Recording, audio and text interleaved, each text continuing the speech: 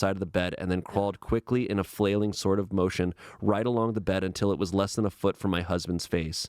The creature was completely silent for about 30 seconds, or probably closer to 5. It just seemed like a while. Just looking at my husband. The creature then placed its hand on his knee and ran into the hallway, leading to the kids' room.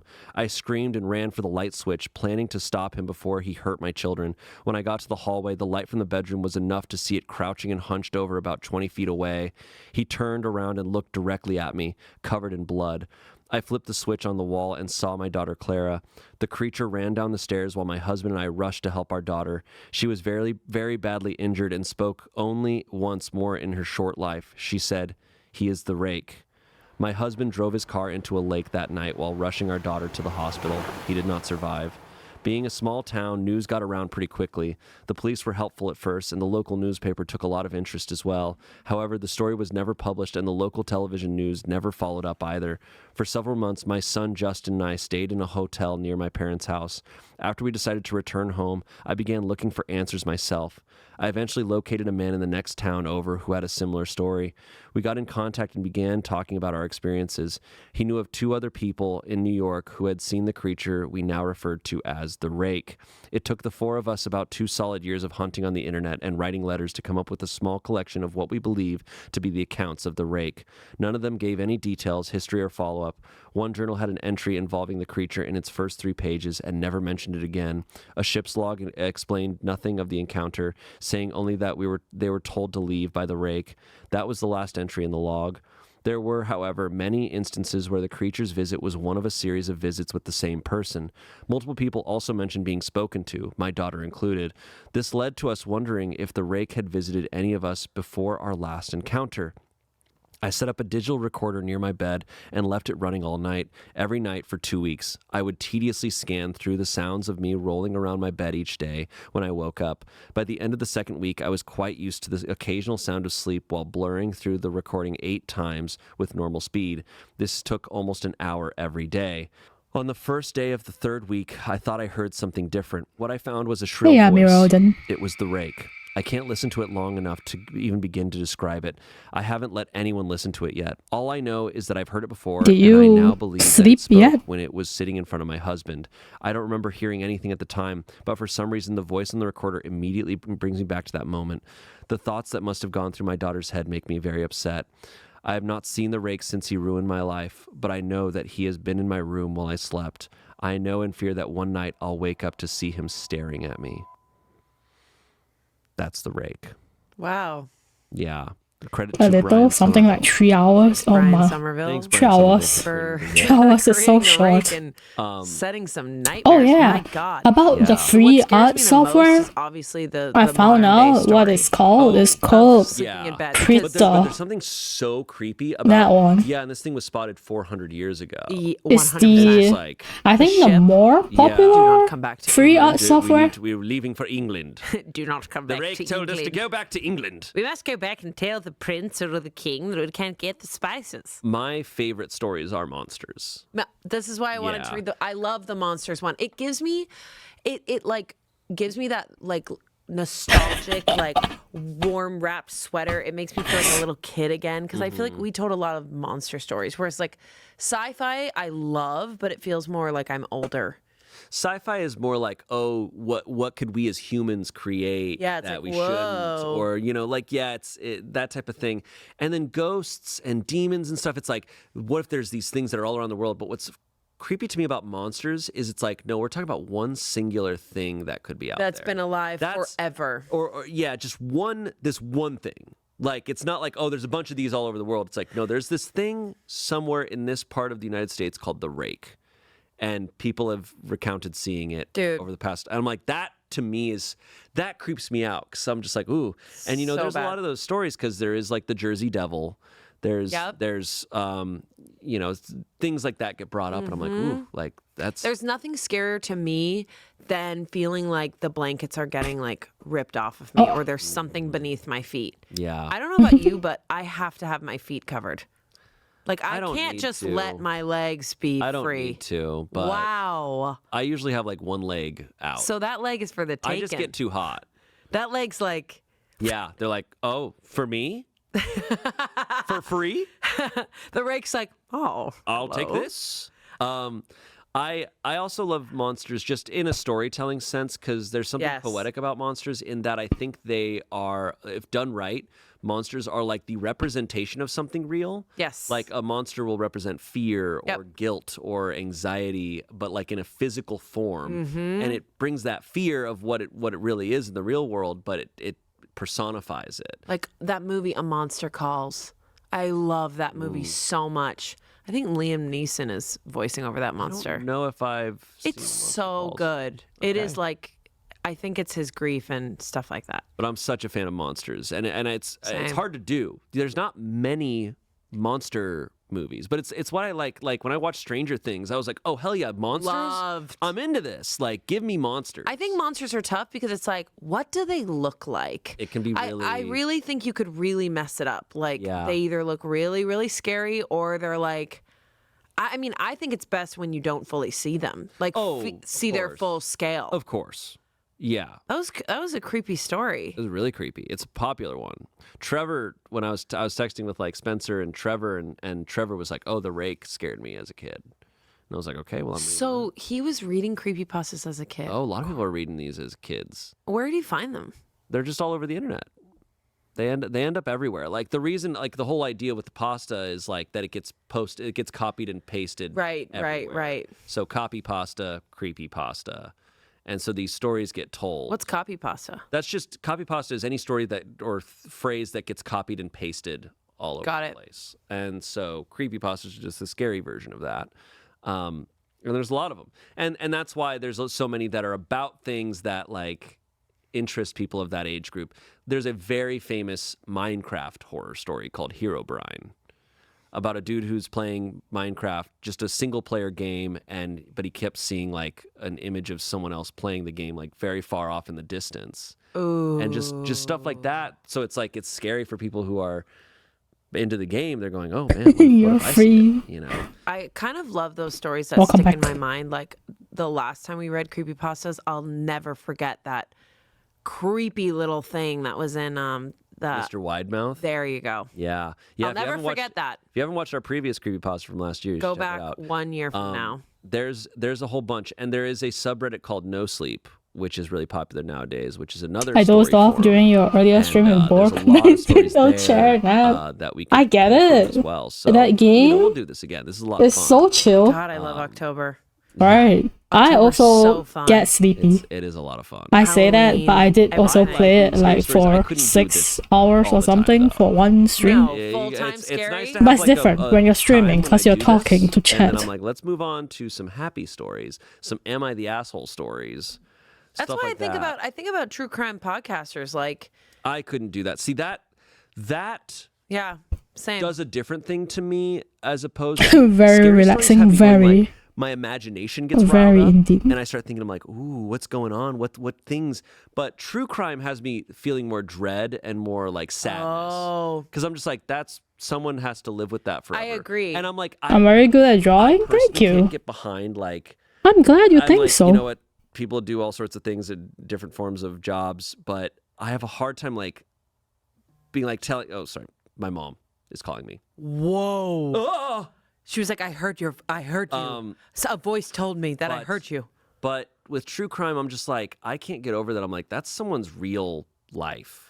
And that to me is awful. Whereas... I know. But I think I could do it because I get really like obsessed with the small details. Well, and I guess I can handle it if it's been resolved.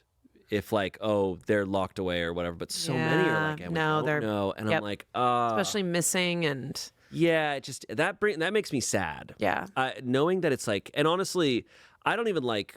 Whatever do I use? I use Syunthia 16. Yeah, the one that's a little bit better than Wacom one. Yeah. So monsters.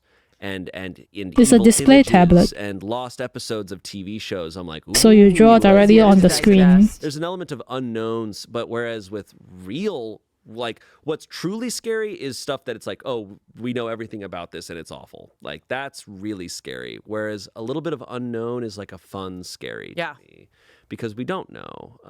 So what does it say about me that I listen to all that You're real one of shit? so many people that are interested in it. I don't think there's anything inherently wrong with that. I'm just saying for me, compensate, which one do you recommend? Honestly, or just honestly speaking, I recommend if you want to get a display tablet.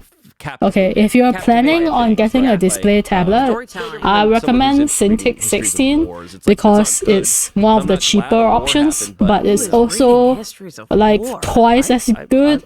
It's twice as good as Wacom 1, so you might as well add a little bit of price to get Wacom 16. Like Greece, but it's not cheap. It is not cheap. See, that's like around in my country when I bought it, it was around 800 plus. I have a lot of fun.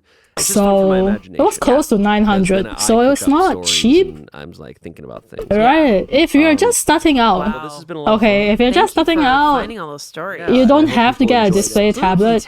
You could get the non-display tablets. Those are cheaper. A lot of them are really messed up. Like a lot cheaper. And some are just like, some are bad. Some are bad. Some are bad. Someone's like, I was walking and flipped on the light. I mean, anyone can write a creepypasta. You can just post them online. But, you know, I like the ones, like I said. But for display tablet, I do enjoy my Syunthia 16. Not like dreadful. So no, those were really good. I hope I did a okay job with pulling these. But no, those were awesome. Just don't look at the link. Don't click the link, guys. Of smile.jpg. Yeah, don't click that. Great job, Shane. Thank you for sharing that. Thank you. I am spooked. And for people listening, please comment down below your favorite creepypastas because we'll do this again. Yep. And maybe next year, maybe sooner. I mean, I'm down to do creepy episodes. Christmas time. Yeah, Christmas creepy. Creepy Christmas. Let me know your favorite creepypastas down below. And we'll see you next week. Next week, we're telling some real ghost stories. Yeah. That people have experienced here at Smosh. Yeah, we're bringing some people on, so stay tuned for that. All right. Thank you for watching. We'll see you later. See you later. Goodbye. Bye. I draw on paper and I want to start digitally. If you wanna, let's say, level up your skills both traditionally and digitally, I would say save up for a display tablet. I'm Shane. Cause drawing on a display tablet is completely different from drawing on a non-display tablet. As of airing this, it is October 30th. Oh my god, the night before. All Hallows Eve. The most evil day of the year. It's so evil. I do say that because I had a lot of years of experience drawing on a non-display tablet, and your skills, creepy stories from the internet. Your skills don't improve. Okay, for me it doesn't improve. So when I was drawing on a non-display tablet, I can't draw in the same skill level on paper. The devil's got him. But after drawing on a display tablet, my traditional skills doesn't suck as much anymore. Creepypastas are something that I've been a fan of for a long time. The name, I believe, comes from copy and pasting a story over and over again all over the internet. Okay. So these are stories. So there's that. That's my personal experience. I know there's people with different experiences. That's just my personal experience. So at a certain point, you're like, who wrote this? Now I know who wrote all of these that I brought today because over time it gets traced back. If I imagine it, the truth is I draw freehand, but I'm very good. That's good, right? That's good. Probably heard of like Slender Man. I moved to digital when I wasn't that great at traditional either, so that story was all over the place. There's one that is the skills aren't there, you know, which I love. Very scary. I've got several here, and we'll be getting into them. But first, I want to also talk on this episode about creepy stuff. And first question I have right off the bat is, do you believe in ghosts? 100%. Yeah? I'm from Massachusetts. I feel it's like required. Massachusetts is spooky. Like, it's got very, very old homes, old structures that have like never been touched.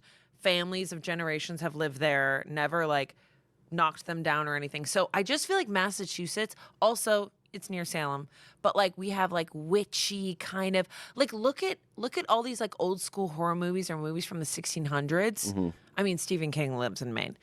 East Coast. So I just feel like they Sorry, have don't worry about it. I don't understand the language, but don't worry about it. Since when do I draw?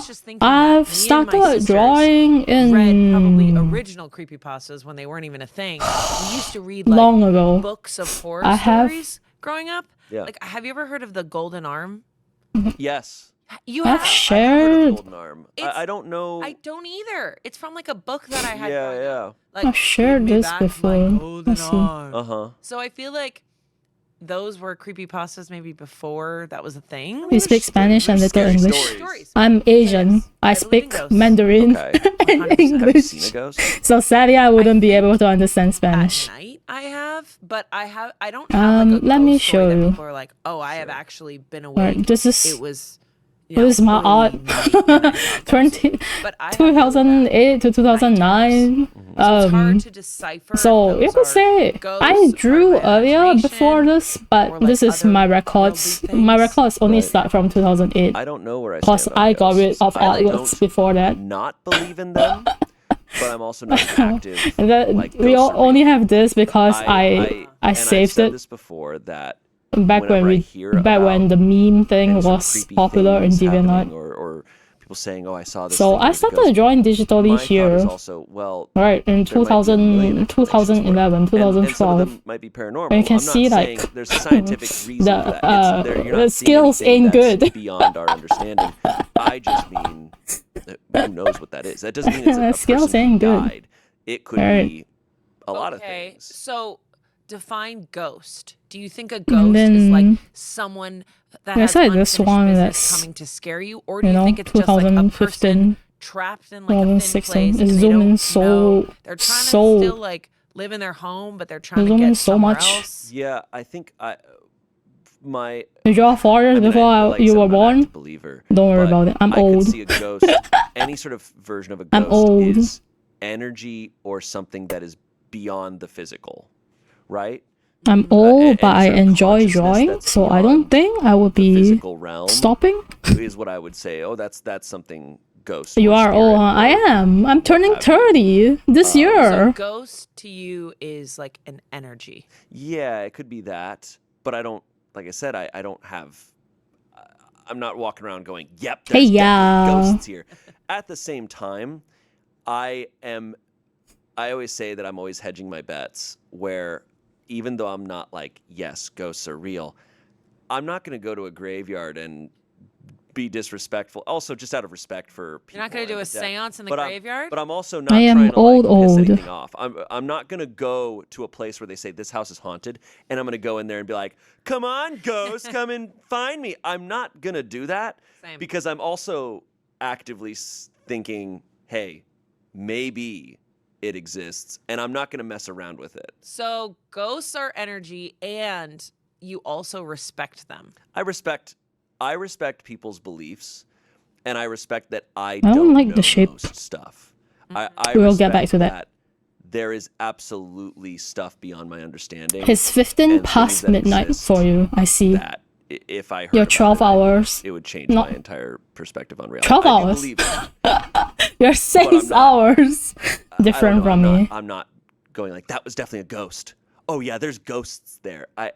Because I think a tough thing is I'm old, but my there's age what you is believe, public, and there's so also you what know. you want to believe. Right. What do you want the reality to be? Do you want ghosts to exist? Because in my mind, yes. Because that means, oh, this isn't the end. Yes. There's something beyond. To the point that almost if there was proof of, this is going to sound crazy, if there was proof of like devils or demons, I would almost feel like not horrible. You've been about drawing that, 'cause I'd since you be were like, oh, that 4? means there's Damn. stuff beyond, and that means maybe the flip side of that also exists. But I don't have proof of that in my mind. I agree with you completely because growing up in a Catholic church, it was like, if you believe in the devil, he's real. But I like this idea of like bad versus, evil versus good. And like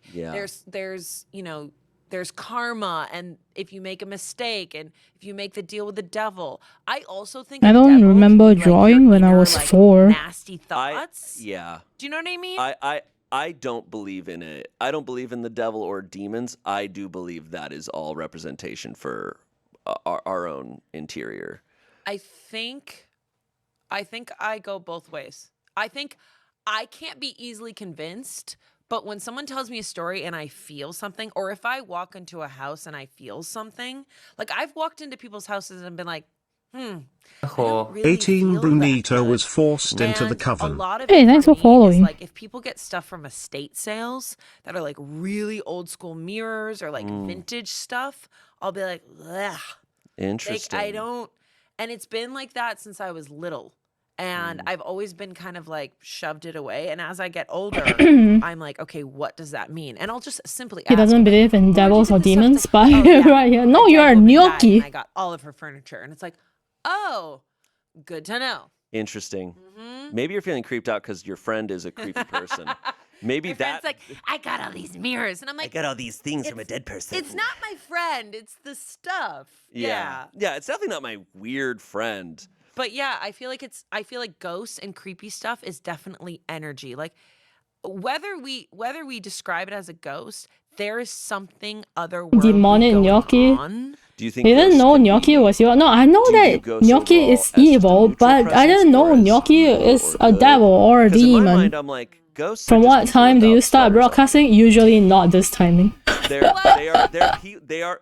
Usually, definitely not this timing. If ghosts are real and I die, but I'll be myself, but without my armor. I don't know. I don't have a set time that I start broadcasting. Really, so if you wanna catch my streams, I'm very sorry. I don't have a schedule. Of people. Well, yeah, when people you say I stream when I feel like it. Way less scared. And today I felt like streaming at 5 a.m. Well, close to 6 a.m. my time. But I know of a lot of people getting murdered by people stories. Yeah. There's a lot so of you those. see me here. At the end of the day, ghosts not high up on my priority list. But usually I don't stream at this timing. When they die, they become ghosts. Do you think they? Yeah. I think. And you think they continue on with their ways, or do you think they change? Technically, I am not lawwise. I am a sealed chaos deity they're forced to like in the form of a figure out if they made a mistake. I do think that. Don't question it. It's okay. I learned not to question VTuber lore. You into whatever the. Alright, see ya. Like karma follows. Thanks for following. I don't See ya. Like people are always like, oh, when you die, you're cleaned, you're cleansed. But I do think that ghosts are people who feel like they have regrets or they have unfinished business or they still have the obstacles that they face.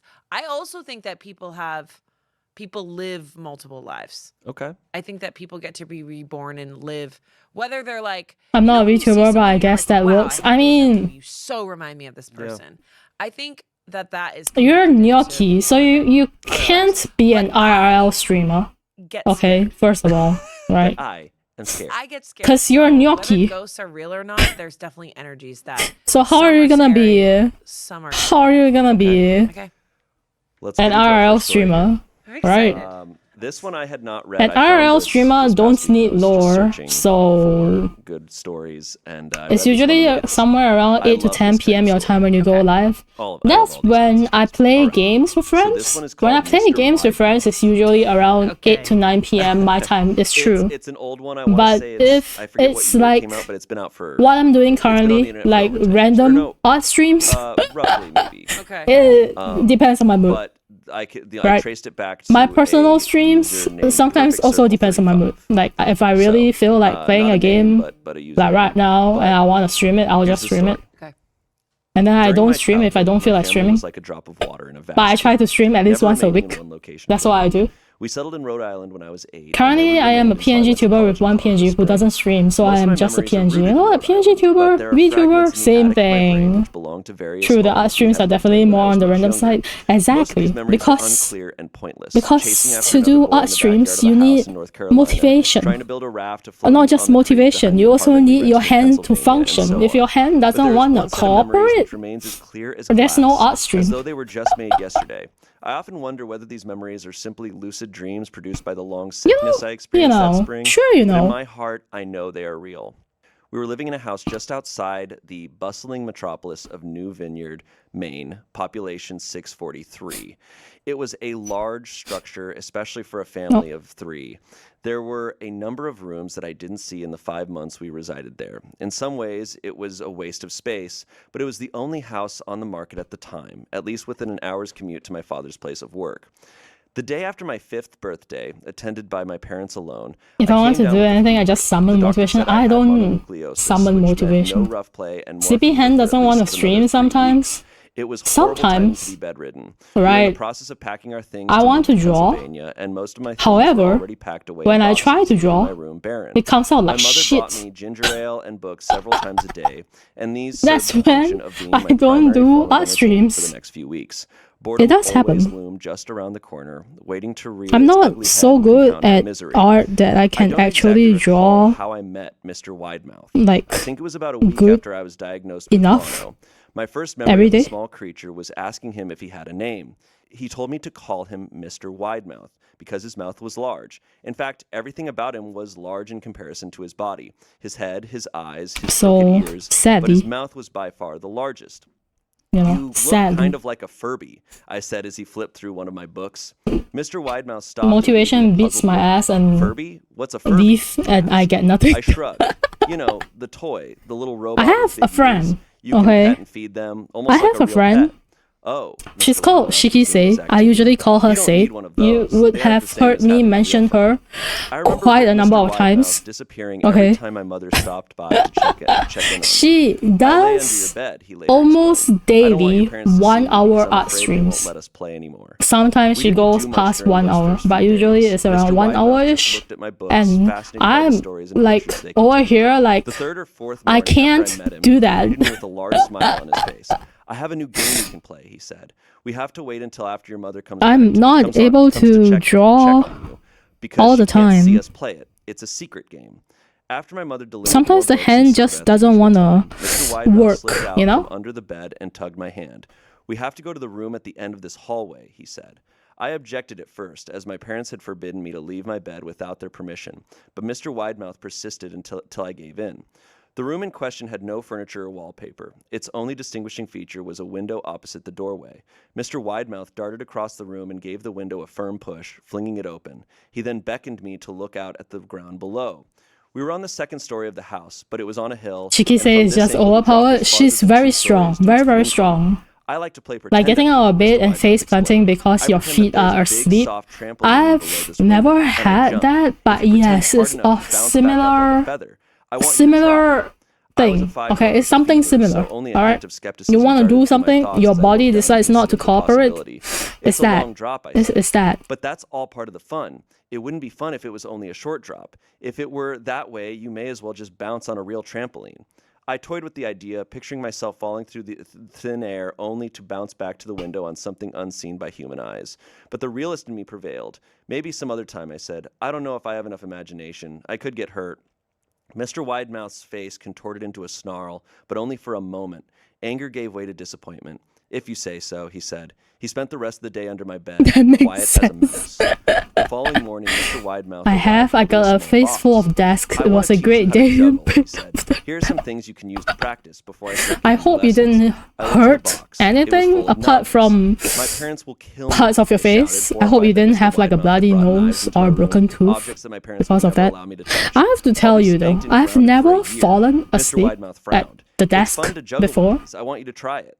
I pushed the box away. I can't. I'll get in trouble. Knives aren't safe to just throw in the air.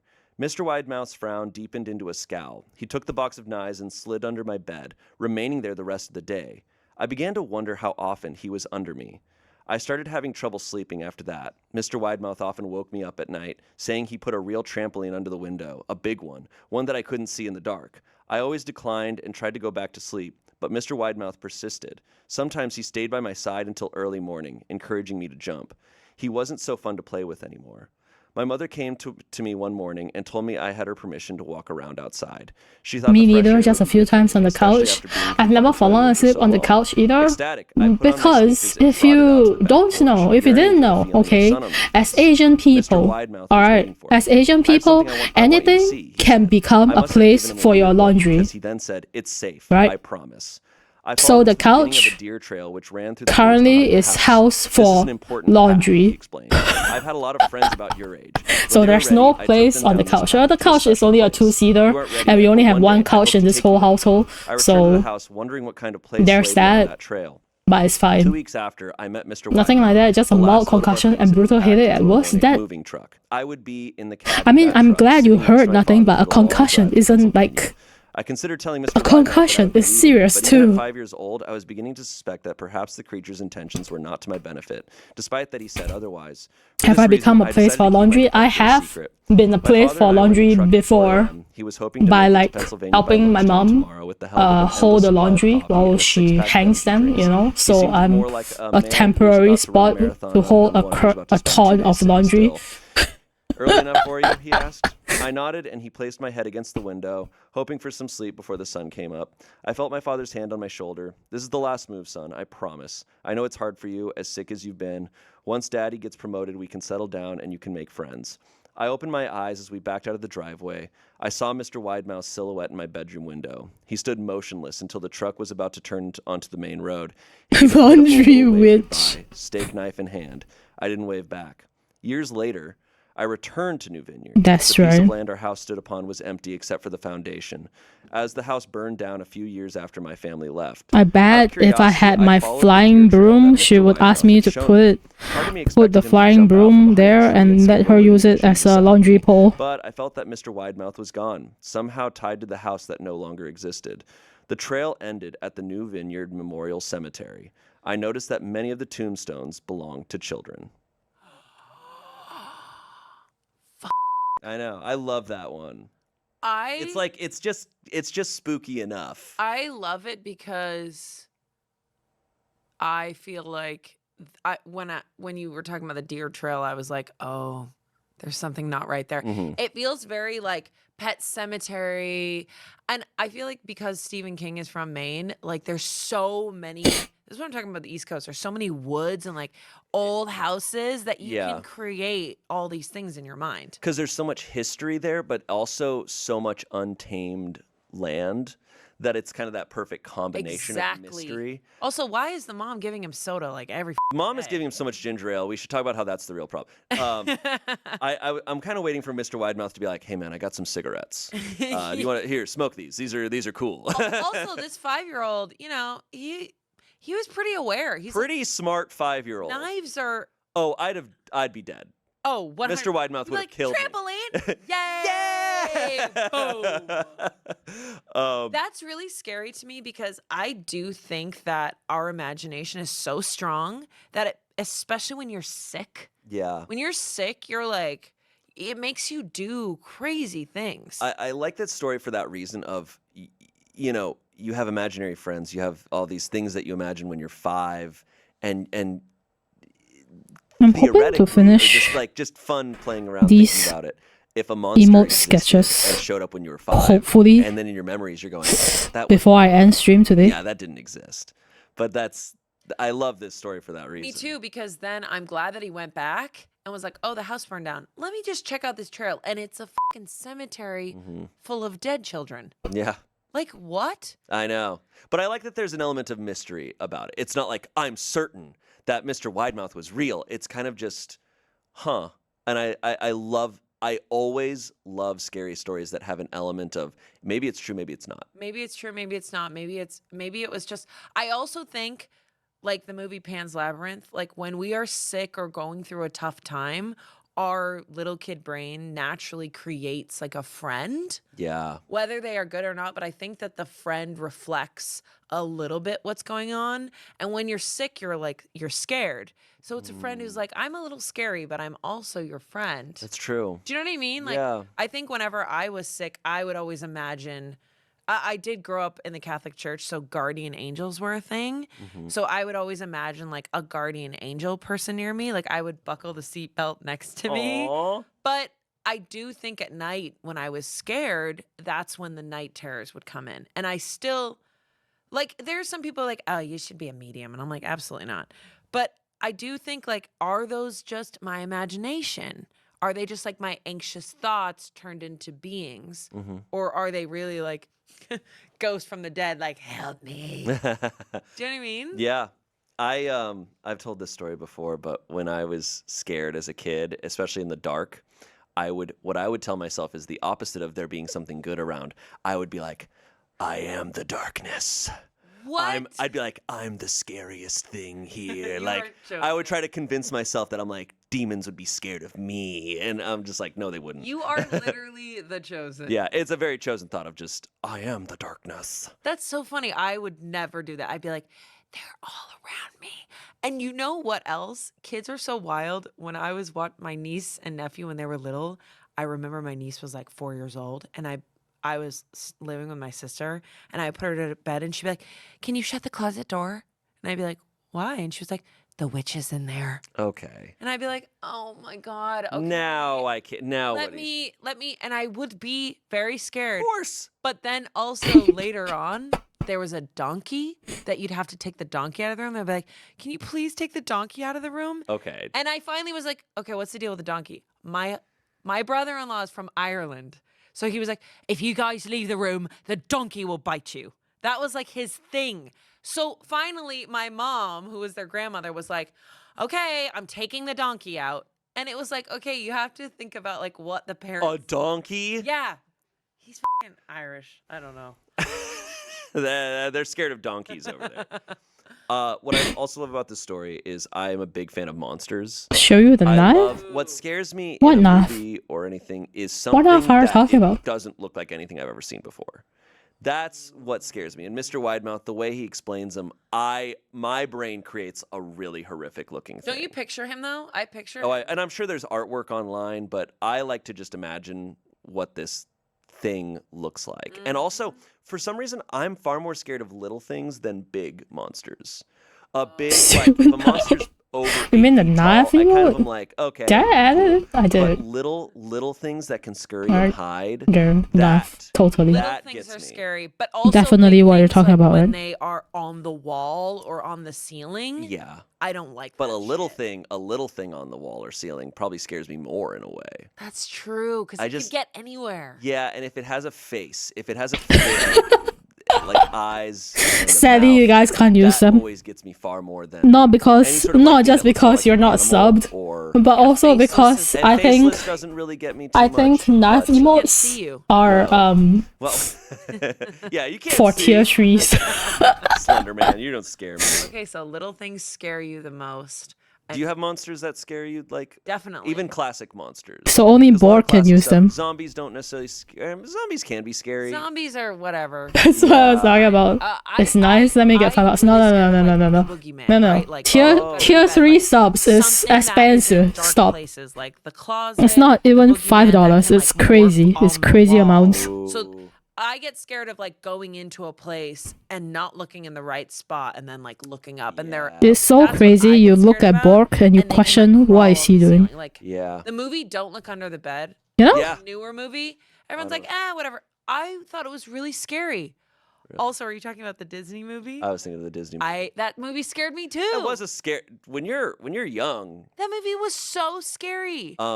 But no, they like had a love relationship. what haunted me as a kid was the Goosebumps episode of The Living Dummy. And dolls really scared me, and it was that uncanny valley thing of something that looks like it should talk and should be alive but isn't. I don't like dolls. They still unsettle me. They don't scare me like they used to. When I was I put it in tier 3 because there isn't. My grandparents' I don't house, they had think dolls, there's just a lot like of people who use that emote, so I threw it there. I'd be like, I can't sleep if they're in the room with me. My grandparents had a doll room. I hate that. I do not like dolls either. Hate it. I just don't like that at all. Because I think we grew up with really f***ed up horror movies like Chucky. My God. Yeah, Chucky I was very scared of. I don't. Yeah. I have to be honest with you. Something I didn't think Chucky was scary. Scares me, and I don't know why. I think because they can get into any place. Like, they can get up right next to you, and you probably... Damn expensive.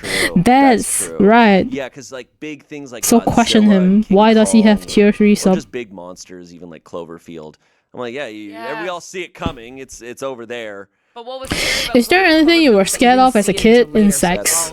That's true. They did a great job of that. I was also scared of ghosts when I was a kid. Old school stories that I grew up reading, like surprisingly, even though I really like horror now, back when I was a kid, I used to be really scared of horror. Like, if I had to watch a horror movie, I would cover my face with my hands and watch through gaps of my fingers. It was to that extent. I don't know when it changed. And just anything that I can't. Suddenly, horror became comfort. What is that? And I laugh at horror movies. A setting and I'd be like, man, this horror movie freaking sucked. The scariest fucking place. You grew up with woods, right? Yeah, so actually, I grew up from the ages of 2 to 6. I lived in Virginia, and we lived on a cul-de-sac. I think it was after my dad passed away, to be honest, when I started watching a lot more horror stuff. Too much because I was too young for them to let me, but my brothers talked about going deep into the woods and finding like an abandoned house out in the middle of the woods. We're going to get into, not our next story, but later on, we have stories that involve woods. Great, let's save our I know I was scared of the dark, like monsters hiding there, etc. I was scared of the dark for quite a while. I think being scared of the dark is normal for kids. I grew up in the woods too. Yeah, but I so much of my imagination, I think, comes from these kind of faded memories of those woods. I think I kind of started to get more interested in horror because during the period of time when my dad was dying, to put it bluntly, when he was dying, I experienced a lot of ghosts and stuff. Like, to the point where I didn't think I would experience these kind of things. I don't know why. Right, it was just suddenly that I started seeing things. I started seeing things, and I was like, I guess I was curious about them, so I started getting into horror a lot more after that. Woods have Bigfoot. East Coast woods have like ghosts and murderers. It took like a while for me to stop seeing things. Because I need to let you know that this podcast... At 9 to 10 years old, I was playing at Sunfall in the forest with a friend, and I swear I could hear a chill scream, help. No, I'll be talking to a therapist about this. Ooh. I've been seeing I don't have forests around here, so I never, a child scream help. Like, there's no forest here, so never experienced anything like that. Not recommended. We're sorry for my loss. It's okay. My dad wasn't exactly a great guy, so it's alright. Suited to your schedule. All you have to do is fill out a quick Why is it misogyny? Why is that misogyny? For no extra charge. Sounded like a little girl, I swear. I mean, doesn't all kids kind of sound like girls? I don't care about your BetterHelp thing. Alright, let's get into our next story. I'm ready. This one sounded like a little girl, somehow it's misogyny. Okay. And so this was also one that Damien wanted. Why? To read, I don't know so why. Reading in his honor as well. We both love this. You know what? We talked about it over the years. You know what? Whether I believed in like ghosts or not, if I had heard that, if I was in the forest and the sun is coming down and I heard a child scream help, I too will be scared shit out of my mind. Because it's written not even kidding. Forum online. All right. like where people are just kind of commenting. If a kid is screaming for help at like 8 p.m. and it's dark outside, it sounded very close to me. Yeah, that's scary. Yeah, no, Ran. That's you know what? That's smart. Okay. That's smart. We wouldn't know. First of all, we don't know if that's actually a child screaming for help. It could be a recorded voice, right? So it could be like some recorded voice trying to get you guys to get closer, and then they capture you, and then you get kidnapped by some bad people. Or it could be ghosts. Both aren't good choices. Someone named Mike Painter Running is a smart choice. I would run too. I grew up outside of Ashland and was 9 years old in 72. Candle Cove. I would run too. Pirates? I really don't care if anybody is being kidnapped and I run to help. They are kidnapping me as well. That's so true. Right, that's so true. It's unless if you have like a weapon. By a weapon, I mean like, let's say if you're in America, you have a gun so that you can just shoot them if they're trying to kidnap you. But I think kidnappers too would have a gun. So, you know, in whatever scenario, I think running is the best option. And then if you really feel like helping, call the cops. I think Candle Cove ran for only a couple months in 71, not 72. Perhaps, mayhaps, if you really want to help, just call the cops after you get to a safe place, that is. My mom would let me switch to it after the news. Let me see what I remember. Yeah. It took place in Candle Cove, and it was about a little girl who imagined herself to be friends with pirates. The pirate ship was called the Laughingstock, and Pirate Percy wasn't a very good pirate because he got scared too easily. I mean, now I always carry a knife and know some fighting, but hell no, I'm not risking my life for some random person. Yeah, that's true. Honestly, a gun like this isn't the best answer either. What would be the best answer? They'd use the victim as a hostage. No, see, if you're going to leverage between saving the victim versus saving yourself, I think most people, as a human being, would save yourself. So, like, exactly what Gnocchi said. Mike Painter responds, I remember now. No, that was where I was going to, though. You have to go. Sure, you went there to try to help somebody, but then in the end, you're just like, nah. Compared to you, I prefer my own life. Always told Percy when there was a spooky place he had to go in, like a cave or a dark room where the treasure was, and the camera would push in on Laughingstock's face with each pause. You have to go. Yeah, first. Is this the first time you're knowing us? And that flopping foam Listen, okay, I usually sound like a good person, I think, but a witch, still, alright, witches are bad people, okay? Witches care about themselves more than they care about you, alright? So, I honestly thought the villain was you probably shouldn't look at me as somebody with good morals. That wasn't the villain, the puppet with the mustache. That was the villain's sidekick, Horace Horton. He had a monocle too. I live my own life, not yours. That doesn't sound like something I have to get into. Exactly. Another marionette. Exactly. The Skin Taker. I can't believe that they let us watch that back then. Kevin responds, Jesus H. Christ, the Skin Taker. What kind of kids show were we watching? I seriously could not look at the I have become a way worse person over the last year, so don't look at me. You know, honestly speaking, I've become like a worse person. I wouldn't say recently. I do start to question a lot more things. By that I mean like morals and stuff.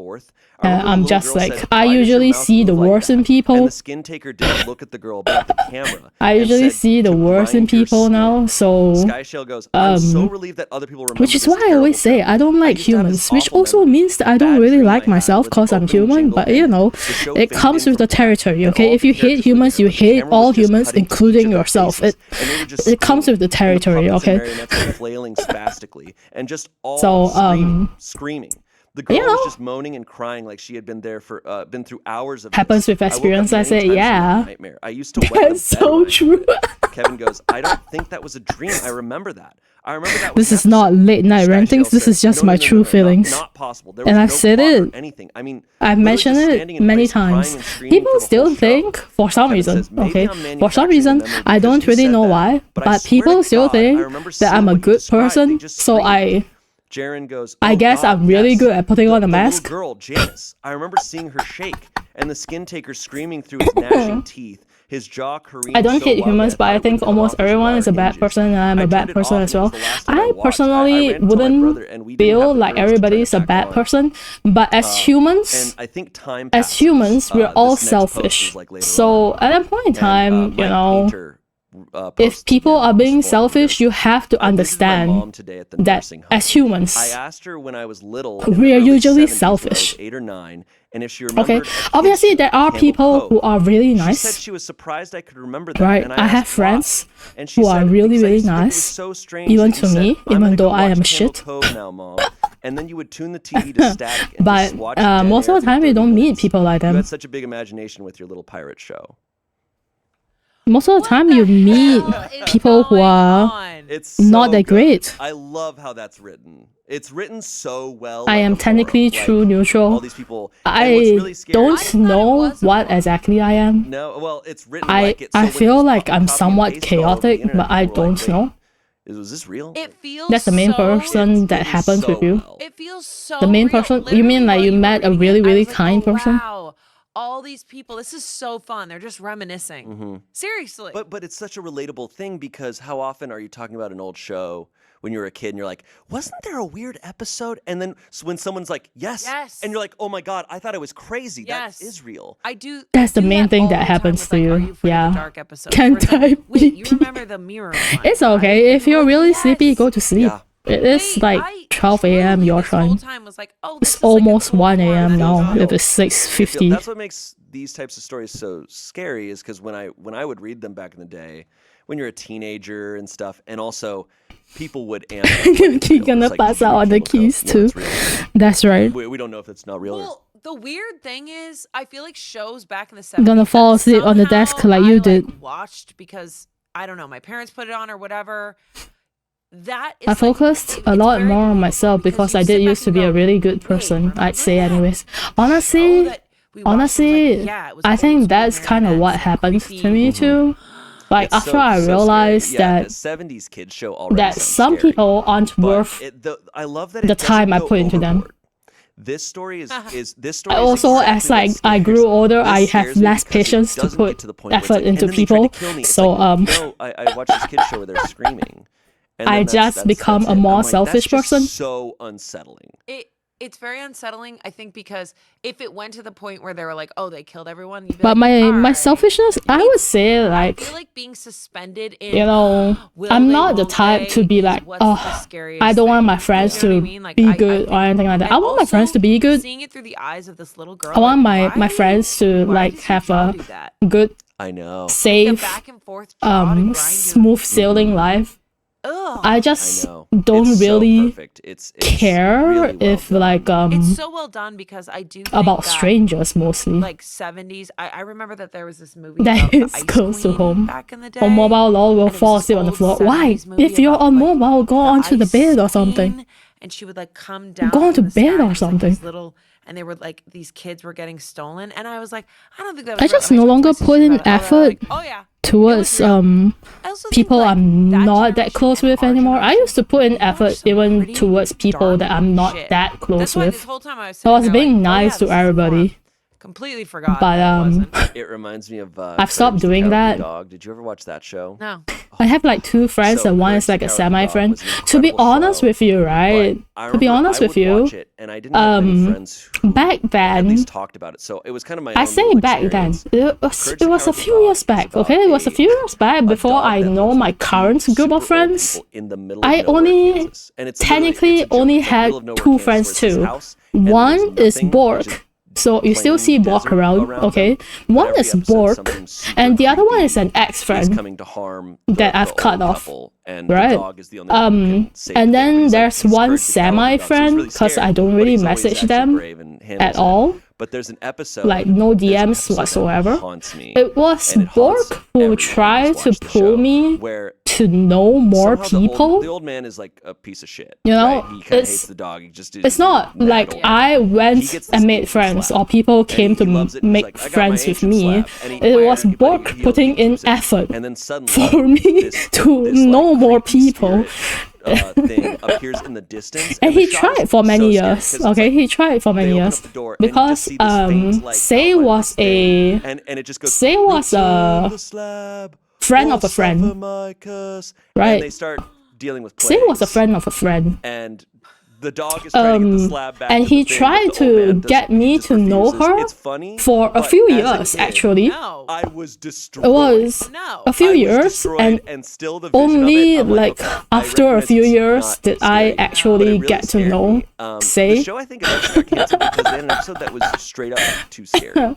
I never really put in effort to get to know people. They would have things that don't look right, and that's what's scary when things stuff with like 3 people ended because they were just toxic as shit. I didn't cut them off because I was an idiot, but after I convinced them to stop, they basically ignore me now.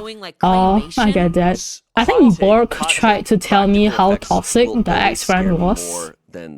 Right, and it took me many years to realize that they were toxic and making use of me.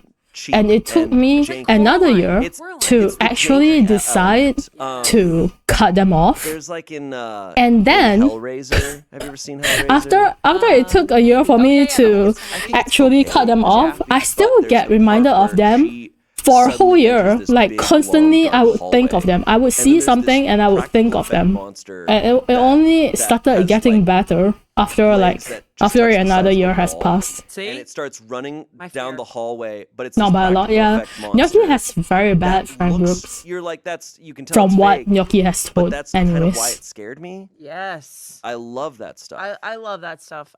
I would rather have practical effects. That's why Sixth Sense. I'm not satisfied with this current situation. Are you able to get out of the current situation, or do you still have to like wait? Ghosts, it's people, and they might have like a gunshot. At least they ignore you now. I know people who wouldn't do that, and they would bully you instead. So good. So good. Did you have a movie as a kid that ruined you? Because for me, it was, like I said, that Goosebumps episode. Did you have any movie that you watched that you were doomed for a while after? I was really scared of the witches. Like the original, like Angelica Houston. I was never scared of witches. Witches have never scared me. No, I was definitely scared of witches. As you're talking, I know that there's something, but I can't quite think of it right now. I would say, Are You Afraid of the Dark? There was a lot of episodes. I'm just lonely. I don't feel like shit because of them anymore. But I was very into Mary Kate and Ashley. I get the lonely part. I get it. I get that. I used to stick with like fake friends because I didn't want to be lonely in school. You missed out. Okay. They were. And you really have to deal with them, like making use of you and whatever. Trouble. And they had like a deal with a witch and a mirror. I also am very scared of mirrors. Very scared of mirrors. Do you like old mirrors. Oh, do you avoid them? Well, I've had like a couple of weird things happen to me with mirrors. Okay. Do you want to? Sure. So remember how I talked about like word things? Yeah. Well, like I hope you'll be able to get out of that situation soon.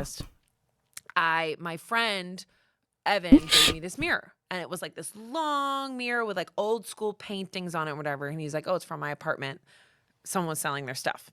That's all he told me. I still have all other problems, but that's one of the big causes gone. Yeah, at least there's that, right? At least there's that. And I was like, "Oh, okay." And I felt that it was weird, but I like ignored it because I was like, "Okay, Amanda, that's not real." So I put it in my bedroom. I had the same nightmare for 1 whole month. It was the same terrifying nightmare. Every night, an old woman would be below. So my door would creep open. The old woman would be below, and a man would be above her. And she had this old school bun, and they would be looking I just need to find new friends. And I'd be like, finding new friends is so difficult, right? Finding new friends is the easy part. Finding good friends is the hard part. Oh, as an introvert, finding new friends is freaking difficult as hell. How do you start talking to people? Wake up in screams and tears.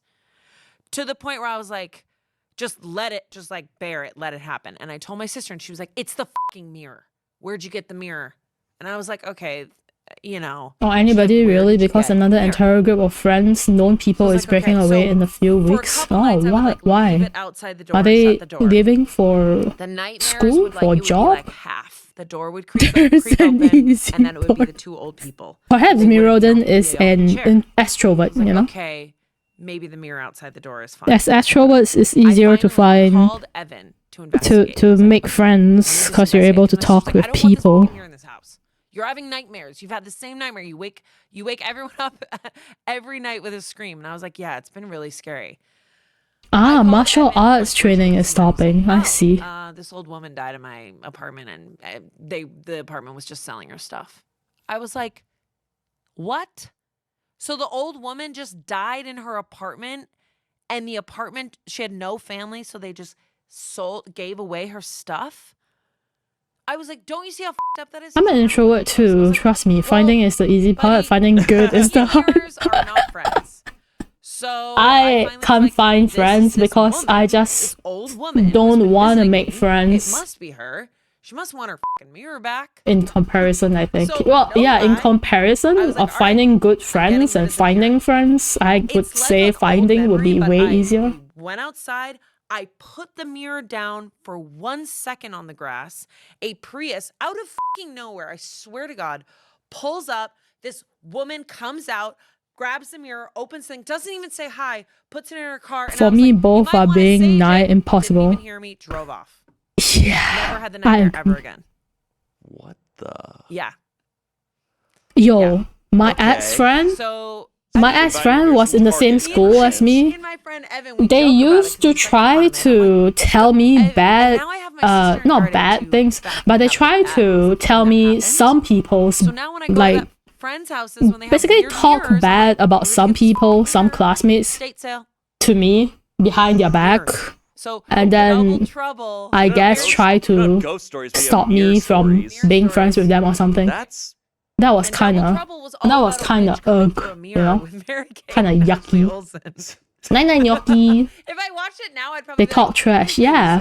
And well, you know, they're my friends, so obviously I believed them.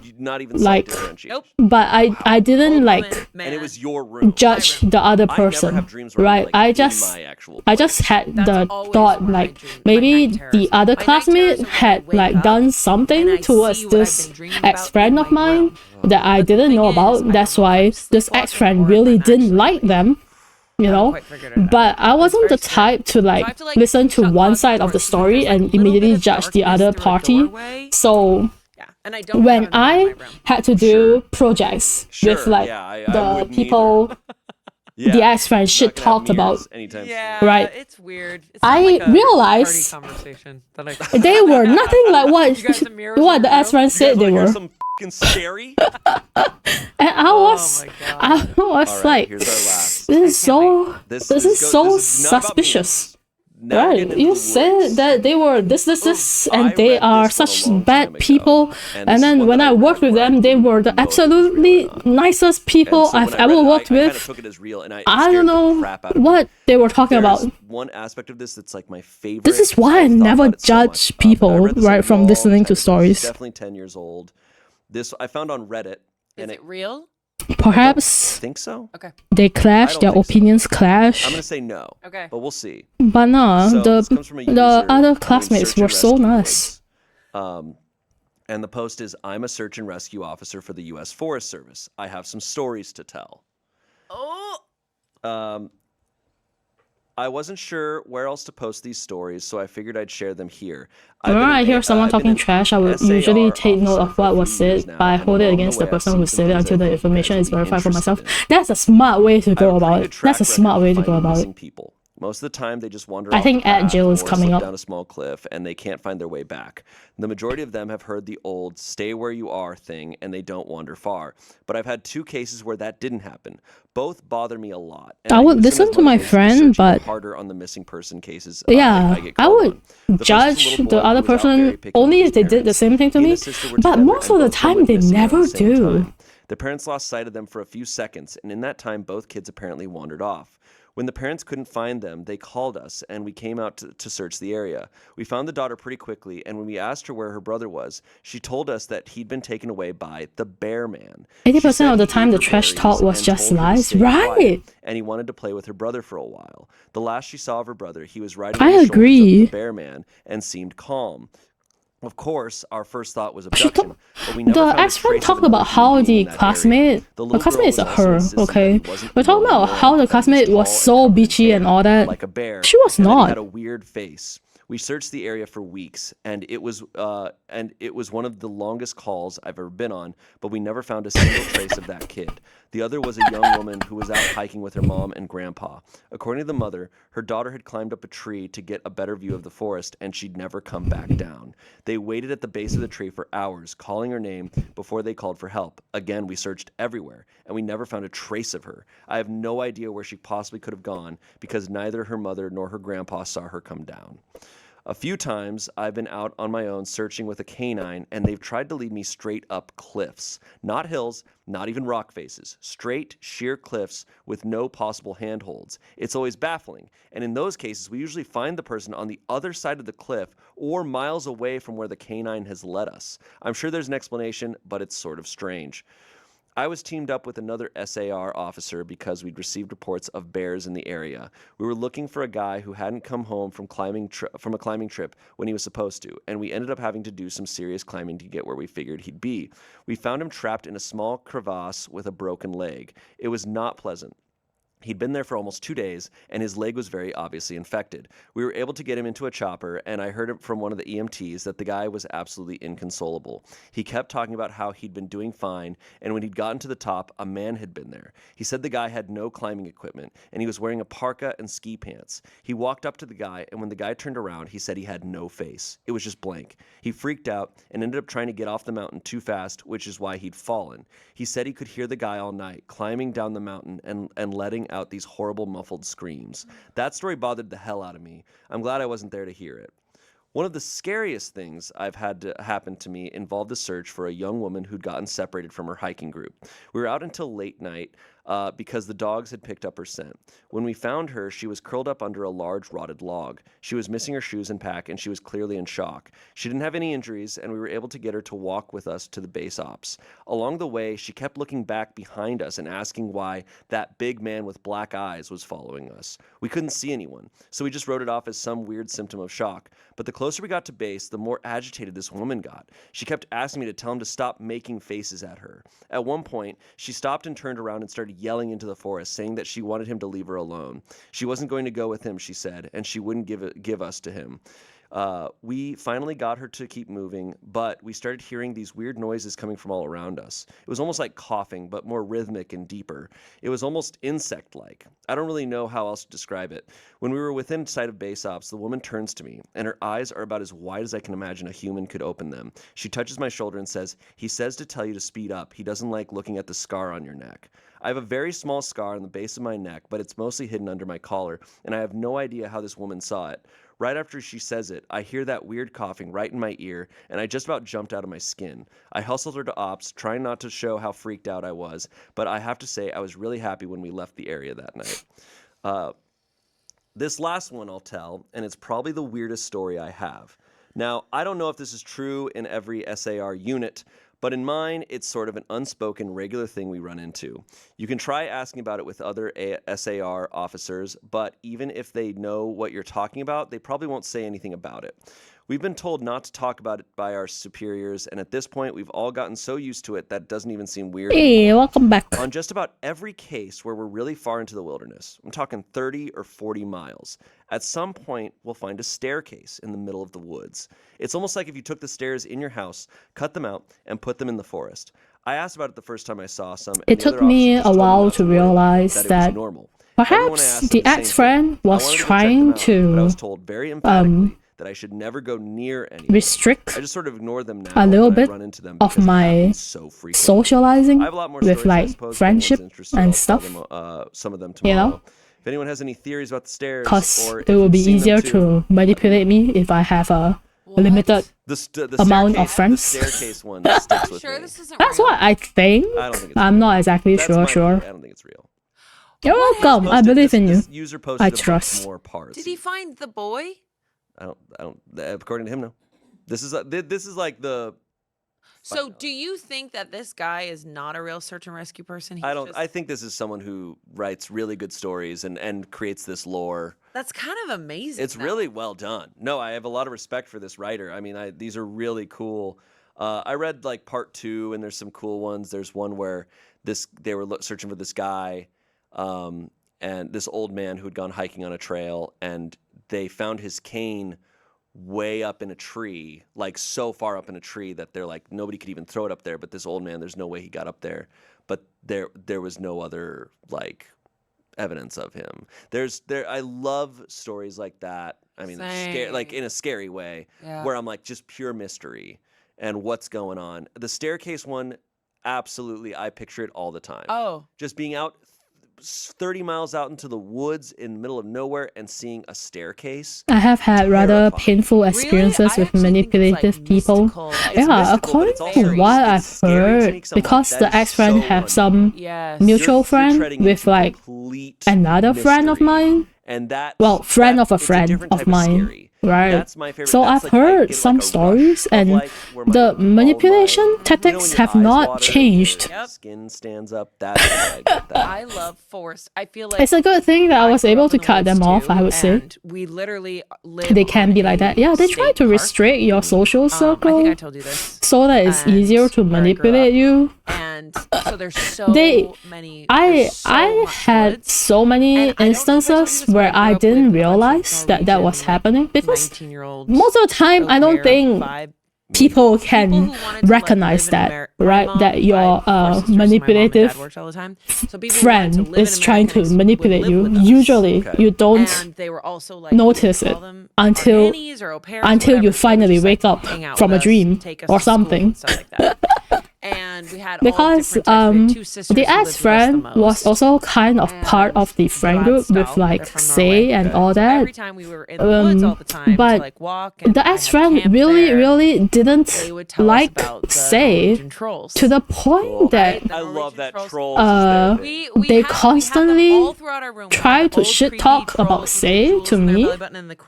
And at that point in time, Say and I were already friends and like quite close friends in Norway, right? Because we talk and she's an artist and I'm an artist, so we have like more things to talk about, right? So I already know Say as a person, and I know that Say isn't that type of person that the ex-friend is trying to paint her as.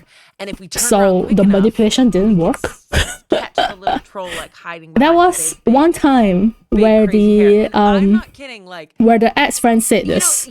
Okay, she literally said this to me. She was like, "Hey, should I you know, Say she speaks differently on stream and off stream." On Netflix, and I was very confused. Because Say speaks exactly the same on stream and off stream. All around the woods. So I was like, you're bullshitting. You're bullshitting. And then I realized one thing. Okay, I realized one thing. The thing is that the ex-friend, majority of the time, don't speak like how I'm speaking right now. They speak English. Okay, they speak English.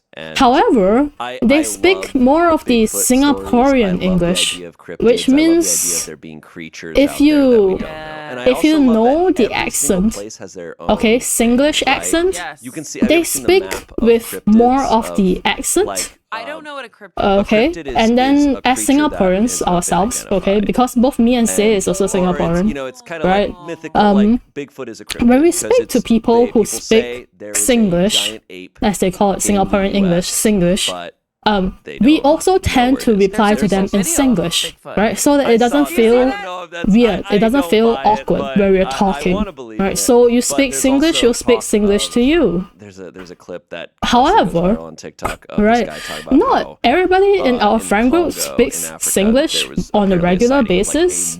Majority of the time, I would say like my group of friends usually will speak proper English, like what we're doing right now on stream, right? So my I thought was that the reason why you say she speaks differently on stream and off stream is because when you speak to her in Singlish, she replies you in Singlish, which makes total sense to me. Not scary name. I don't see anything wrong with that. Right. Look at and I don't know why you're trying to shit talk about that to me. And then I told her that I do that. I do the same thing on stream and off stream too. Because when I speak to that ex-friend, I too speak in Singlish. Because she's speaking in Singlish. I believe in like mystical, like fairy, like if you're going to complain that Say speaks differently on stream and off stream, I do the same thing. So why aren't you complaining about me? You know, that was my question to her, and then she tried to like. I think she tried to cover it up a little bit. She was like, no, you speak the same on stream and off stream. And I'm just like, right by our house, there's but based on whatever criteria you're having for Say, we both speak differently on stream and off stream. You know? No, like they're on the ground. Oh. Like, you know, to be honest, I'd be surprised if people weren't a little bit different on stream. That's a table. That's so true, right? Oh my god, you would. Maybe you restrict yourself from like not scolding as much vulgarities. Maybe you restrict yourself not being too. And you believe that there's fairy. I don't know. Talk about too crazy things. I'm not judging you. I'm asking. Like you wouldn't hear Say talk about smut on her stream. What she reads smut, you know, that kind of thing, right? I don't see a problem with being inclusive. That's the thing. So like, she was really jealous of Say back then, by the way, because back then Say actually had, I think, the bigger following out of all of us. I mean, hey, I respect and that. I think I do believe that's a new one. She really didn't like that. And I have no idea why. She's also the type that don't want the friends to succeed, I suppose. Prefer that she's better than the rest of the friends, I think. Stuart Little could also live in them. I remember Stuart Little. Quite a little bit disgusting, if you ask me. Doing our segment again where we make up a lie and not being able to be happy for friends about, like, seeing Bigfoot or seeing fairies. It's a little bit disgusting to me. Should I say I've seen inferiority complex? Yeah. Okay. Maybe. Doesn't Bigfoot live in Colorado? I also think that they just weren't happy that I was getting closer to Say. Okay. Okay. You know? So perhaps they were like my spot is a little bit endangered at the moment or something like that. This is our own I've never seen Bigfoot. Never at all. I've never actually. No, never mind. I have seen bears, but I'm gonna tell. I have an idea of how to tell this story. Okay. So I have didn't seen like Bigfoot, that about them at all. What I can only describe as Bigfoot. I don't talk about it much because people would think I'm crazy. I was camping in Colorado, and we were way out on this campsite that's pretty far out from anywhere, from any main roads or anything. Mm-hmm. And we're hiking, we're hiking in the evening, not too far from camp. And we're hiking along one side of a valley, and I can see across the valley down, and there's a river down below, small river. And it's to the point where the faint outline of a bear. For quite a while after bears. I have cut them off. That like a dark occasionally from the mouth of the friend of a friend, right? Who are also the friend of the friend who is friends with them. I right? Notice, as I pass by a tree, I come back around. They actually still stalks some of our streams, and then whenever we talk about, like, for example, I talk about my experiences. Right. After all, they are the only manipulative friend that I had for so long. Okay.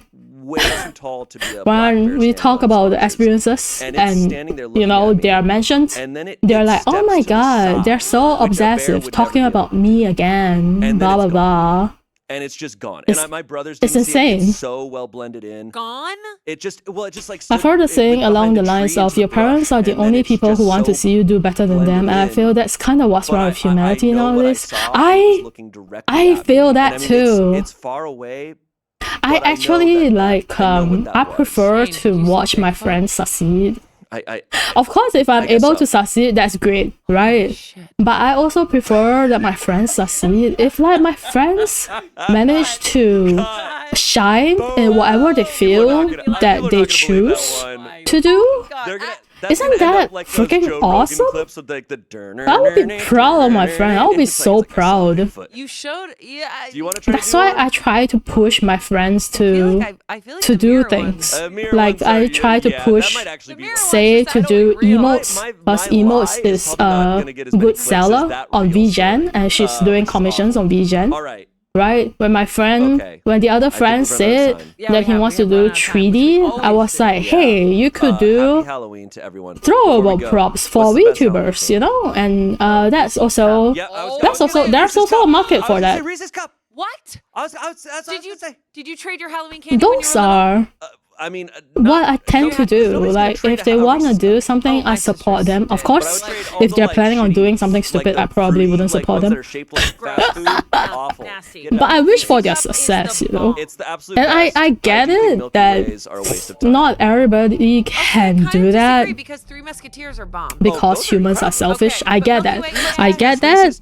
But it's so sad if you can't even wish for the success of your friends. It's so sad. Yeah, because they're special. Anyways. Happy Halloween, you freaks. Happy Halloween. Get spooky. Be creepy. Be creepy to your neighbors. We'll see you later. Happy Halloween, Bigfoot. Bye, Bigfoot. Bye. I don't think I'm able to understand those feelings. Welcome to Reddit Stories. I'm Shane, and today's episode is all about scary stories. I should give a blanket trigger warning here. These aren't really ghost stories. These are more true crime coded. So if that is not your cup of tea, maybe this isn't the episode for you. I just think it's nice to wish just letting you know now, success to people you know. It doesn't even have to be friends. Even like acquaintances. Damien and Amanda. Alright, even acquaintances, wish them success, so man. Scary, Damien. You're so scary. Thank you. Hello. Hi. Hi. Hi. Hello. How's it going? Great. I love true crime. We're recording this at 8:45 in the morning. Yes, we are, which is the perfect time to listen to true crime. Start your day the spooky way here on Smosh Reddit. That's the t-shirt. Damien's sad it's not about ghouls. Yeah.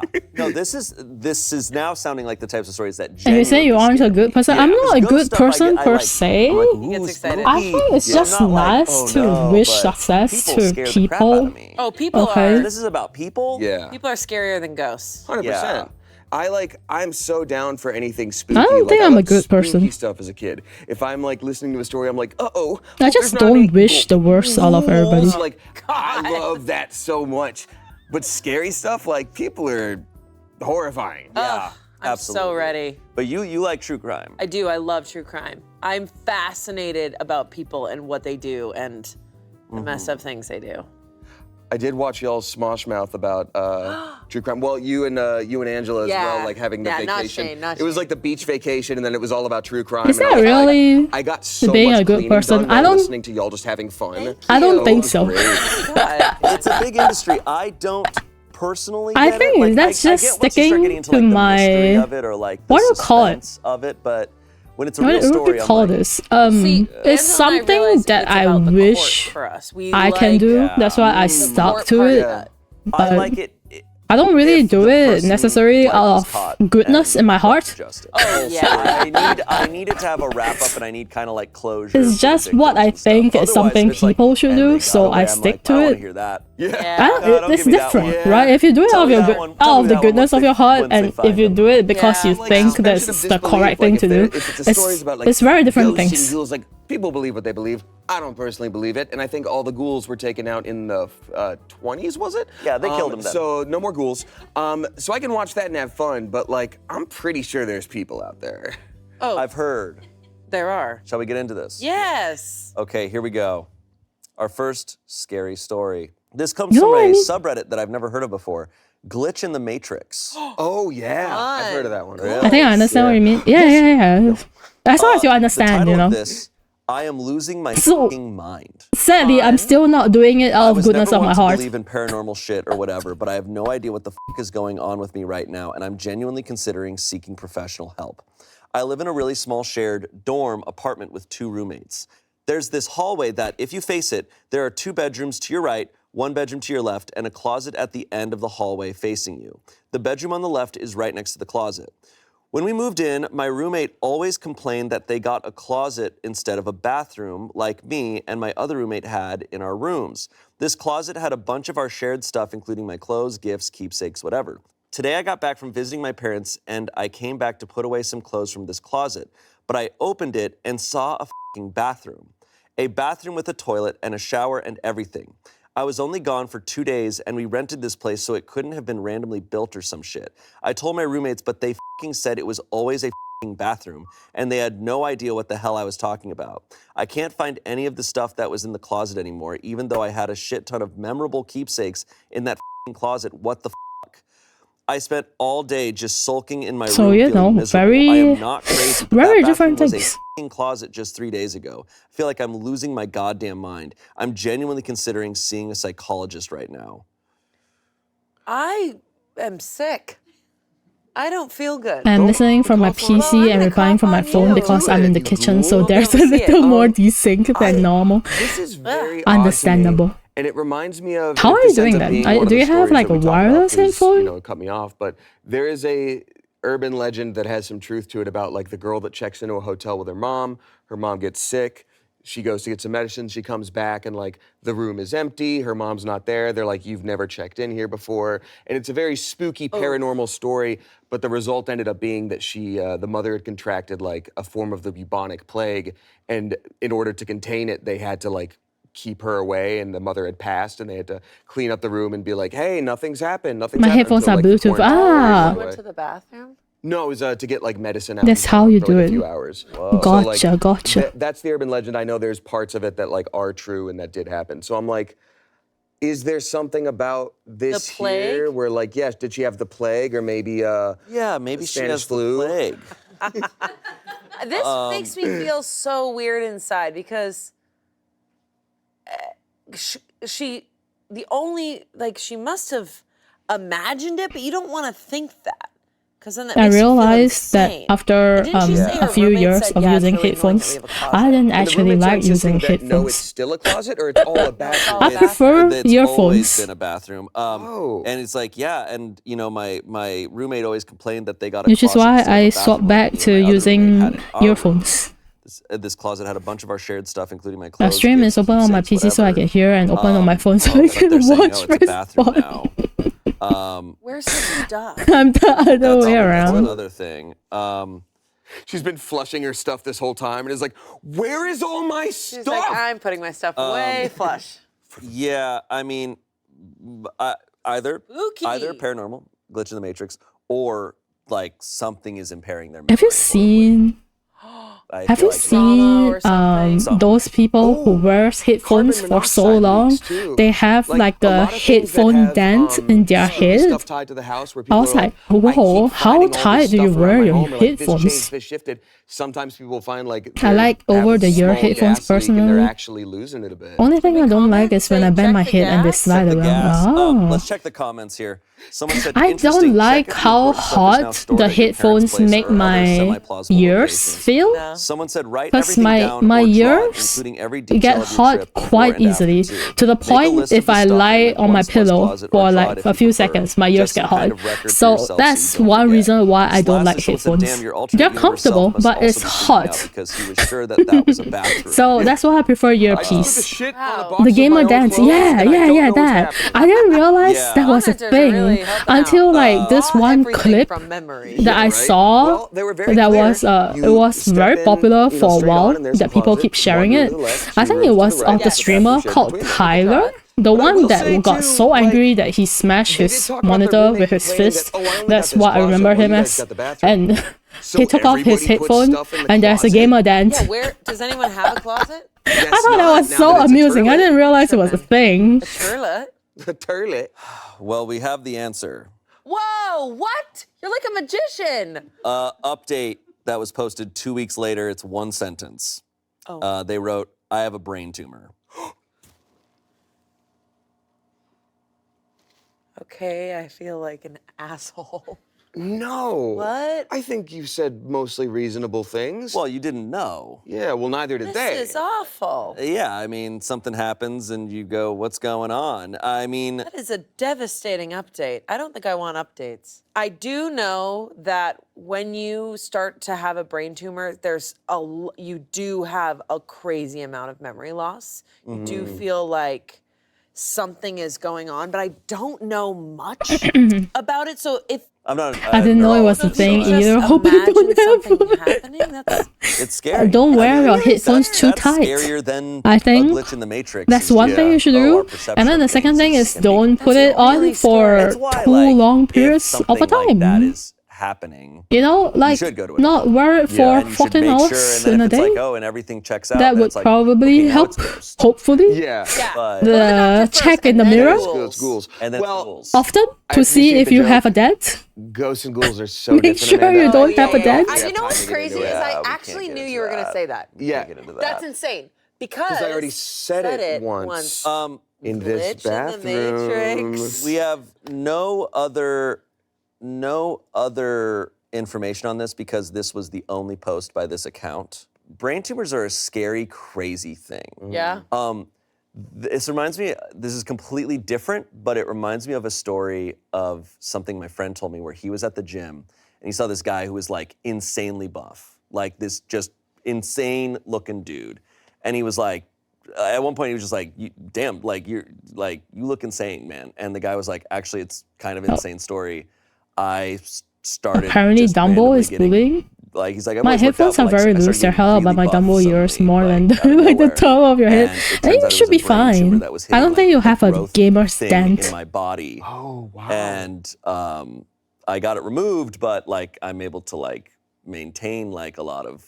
Now, that's probably the best case scenario of a brain tumor. You didn't lose any buffness? I probably lost some, but my dinger just became huge because on account of the brain tumor. I'm like, oh no, it hit the huge penis part of my brain. No, the pituitary gland. My Fifth puberty go. And I've heard other types of crazy stories with brain tumors. Where am I think it's plausible. I think this is very real.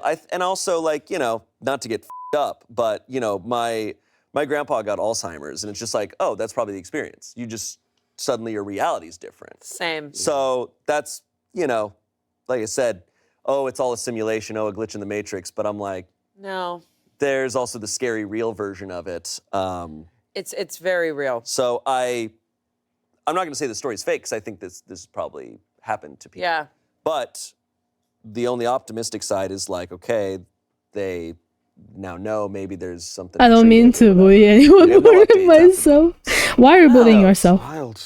Why would you be bullying yourself? What are you, a masochist? Ghouls are kind of like zombies, but they feast on the dead. So I think they're like the freegans. No. Sometimes the auto mod things that are a little bit weird to me too.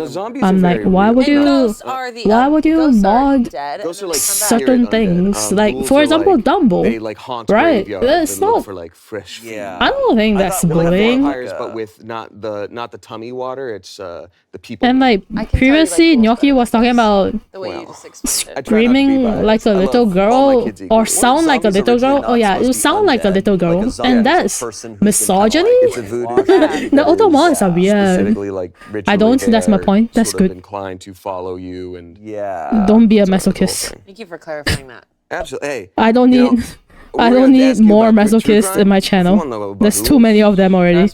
I don't even know why there's so many of them. All right, our next story. Trigger warning, death threats. I've heard this one is probably our scariest story. Okay, so skip this one if, you know. This comes from True Off My Chest. My boyfriend's coworkers joked about killing me. You say Lamau, but it's true. My boyfriend and I got into a fight about his job yet again. I noticed he was texting a lot after the fight, so once he went to sleep, I went through his phone. I saw the first few texts of them calling me names and saying I'm self-sabotaging things, but then it turned dark. One coworker said he should roofie me so I just sleep and leave him alone. The next one said she knows how to place a catheter, a feeding tube, and IV so they could knock me out and not kill me. But then her next text made my heart stop. She said they could just chloroform me, pull all my teeth out, and feed me to pigs so nothing was left. The next coworker said her grandparents do have a pig farm. Oh, damn. My boyfriend said, LMAO, no, that's great. And of course, they all immediately said they were all joking. I packed quickly and quietly, grabbed my daughter, and left. Now my entire life, as I knew it, is over. I feel like I'm overreacting. I know the police can't actually do anything, so I can't even report it because they never said my name or anything like that. I'm just scared and sad. This is awful. Edit. Don't name names. I've been called a masochist by my friends before though, so I might be. No one actually threatened me. They were all just venting, and I'm overreacting. Do you like pain? Do you like pain? Does pain feel like pleasure to you? But I'm letting him incriminate himself more. He also claims I was never supposed to see the messages anyway. That's his safe place, and I ruined that for him. Whoa, girl! First of all, daughter. Second of all, run. Are you kidding? That's my safe place. I have your work chat. You're joking about getting fed to pigs? Yeah. Holy a catheter? Crap. That's a medical term. No, thank you. No one should say that word unless it's real. No, thank you. Yeah. This is so bad. That's like you don't. People don't know what a joke is. Like, that's not something you say about someone you supposedly love. If I'm her, maybe she thinks she couldn't show the police, but like I would have. I would show the police because that's crazy. Yeah, but also you could send it. You could send it to their manager at nothing their that job serious, but I can do things that hurt their brains.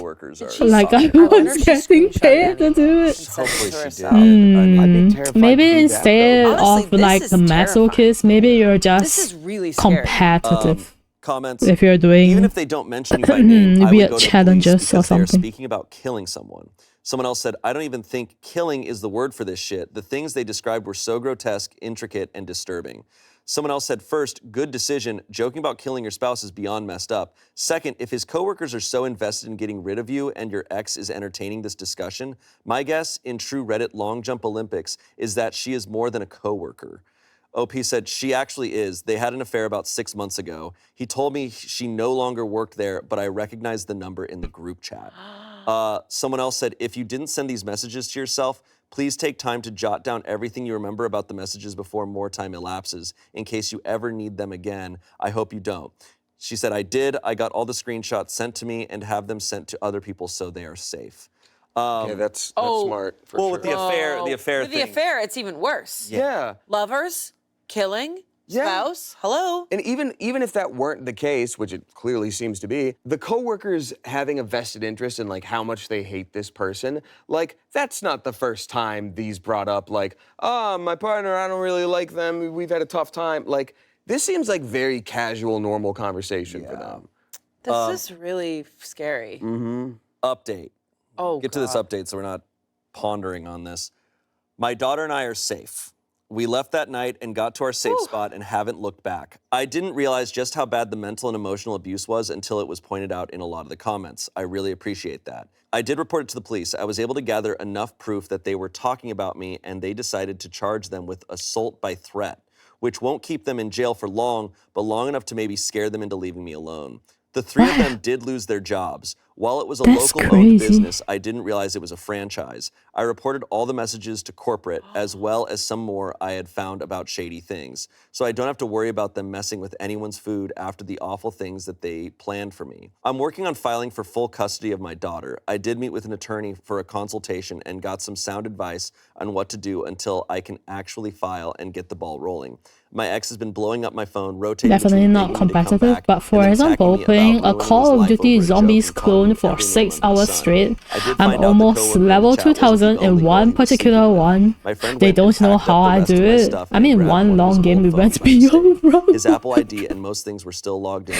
I think, okay, maybe not competitive, but I think you get locked in. He slept with a lot of them. Lots of lies. And that's not a bad thing. It's not a bad thing. And lots of lies about times he worked and things like that. It went back to at least November of last year, so who knows how long that's really been going on. So yes, my life is all flipped upside down, and I'm obviously heartbroken and angry, but my daughter and I will be okay, and I'm okay with that. We aren't ever going back, and I'm just ready to move on, get settled again, and also get every STD test available. Thank you to everyone who offered support and messaged me. I really do appreciate all of it. I might post an update once everything is truly settled, but for now, this is it. Whoa! That's nuts. Whoa! Woo. Kudos to OP for like getting locked into things isn't a bad thing. It means you have very, very good concentration. We have the luxury of being like, time to read a Reddit story. There's something that makes this a story. Time to watch a true crime. Yeah. There's crime in the genre. We know what this is. This is just her life. And she had to be like, is this crazy enough for me to leave with my daughter? And it's like, yup, but that's not always easy to see. No, and also congratulations to her because it's not very hard to leave. Yeah. Right. It's very hard to leave. It's scary to leave. I understand that like really the threats scary. are there and it's like leaving is a really scary part. But thank God she got out. Just reading these stories, it reminds me like this is what scares me. Be like, that house is apparently haunted and people see ghosts all the time. Be like, I'll spend the night there as opposed to hanging out with any of these people. 100%. I'll go chill in a haunted house. A Ouija board. It happens, good music and no distractions is a great recipe for assessing a flow state. Yeah. See, not everybody is able to get into a quote-unquote flow state. Even for me, at the same time, there are times where I don't think I get locked into games. I think I get locked into art. That I would spend a long time on art. But it doesn't happen all the time. It doesn't happen often at all. For her handsome and successful boy. I contemplated ending my relationship several times, but my husband most of the time I persevere because I have to do it. For example, a few years ago, I started getting very threatening and scary emails and texts from a PAX. This PAX knew everything about me. It didn't matter how many emails and phone numbers I changed, they or he always found me. I made several reports, but nothing happened. My husband if you have good concentration, you would probably this past year, I do basically never good left the in apartment art, alone. as in like you'll be able to draw. A single threatening text or email from PAX in a month. After a few days, you'll be I wasn't able to surprised, focus and but draw. I always knew it was mother-in-law deep down. It's definitely not easy to do at will, so to speak. Yeah, you have to force yourself, right? I don't want to bother him, especially when he bitterly told me, "You must be very pleased now," when we heard the news and I tried to comfort him. He apologized later and said he was just feeling guilty that he loved and chose me more than he loved her. Now I'm waiting for him to connect the dots. Will he get it? If he does, will he talk to me about it? I don't know if I will ever bring it up to him. Also, I won't relax and go back to my normal life just yet, but I know in my heart that it's over and I can't be happier about my life. Whoa. Wow. So, yeah, so the mother-in-law was basically tormenting her for years. It's not the time to bring it up to the husband, though. No. Yeah, I agree. Take years. Not in the first month. I think she needs like a group of a different community for her to process this because her husband's not the right person to go to right now. Yeah. Although it's hard. Yeah, like this is not the right time, like you said. It says you have to force it more. It happens where he wants to say, "Oh, when I wanted to." Necessarily, but like a group therapy thing where it's like, if only it happens when we wanted to, right? Moderator. I do think you have to talk about it at some point. Yeah. You can't just let that go. Absolutely, but if it just happened a couple months because he has to. Well, I personally think if you're still able to, function. Obviously, it sounds right? like as in by functioning, I mean you eat, you drink, you take a bathroom break when you need to. Okay, and you actually go to bed when you need to. But when that didn't work, right? It sounds like she resorted to I think it's all good. And if you're enjoying yourself, obviously. Other means of trying to get her to leave. Also, a little ouch that he said that to his wife. Like, I'm sure you're pleased. It's like, hello? He apologized. He apologized later and said he was just feeling guilty that he loved and chose me more than he loved her. That does sound like, I know this isn't the topic of it, but that sounds like bullshit to me, where it's like, I'm sorry I lashed out, baby. It's just, sometimes I just love you so much, I just get scared. It's like, actually go yourself. You don't talk to your wife that way. Yeah, so he feels guilty because he was kind of forced in that moment. Any basic needs goes out the window. Okay, now that's not healthy. I will say there's no so that's no good. Kind of in that realm. Like all right, the mom also put him in a position to do that, and then he was put in a position. It's really, it's such a no sad matter how situation. much you're enjoying something, or you're locked in. Like, all right, you still need to take care of your basic needs. I don't know how long after he apologized, but he knew that his mother-in-law, like that his wife did not like his mother-in-law, and like that's a very when you step out of it, it's like, oh right, food sounded good ages ago. That's no good. This is that's like, no they are good. the one posting it, so you never know like what they said or did to the mother-in-law. But the fact of the matter is, the mother-in-law was a stalker trying to torment them. Yeah, and like. It's so bizarre to me, too, because I know this is speaking in generalities. It's not everybody, and I don't know the age of the people here, but the general, like, stereotype is that sometimes, like, an older parent is like, how do I save the Google Doc? Whereas this is like, I'm going to make an untraceable email to ruin your life. Yeah. Like, that's, no matter who you are, that's a lot of energy. So much energy when your son is happy. Yeah, that's true. But it's hard. You can't figure out family dynamics unless you're in it. Like, it's really... All I will say is, I'm sorry that she dealt with that. That is an awful, awful thing. Yeah. Couple comments. You know, there are a lot of cases where people had tons of threatening letters and phone calls. It's like a trans state. You simply don't even notice until you do. But I wonder how many that's were tough. close to them instead. Someone replied to that saying, my wife's cousin had a stalker. I don't think I had that kind of trans state, so boyfriend was behind it never had to deal with it, but it doesn't sound all too healthy. I agree that you should let him I would say sounds actually kind of pretty much very much unhealthy. I mean, look, grief I don't know if I agree with that. It is I just feel like it feels obvious. That's not very good for your health and everything. That mother-in-law died. I think give him some time, and then they need to talk about it possibly with a moderator there. I would agree. I think it's also important to like bring that up at doesn't some point. Sound good at all. Giving the husband a lot of credit there for connecting the dots, especially given the comment of like, weren't you happy? Like, if his wife suddenly stops bringing up the stalker and the mother-in-law's gone, what's to say that he won't be like, oh, I see. You were like bringing this up, the stalker, so I paid attention to you instead of my mommy, you know? Like, it gives him too much credit. You might want to, Yeah. We have an update. Oh. I was here maybe a month ago. If I find it, I will post it. Talking about me suspecting that my mother-in-law was my stalker who tormented me for years. I was trying to get advice about whether or not to tell my husband who is mourning. It's not so bad. It's not like lasts long enough for you to stop to that. The thing is, skipping meals, I started living like I never did like before. skipping one meal doesn't sound all that bad in the beginning. At first, my husband didn't notice my freedom, or that maybe he only did, but was skipping processing meals it only himself. work if you Last have Friday, I a told him good that I was stomach. going out with the girls alone. If you Yes. don't, you Want will me to start drive to you there? have No gastric need. issues. Are you not afraid anymore? No, my stalker won't bother me again. He kissed me and wished me a nice evening. When I came home around midnight, he was still up. He said that he wanted to talk to me. He asked me, was my mother your stalker? Yes. He broke down crying. He said he has always suspected her and even talked to her a couple of times about it, and she made him so guilty by accusing him of being my simp. Sorry, I don't know a better word for it. He said he noticed how I, after so many years of fear and anxiety, stopped eventually crying in my sleep, and he noticed that I haven't woke him up for a month now.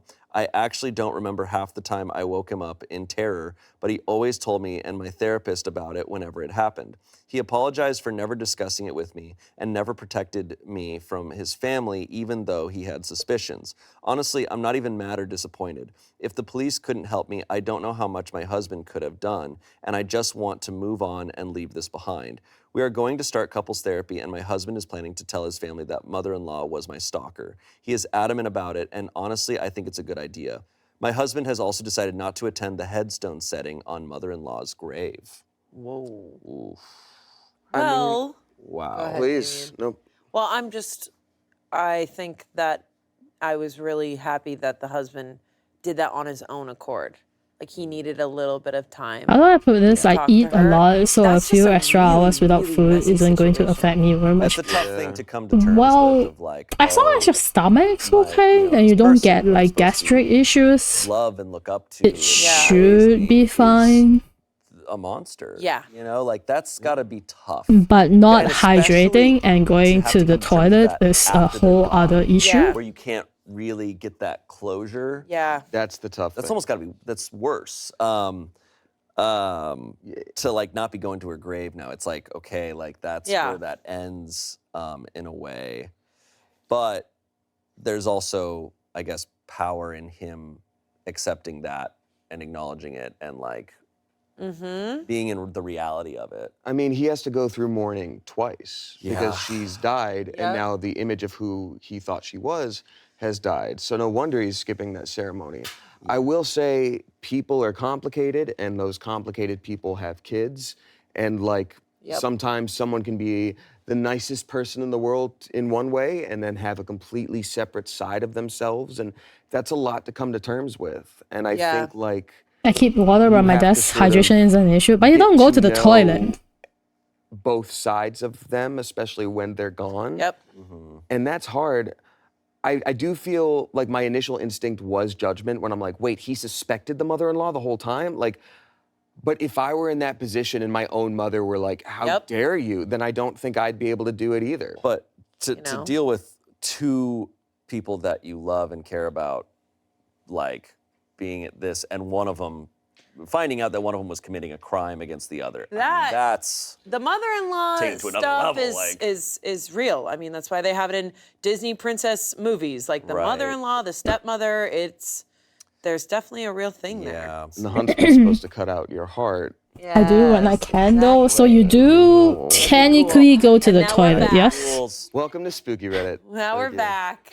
I'm loving the true crime stuff though. I'm actually, I will say this, Amanda, you're wonderful at bringing me into the world of like true crime because it's never been my thing, but any bit of content I've seen with you and like getting to discuss it with you as well now, I'm just like, okay, I do kind of get it. This is interesting. The it's psychology. interesting. Like scary, awful things can be interesting. Yeah. Here's our last story. Comes from the subreddit Creepy Encounters. It's not like I hold it to keep going if that's what you mean. That's exactly what I mean. That's exactly what I mean. Because I've heard stories of people who do that, and I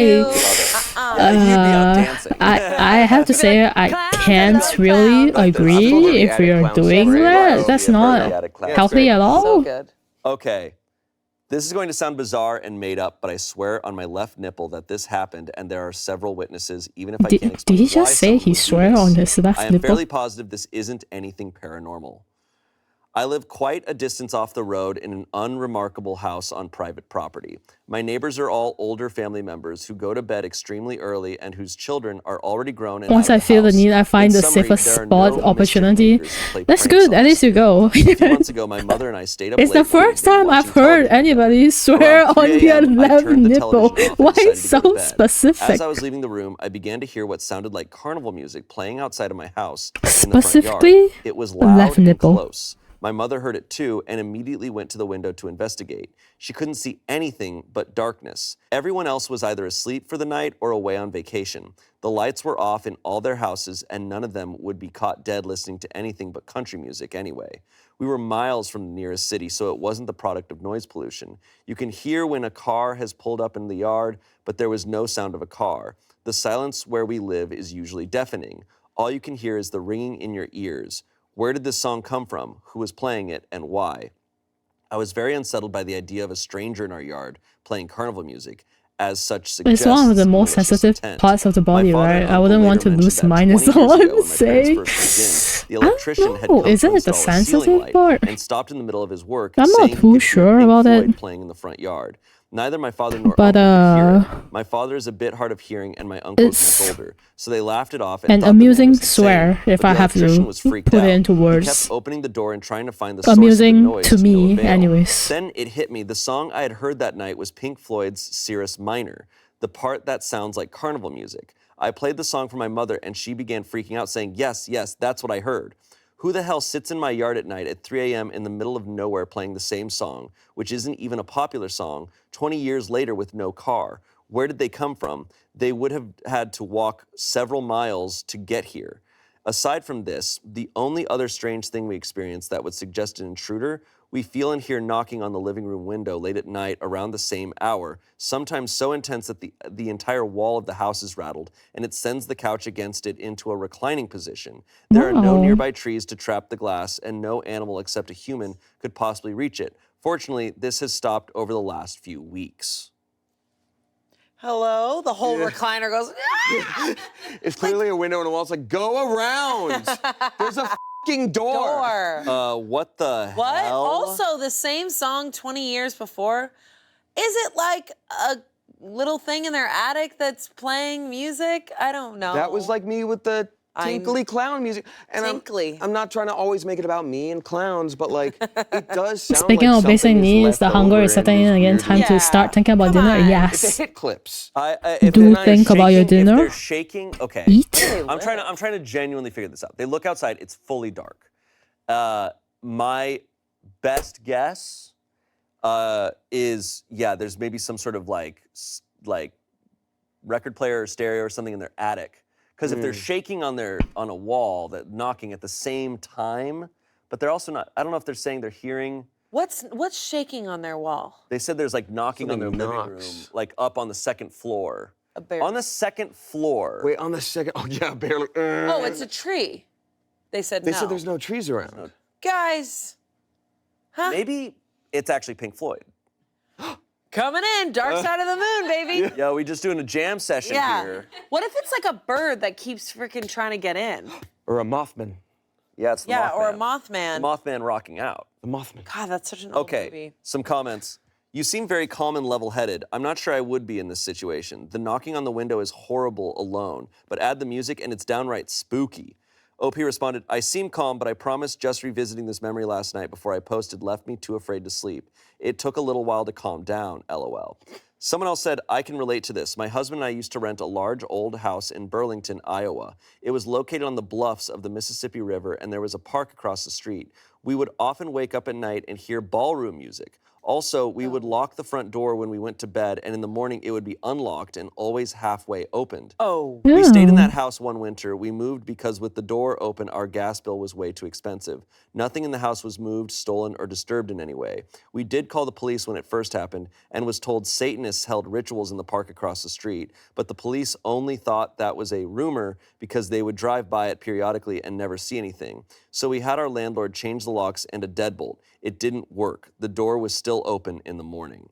OP responds, makes me feel like someone may have been living inside your walls/storage space. I've heard of this happening to several people before, including a famous musician. With it being a big old house and a history of cult activity close to it, it sounds very likely. They could have been opening the door from the inside, which is why changing the locks didn't make a difference. Isn't that called frogging?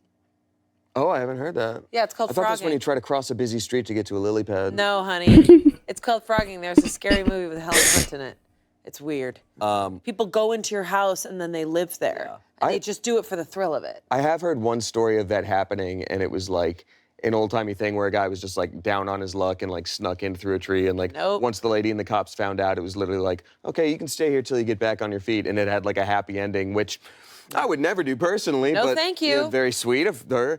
Wait, so this person's house, there was a ghost who just I'm thinking of making a dish with gnocchi, but I made spaghetti yesterday, so I'm not sure if I want to do a pasta type dish again. If you say that in front of gnocchi, he would probably get mad. He'll be like, gnocchi isn't pasta. Condensed for time.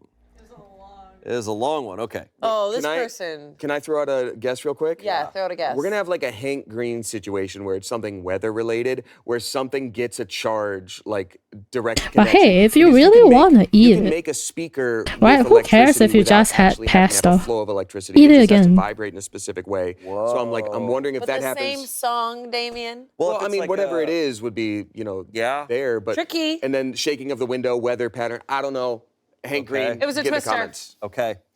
Weeks passed without incident, my parents opting to overlook these concerning happenings. They purchased a new gun and did little else. I had stopped... Made of silver bullets? Yeah. Good luck with that ghost. I shot the ghost 7 times and it didn't do anything. I had stopped worrying about it as much because I've been preoccupied with moving to a new state, but the old knocking returned this evening at 10 p.m. My parents were watching television together when they heard it. They turned on the porch light and peered out the peephole of the back door to investigate, but saw no one. At 3 a.m., I was awake watching television. Curious potato, but the dish in mine is very similar to many other pasta dishes I see. I covered it with a blanket. I mean, if you like it, get it. An hour after I covered the window, I began to hear loud noises from our back door porch off of the kitchen, as if someone had stepped on it. Make However, it, it was briefly and then lit. eat it. They apparently weren't walking around, but simply standing there. About 10 minutes later, I heard yet more knocking, except this time it wasn't on the exposed living room window, but further down the wall the window is on, next to the couch. It was 3 knocks, forceful enough to rattle the wall a bit, but not so much the couch moved.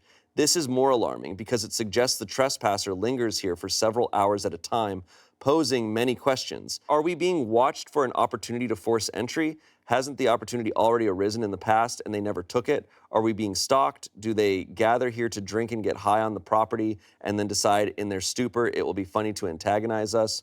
Why is it only our house that is targeted and not the other houses on the farm? Why do they walk several miles to come here? Their behavior is escalating. Will they eventually take things further?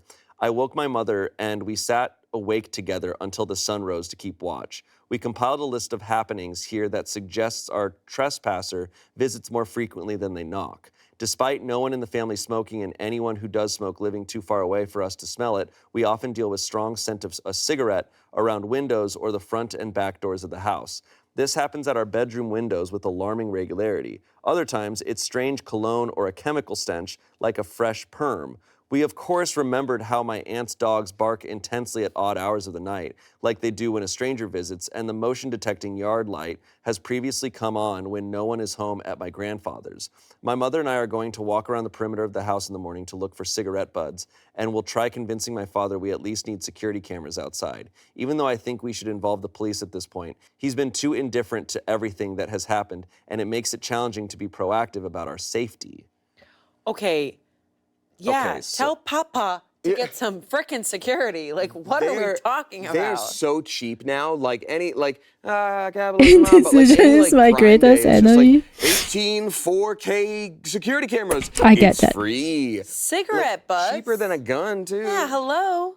Also, this person who's walking around, it sounds like their farm is very far away from anything. Yeah. Are they just living in the woods? At first, I thought it was an animal, and now they're cigarette butts. Like, but wait. Do bears get perms? Because I've seen a bear smoke in Yes. Russia. Do they get Yeah. perms? They that's do the get question. perms, and they Bear also smoke love in Bigfoot. Russia? Okay, update number 2. Yay! Oh, it's a bear. Despite all odds, the problem did resolve itself. Not long after I moved out, my grandfather, who lives in a separate house on the same farm, came home to find police cars in his driveway. An officer approached him and asked if he owned another house on the farm, as he needed to speak to the landlord about his tenants. Bear The house in smoking question is occupied by a late relative's widow who has Russia? a lifetime estate. My grandfather explained that the property is part of the farm, which is owned collectively by him and his daughters. Because of this, he was permitted knowledge of what happened there. The officer explained everything. Apparently, the widow, who is quite old and infirm, used the death of my relative as an excuse to move in her chronically unemployed family, among them her daughter, her son-in-law's brother, and her nephew. Because they don't own their own separate cars and we seldom visit the widow, she stinks and is generally unlikable, so we socially distance around her before the pandemic ever even began. This transition went undetected. Shortly before my grandfather had returned home that day, the police responded to a 911 call from the widow. All we were told is that the nephew was becoming violent. When the police arrived, they realized there was an outstanding warrant for his arrest. The nephew was hiding from the law at the widow's house. This is the reason his presence was concealed from us on the rare occasions that the widow was outside of her home and we spoke. He was removed from the home and arrested by the officers. Ever since then, there has been no strong chemical odor outside and no knocking on the window late at night. We suspect he was aware of this farm long before moving in, and it was his go-to spot for recreational drug use. The widow is around 80 years old and had her first child at approximately 13 with her first spouse, so her nephew is elderly himself and would have likely been doing drugs and playing his Pink Floyd music here 21 years, too. We're thinking he would occasionally spend the night at the widow's house over the years and walk towards the fields near us. It makes sense that we never heard a car accompanying the knocking noises because he doesn't own a car, and the house is not far since it's a part of the farm. I apologize for updating you so late. I am satisfied with this explanation since there has been no repeat occurrences after his arrest. Okay, let me get this straight. This freaking nephew has been, I love that the widow has no name. This freaking nephew has been living with the widow for over 20 years? Yeah. Hiding from the law? Just there. And it sounds like he's like in his late 60s at this point. So he's like just... And why is he knocking on Yeah, I was about to say, if he's hiding, I have some notes. I mean... Yeah, if you're hiding, honey, no knocking. Yeah, that's how you alert people to your presence. Like, I am here, I would like... He sounds unwell and he was becoming violent. Does he have a perm? Something, or wearing crazy cologne. It sounds Aqua Velva and like a fresh. He's an older dude who doesn't sound like he's healthy, but the knocking and stuff just sounds like this guy is unwell and like getting older maybe, just this is upsetting. Erratic, crazy behavior. What I do find funny about the story, I believe it. I do find it funny that like they're talking about all this stuff. It's like, yeah, this crazy stuff is happening. And they didn't let us know, like, oh, by the way, I have a family member who lives on the property a little that we don't talk to and is weird. And it's like, that's a big piece. Like, yeah, they did make it pretty specifically like, yeah, there are other people around in different homes, but like they're far. And it's like, okay, they're close enough, I guess. There is a relative nearby that we don't talk to and has family that we don't know about. And it's like, no, I still think it's crazy. I wouldn't have expected this, even if they were like, oh, our widow lives on the property over on this other house. It's kind of scary. But it's definitely... Is for sure. I don't want to live that far away from society. That's just me. It is, yeah, it is sketchy. It reminds me of when my brother and I were camping, and at 3 a.m. I started to hear noise right near our tent, and I heard like steps, and I got really freaked out. And then it was a bear. And so I was scared. I was definitely still scared, but I'm like, okay. And then it went to the truck because there was food inside of our truck. And I was like, okay, that's what it's after. But I was more scared for a second of like, some guy is walking up. It's way scarier than a bear. Is walking up. I was just like, okay, because a bear wants Doritos. Yeah. And I'm like, I know that about a bear. Yeah. XX was forced into the cover. And people just do weird things. Did he mess up your truck? My brother's truck, he messed it up pretty bad. Yeah. Yeah, he ripped off the side view mirrors. Aren't you supposed to put food up in the tall tree? Shane. A park ranger did tell us to do that because a 500-pound black bear had been spotted the night before. I was hoping but my brother was like, don't worry, it's double sealed in my truck. No, bears have, I don't know if you know this, they have really good smell. And so I do know this. it was like there's Doritos in that truck. Bears smell good. I was hoping the bear would have a little park ranger hat and like unzip the tent. You're like, a bear, and he's like, forest fires. You guys be careful out here. There's ghouls. Oh, you better be careful. Oh, there's a bear around here. But Yogi, what a bit. Yeah. But anyways, I was way less scared when it was a bear. Still very scared. Yeah, I would not be living on that property, just knowing, oh, that's the house with the widow. No thanks. The spooky widow no one talks to. Did they say she was stinky? They did say she was stinky. I think stinky personality. Which is interesting because, the legend of Stinky Beth. She did say stinky and unlikable, so a little bit of both. Stinky. Okay. Anyways, well, some of these range from spooky to creepy to downright terrifying. Yeah. It was hard to find ghost and supernatural stories. It's hard to find ones that we know or think are real. There's a lot of good fictional ghost stories on Reddit, but those are going to be the ones that I like sit up in bed thinking about. Yeah. I hope we all can sleep tonight. I don't know. I actually don't know. I don't know. Oh, like a baby. Magnesium, melatonin, it's going to be great. Yeah. Lucky you. Well, okay. I hope that wasn't too terrifying. Thank you for watching. Props to you for sticking through this one. And let us know what are the themes and subreddits. Maybe some more optimistic ones. Maybe some more like cheerful, wholesome ones next time. And we'll see you later. See you next Saturday. Goodbye. Bye. Have a good Saturday. Take your pancakes out. No more.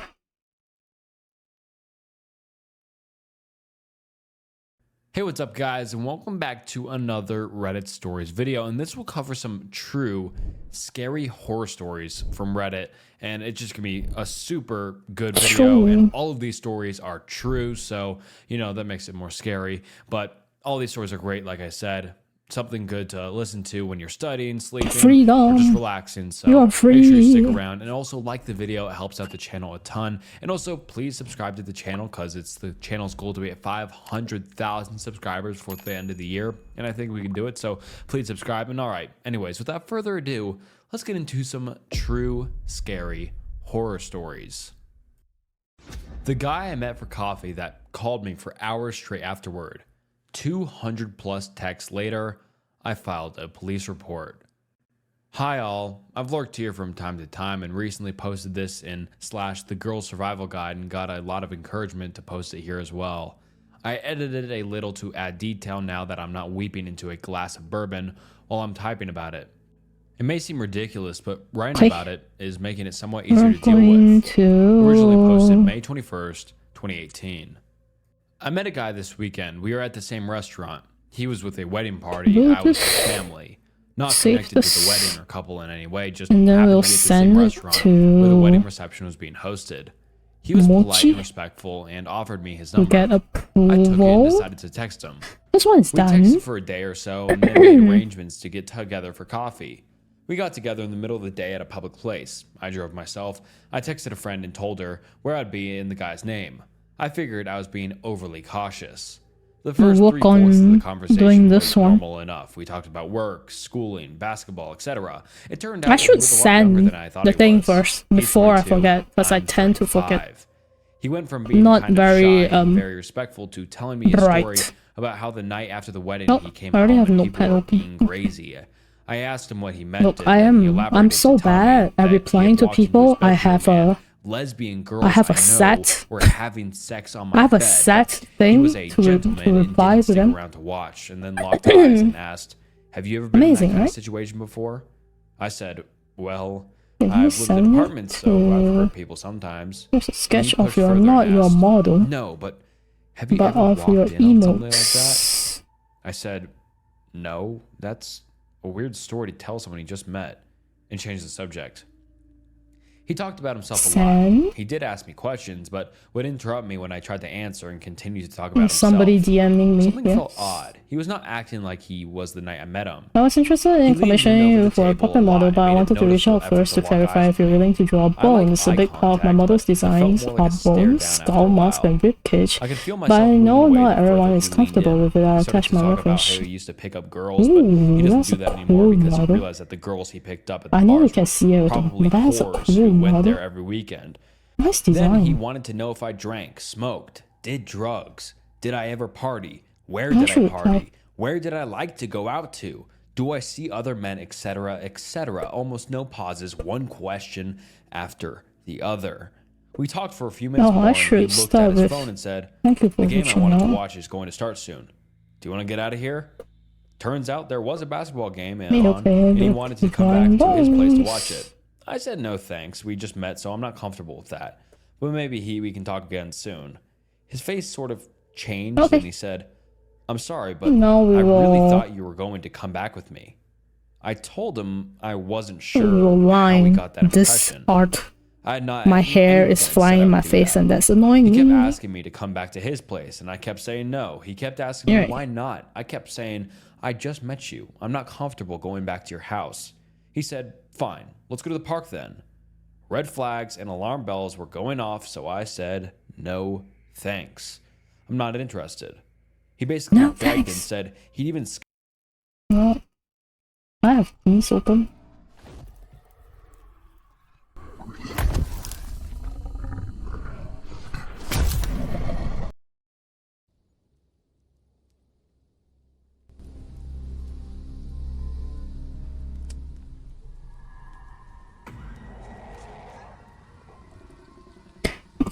Lining.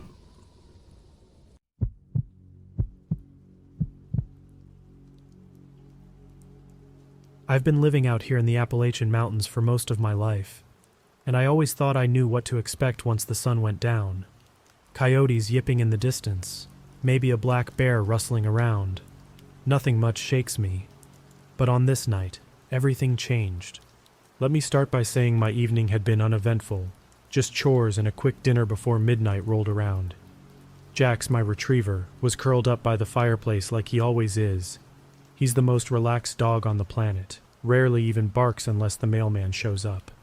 That's why I nearly dropped my coffee when I heard this growl coming from him, but deep the and moment raw, mailman unlike shows up, anything I'd heard barks. before.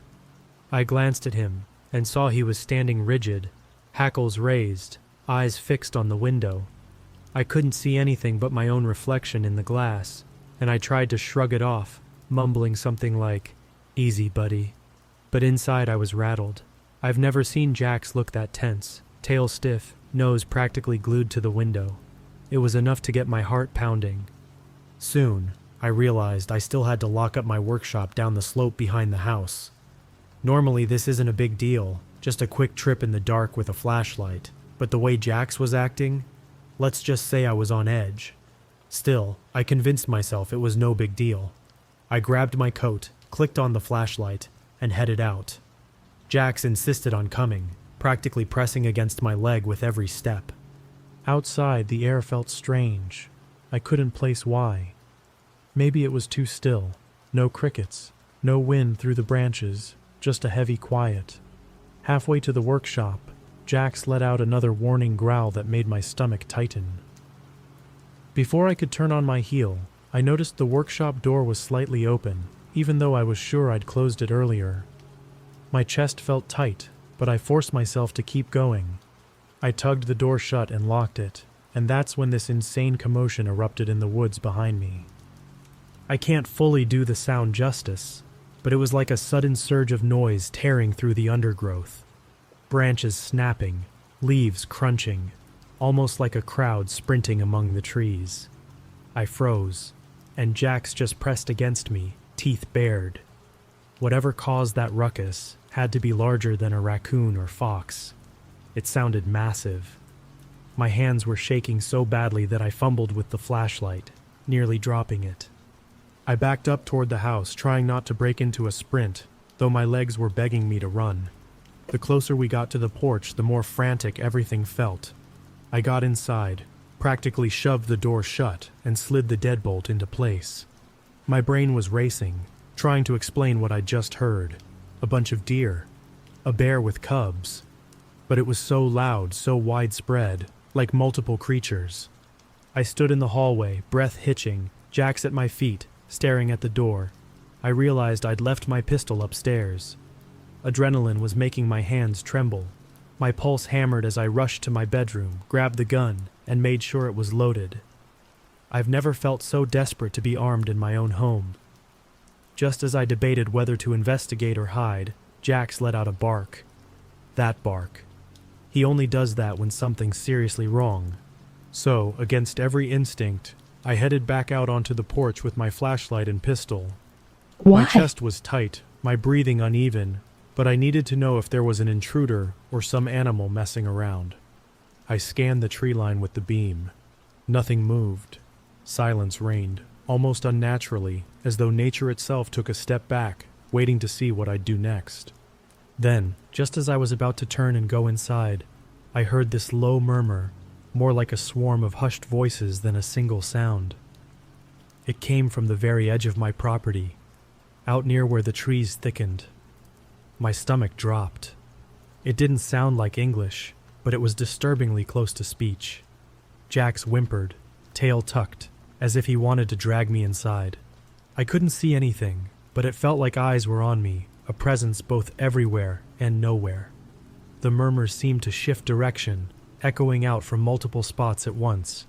My light swept across the yard, revealing not one silhouette, not one flicker of movement. Yet the voices, if that's what they were, didn't stop. A wave of nausea hit me so hard I thought I might collapse right there on the porch. I forced myself to breathe through it, whispering Jax's name for a shred of comfort. After what felt like ages, I managed to pull myself back inside. That door had never felt so flimsy. I latched it and checked the windows, too spooked to turn on any indoor lights, hoping that darkness would hide me. The night wasn't over, though. I had a terrible feeling this was only the beginning, like whatever was out there wasn't done with me. That was the moment I realized I wasn't just dealing with some random animal. This felt orchestrated, purposeful, and it was tightening around me, step by step. I didn't have a clue what was causing it, but I knew one thing for sure. My home, my safe space, was no longer secure. Jax's instincts had been right from the start, and I dreaded what might be next. I had barely closed my eyes for a second, couldn't rest even if I tried, with every nerve in my body on high alert. Jax was tense, pacing the living room and refusing to leave the front door. I kept the lights off, thinking somehow it would make me less of a target. My phone sat on the table, but out here in the middle of nowhere, good luck trying to call for help. Even if I did get a signal, what could I possibly say to emergency services? Hello, yes, there are voices surrounding my house, and I don't see anyone but my dog is freaking out. That weird muttering from outside seemed to vibrate through the walls, like a low chorus of whispers just behind the wooden panels. It was maddening because I couldn't single out a phrase or identify if it was even human speech. It rose and fell in waves, and every so often it almost sounded like chanting, I guess. I was too rattled to be sure. All I knew was that my gut told me there were multiple presences out there. More than one set of footsteps had circled the house after I first came inside. After another minute of pacing, I finally thought, screw it, I need to see what's happening. I edged over to the window beside my front door, careful not to rustle the curtains. The instant I leaned forward, the noise outside cut off, like someone hit a switch. Sounds creepy. In its place was the deepest, most all-consuming silence. Not a single insect chirping, no rustle of leaves, just my own ragged breathing. I can't express how unsettling it is to realize that whatever's out there knows when you move. The second I froze, I heard a slight shuffle near the corner of the house. Then that quiet murmuring started back up again, more agitated than before. I grabbed my pistol from the coffee table and quietly approached another window that looked out toward the gravel driveway. Jax followed, ears down and tail stiff, as if he expected an attack. When I shifted the curtain a millimeter, the mumbles faded out again. Something was definitely keyed into every movement I made, and that realization caused my stomach to churn. Time dragged on. I checked my phone. 1:47 a.m. It had only been an hour since I'd first heard that thunderous crashing in the woods, but it felt like half the night had passed. I decided to kill the darkness with a chance at visibility, so I clicked on the porch light. Nothing in the yard, no bodies, no shapes, not even a stray raccoon. My flashlight remained on the table, but I felt no urge to go out there again. A part of me sensed if I opened that door, I'd be swallowed whole. Jax's eyes stayed locked on the windows. Now and then, a single footstep crunched the gravel outside, slow and deliberate. One step, pause. Another step, pause. It was unbearable not to open a window and yell, but I couldn't bring myself to be that reckless. My mind kept thinking back on old stories from my grandparents, about things in the hills that weren't exactly animal and not quite human either. Tales I'd once dismissed as pure folklore. But here I was, feeling cornered by something I couldn't see. To keep myself sane, I jotted notes on a pad. What times I heard the footsteps, what they sounded like, how the whispering seemed to move around the property in a clockwise pattern. Once or twice, I considered switching on music or the TV just to drown it out, but a voice in my head told me to stay alert, not to mask the sounds. After all, if something crashed through the door, I needed to know instantly. Hours crawled by this way. My nerves were shot, my hands clammy, and every muscle ached with tension. I found myself drifting off only to jolt awake seconds later whenever Jax twitched. It was like living on a fault line, expecting the earth to quake at any moment. Meanwhile, the murmurs persisted outside, underscored by that dead silent hush whenever I tried to move. It was a twisted game. They made sure I knew they were there, but not once did I see a face or a form. Sometime around 4:30, or maybe closer to 5 a.m., the tone of the murmuring changed. Hard to explain, but the pitch went lower, almost guttural. Then, slowly, the sound started drifting away, deeper into the woods. I caught faint rustling through the thick brush, then a final few snaps of branches. In their wake, frogs croaked and a couple of birds called. It was as if the natural world had been stifled all night and finally breathed again. Relief washed over me, but it wasn't that comforting. I still felt like I might vomit from the stress. I checked each window for any sign of movement. Nothing. The gravel driveway looked untouched, aside from my own footprints. Jax gradually relaxed, though he wouldn't lie down until the first pale light of dawn crept across the horizon. Once I was fairly certain the immediate threat had disappeared, I stepped outside onto the porch for a breath of air, pistol clutched tight in my hand. The yard was a mess of broken branches, and the lingering smell of disturbed soil clung to the morning breeze. Yet, bizarrely, there were no footprints, no trace of a crowd or gang of animals. The only proof was in my shaking limbs and Jax's raw-edged stare. I spent sunrise going back and forth, mentally replaying each horrifying moment.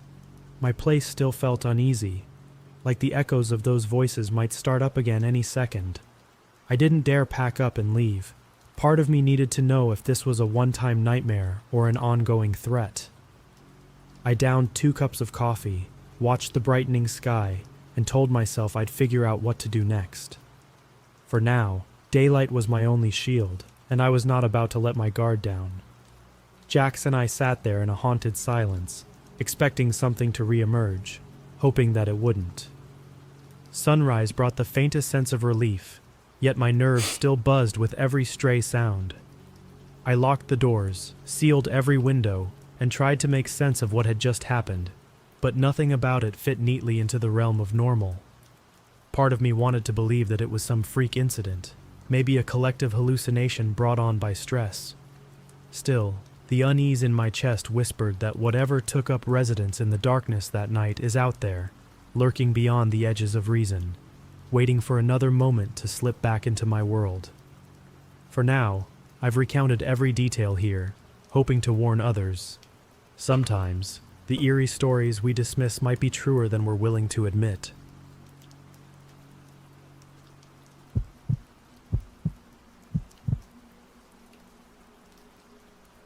I've been drawn to the Appalachian region for as long as I can remember. Something about those towering slopes and shadowy hollows always felt like a gateway into a different world. Beautiful, yet laced with an unsettling aura that's tough to articulate. A few friends and I decided to head out to Holly River State Park in West Virginia, lured by rumors of an old family cemetery hidden up on a ridge. We had only a vague idea of where it might be. All we knew was that we needed to follow a winding trail that cut through dense undergrowth before climbing up toward this rumored graveyard. So the 3 of us piled into my car early that morning, excited by the prospect of a day hike. The drive itself was so quiet that we began making offhand jokes, like something was waiting out there, just beyond view. Maybe it was nerves talking, or maybe I'd had too much coffee. Either way, my stomach churned in that weird way it does when you're both excited and half spooked. When we arrived, the parking lot near the main trailhead had a few vehicles, but we didn't cross paths with any actual people. The entire place seemed deserted. We shrugged, figuring everyone must have already started their morning treks. After all, Holly River is a decently sized park. Folks could be scattered across countless trails. I tried to keep my mind on the gorgeous landscape, moss-covered stones, towering hardwoods, and the occasional chirp of a distant bird. Yet there was this hush underneath it all, like nature had dialed itself down a notch. We kicked off our hike around midday. The sky was overcast, so the light filtering through the branches came in muted silvery patches. The trail was pretty well worn at first, so we made quick progress. The chatter between us died off once we noticed how oddly calm the forest felt.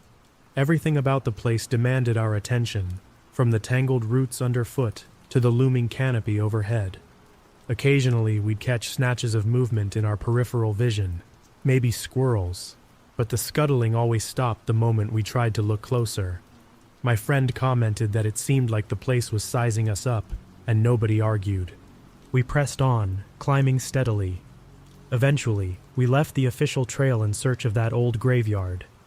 The path we followed was more of a half-remembered rumor than a marked route.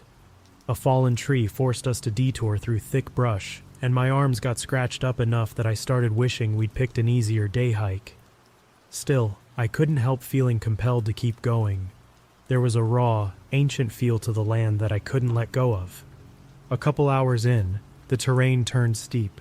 Loose stones threatened to send us sliding if we weren't careful, and we had to cling to exposed roots for stability. We nearly missed the cemetery altogether, spotting it only because of a warped iron gate that caught the corner of my friend's eye. A row of leaning tombstones stood beyond, the lettering on them faded and chipped. If I didn't know any better, I'd say they'd been here for centuries. Up close, the graveyard gave off an atmosphere that bordered on oppressive. The headstones bore names we could barely read, and the ground was covered in tangled weeds. The three of us wandered, taking pictures and gingerly brushing aside overgrown vines. Every so often, a subtle breeze would move past us, bringing with it a musty odor that reminded me of damp soil and decaying leaves. My pulse was hammering in my ears for reasons I couldn't explain, but I tried to play it cool. We stayed longer than we intended, mostly because we were fascinated, and maybe a little horrified, by the idea that entire families could be buried out here, forgotten by time. Each time the wind picked up, we paused, half expecting something or someone to step out from behind those looming trees. It was all in my head, I told myself, probably just a side effect of being in a graveyard at sunset. By the time we left, the sun had started sliding down the sky, painting the ridge in murky oranges and purples. We hadn't planned on night hiking, but it was creeping up on us fast. The idea of navigating a dark forest trail made our nerves spike, so we decided the park's main road would be safer, even if it was a bit out of the way. We figured it couldn't be more than a few miles to loop around and reach the campground parking lot. Leaving that cemetery felt like stepping away from a forgotten realm. Once we hit a semblance of a trail again, a fragile sense of relief settled over us. But it was short-lived. The path to the road was riddled with roots, slippery patches, and random branches that snagged at our clothes. Little cracks and snaps echoed in the brush, just enough to keep us on edge. We hurried along, willing ourselves not to think about the dark shapes dancing in our peripherals. Finally, we broke free of the tree line and spotted the asphalt up ahead. The sense of relief was almost overwhelming, like stumbling onto a lifeline in the middle of nowhere. But an uneasy vibe still trailed behind us, no matter how hard we tried to shake it. The light was fading fast, and the road itself looked empty in both directions. No cars, no people, nothing. Just a hush that felt downright eerie. That's where the first leg of our journey ended, with us stepping onto that road and peering into the early twilight. Looking back, I realized we had no clue how unsettling the next stretch would be. In the moment, though, we were just grateful to be out of the thick woods. Little did we know, that relief was about to dissolve quicker than we could have imagined. After stumbling out of the tree line, we reached this narrow asphalt road that was supposed to lead us back to the campground. And for a few fleeting moments, we were relieved. No more tripping over roots or scraping our arms on undergrowth. The wind seemed calmer, too, though I swear the air felt heavier than it had in the woods. With dusk rolling in, we figured we had maybe 3 miles to cover, tops. But it was eerily quiet. I mean, you'd expect at least a car or two to pass by in a park this size, even late in the day. Instead, we had this winding stretch of road all to ourselves. I remember my friend joking, "We're basically the only people left on Earth," and none of us cracked a real smile. We picked a direction, based on a ragged sign pointing toward the campground, and started walking, the sun melting into the horizon behind us. As we hiked along, the darkness deepened. The trees on either side of us stood like silent onlookers. Every so often, something would stir in the brush, maybe a small critter or a bird, but we never saw anything. That emptiness felt unnatural, like the park itself was waiting for something to happen. We'd covered about half the distance when we spotted the silhouettes. Up ahead, illuminated by the faint remnants of twilight, were at least 5 figures. They were just standing there in the middle of the road, as if they were waiting for us. Relief surged through me for a second, thankful that we weren't the only ones out there. My friend even waved, though none of them waved back. We moved closer. I have returned a call from my mother, and then my sister called while I was on the phone with mother. Did you finish the emo shit or decide to mess up with something else? I finished sketching the emotes, so I sent it to the commissioner to get their approval. And now we're lining this one because the sketch has been approved. No conversation, no footsteps shuffling on asphalt. We need to finish the art for this one, and then we need to send it back for approval. Without warning, they started to fade. One by one, they flickered in and out until all that remained was a vacant stretch of road. The three of us were rooted in place, trying to process what was happening. We weren't imagining this. There had to be a rational explanation. Maybe our eyes were messing with us after the dim forest. Or maybe they just slipped away into the dark. But as we reached the exact spot where we'd seen them, it was clear there was nowhere to go. On one side, a sheer drop fell away into a valley. The other side was a jagged slope of rock that would have been nearly impossible to climb quietly, even in broad daylight. The asphalt itself looked undisturbed, no footprints, no sign of scuffling, not even a stray candy wrapper. Just empty road stretching off into the shadows. A cold sense of dread settled over us. We hung around for a minute, shining phone flashlights and calling out, but nobody answered. The idea of those figures just evaporating forced our tension up several notches. I couldn't tell if we'd witnessed something supernatural, or if my eyes were conspiring against me in the low light. Either way, it triggered a kind of primal fear I haven't felt too often in my life. We finally decided to press on, hearts thumping from the sudden shift in atmosphere. Every step from then on felt like it echoed a little too loudly. We kept glancing back, convinced we'd see the group again, trailing behind us, or maybe popping up ahead. But there was nothing. At one point, I caught a whiff of a faint odor, sort of earthy and decayed, but it was gone as soon as I noticed it. By then, we were moving faster than I'd ever hiked in my life. The final stretch to the campground felt like a fever dream, each of us expecting something horrible to lurch out of the darkness. When we finally caught sight of the campground sign, it was like stepping into another world, only there weren't any people there either. The entire place was disturbingly quiet save for the distant rustle of trees. Usually a state park campground has some buzz, campfires crackling, murmured conversations, maybe a dog barking. We got nothing. Our car was right where we left it, sitting in a patch of moonlit gravel. I can't describe how relieved I was to see it. We clambered inside, locking the doors more out of instinct than necessity. Who locks up in a lonely campground? But something about that night made every protective move feel justified. My friend gunned the ignition, and we peeled out, headlights pushing back the darkness a little.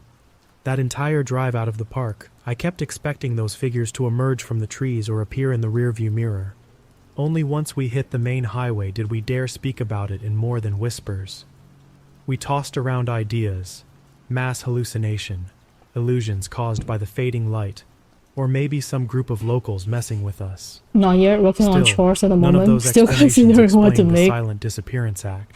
Leaning towards the gnocchi dish because it's easier and I want more veggies to go with the flicker and sticks. vanish like they'd never existed at all.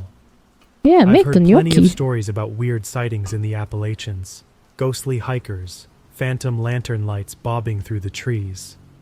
But until that night, I brushed them off as campfire tales.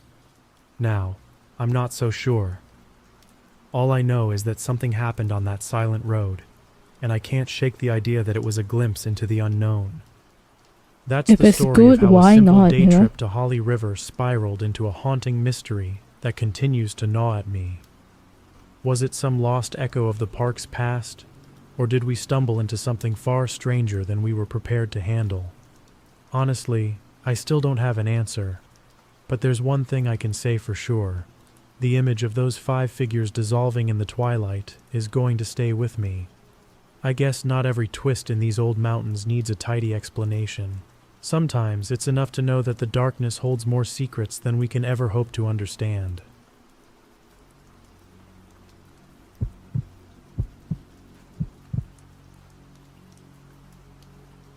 I'm writing this because every time I look back on my experiences out there, I end up pacing around my apartment, uneasy and restless. People love talking about the Appalachian Trail as if it's just scenic overlooks and friendly hikers, but I learned there's a lot more than meets the eye. Before I ever set foot on that route, I was the type of person who devoured paranormal stories. Something about the unknown always grabbed my attention. Maybe it's just human nature to chase mysteries. By the time I started planning my extended trek, I'd convinced myself that I was more prepared than most for whatever I'd find in those ancient mountains. The reality, completely different. I remember my first stretch near Blood Mountain.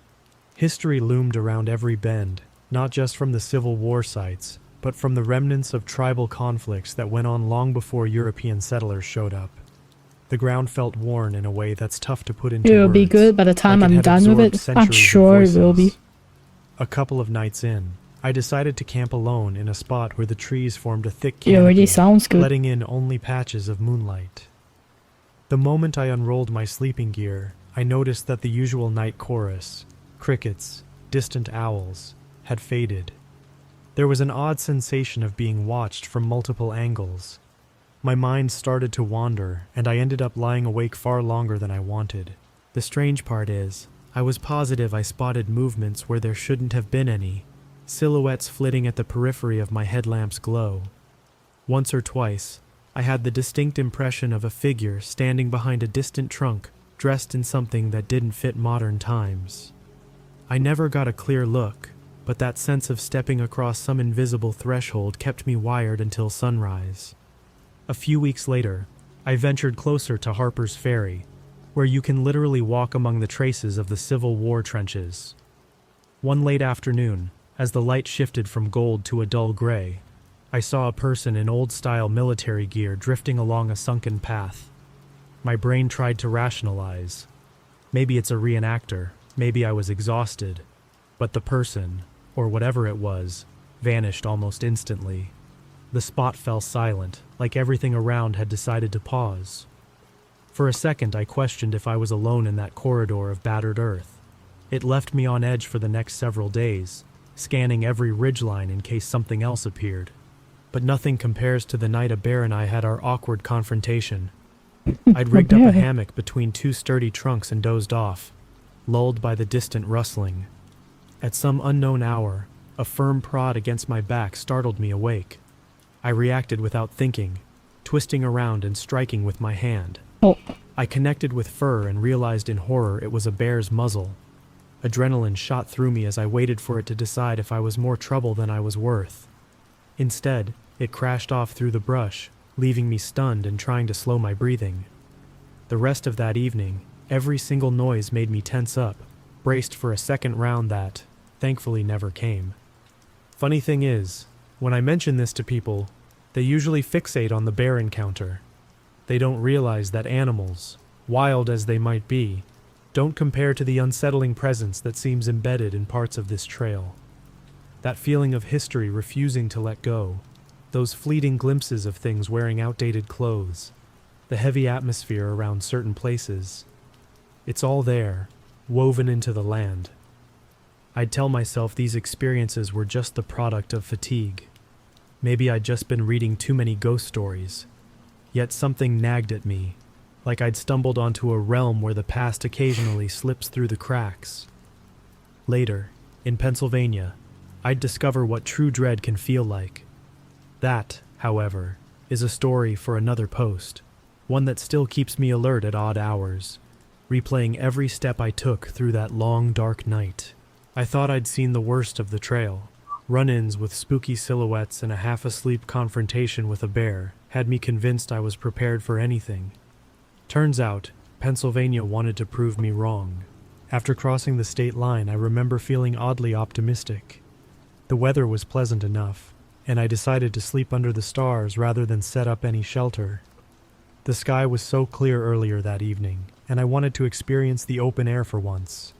I laid out my sleeping pad and got comfy in my bag, surrounded by trees. Gnocchi, cream of mushroom, basically insects. Any kind of ground meat, and you can add more ingredients as desired. Very basic, very easy, very I woke sounds up with my heart good, thumping. honestly. The night had gone dead silent, which rattled me. It does Normally, sound you'd yummy. at least hear a hooting owl or wind rustling the branches. Instead, a thin, eerie whine reverberated all around. It was so soft, like it was trying not to exist, but it also seemed inescapable. Every instinct told me I shouldn't remain there. My breathing felt tight, and the air felt heavier than usual, as if some invisible presence had crept in and settled on top of me. I tried to tell myself I was overreacting, that it might just be the wind through the leaves or some small animal.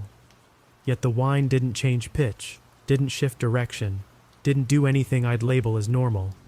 The dread in the pit of my stomach wasn't something I could shrug off. Within minutes, I was shoving gear back into my pack, fumbling for my headlamp. It took every ounce of willpower not to panic and run blindly through the dark. The moment I found the trail markers and started moving, the heaviness slowly eased. After maybe half a mile, the sensation broke, like stepping out of a dense fog. The noise faded into nothingness, and I stood there, leaning on a tree, my mind racing. Part of me wanted to turn back, search for some logical explanation. The rest of me argued that I should get as far from that spot as possible. In the end, I kept going. Even now, I haven't made sense of what happened, or what was possibly lurking in that empty patch of forest. A few days later, a storm caught me and a group of through hikers near Mount Rogers. Rain hammered the metal roof of a simple shelter, thunder rolling across the sky. We were soaked, shivering, and half-starved. Someone remembered that a local pizza place would deliver to the parking lot if you sweet-talked them enough. The idea of hot food and maybe a six-pack had us pooling whatever money we had left. After a tense wait, lightning flickering in the distance, we spotted headlights. Naturally, we figured our food had arrived. Several Gnocchi of us cooks shuffled super out fast into the too, so I downpour, have plenty of layered in time to soaked finish clothes, chores before I boots start caked cooking. in mud, hair We have a lot plastered of to our chores to do, faces. huh? We must have looked like a nightmare. The driver saw us coming and slammed on the high beams. Tires screeched, reverse lights glowed bright red, and the van spun around so fast we all stood there in confusion. We watched the vehicle vanish back down the road, fishtailing like it was desperate to escape. We exchanged baffled looks, water dripping down our faces, and laughed nervously. Some of the group started joking. Maybe we seemed like forest ghouls or something. 5 minutes later, like clockwork, a different car pulled up, and this time, the driver hopped out, completely unfazed. Apparently, he was the real pizza guy, used to hikers in all their rain-soaked glory. He handed over hot pizza The real boxes, pizza a few guy. cans of cheap beer, and chuckled about us looking like zombies. I can only guess what the first driver's story would black be afterward. How a band of some unholy of creatures them, huh? approached his van in the middle of nowhere at night.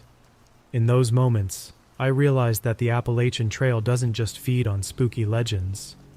Sometimes, genuine comedy and confusion overshadow Not the really, fear. it's just the kind that need Yet doing for all on a the daily laughs we basis, shared like over that dishes and botched tending to pizza animals. delivery, Animals! I still had the memory of that unsettling whine in Pennsylvania fresh in my head.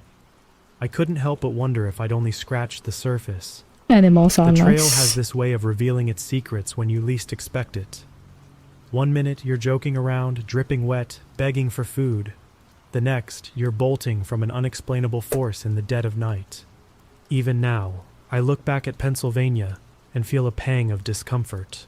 You did say you Whatever have I a dog sensed out that there, whatever generated sheds that unearthly noise, made me an think there are insane places amount. along the trail better left alone, maybe forever.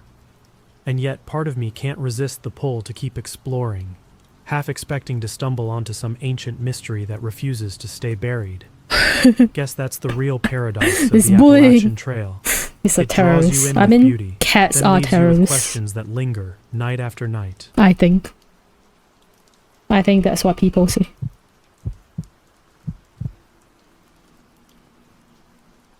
I was closing in on Duncannon, feeling that mix of exhaustion and excitement that comes when you're True too far terrorists, gone to turn around, cats. but not quite close enough to celebrate. About 10 miles out, I spotted a small group of older women huddled around a couple of picnic tables near the trail. They waved me over with warm smiles, so I joined them to rest my legs a bit. They asked if I was a through hiker, and seemed genuinely thrilled about my progress. We traded a few stories. I told them where I started, how many states I'd already trudged through. It felt like your average friendly chatter until they asked where I was sleeping that night. Soon as I mentioned some older shelter a few miles shy of town, their energy shifted. One of them said, "You should really head into Duncannon tonight," while another repeated the advice, adding nothing else, just the same warning.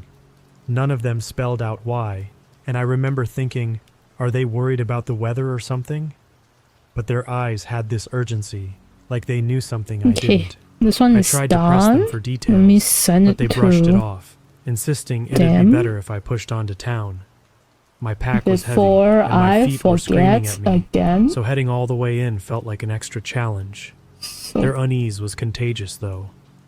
As I said my goodbyes, that tension they carried clung to me like a damp chill. By late afternoon, I found myself turning off the main stretch of the Appalachian Trail, following a steep side path toward the shelter. The slope was trickier than I expected, with old roots and loose stones that had me stumbling more than once. Overhead, the light was already starting to fade behind thick branches. Normally, I'd be okay with a few hours of dusk hiking, but something about that place just felt heavy. Eventually, I reached two battered structures that I knew from my guidebook were built by Earl Schaffer. He was basically AT royalty, having been the first person to ever hike the entire trail in one go. The shelters looked ancient, sagging in spots, and the musty boards gave off a whiff of age and rot. Nearby was a new shelter under construction, and even from a distance, I noticed carved faces on the beam ends. They peered out in a way I couldn't quite describe, like silent observers in the dying light. I could have stayed in the half-finished shelter, but it seemed even more unsettling with those carved heads, so I stuck to one of the old ones. Inside, the shelter's floor was just round logs placed side by side, barely lifted off the ground. It made for a pretty uneven sleeping surface. I figured I'd seen worse. This was the AT after all. But something about that rickety setup gave me an odd sense of discomfort. I tried to focus on other things. Next day's mileage, where I'd get water, a possible 0 day in Duncannon. But whenever I paused, that prickly awareness returned, like I wasn't alone. I kept glancing around, seeing nothing but old wood, leaves, and a few spiders skittering in the corners. I made dinner quickly, more to keep my hands busy than anything. Every so often, a gust of wind would whistle through the beams, and the shelter groaned like it had a voice of its own. My mind flicked back to the women at the picnic tables. Why were they so insistent I shouldn't be here? The question nagged at me, but without a concrete reason, I brushed it off as local superstition or overprotection. Huge scaredy cat of a dog sheds freaking rugs. Right, that's what you mentioned last time. Sheds rugs. My headlamp beam danced around, catching the edges of rocks and roots outside, but I couldn't shake the Very weirdness. amusing. Sheds rugs. I tried to sleep, but my senses stayed on high alert.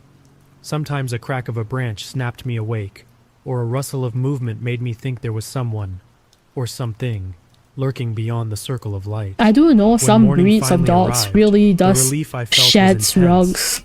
Packing up, I almost sprinted up that trail, my body protesting the sudden climb, but my mind demanding we get moving. With each step, the weight of the place seemed to lessen, replaced by fresh air and the promise of Duncannon's comforts.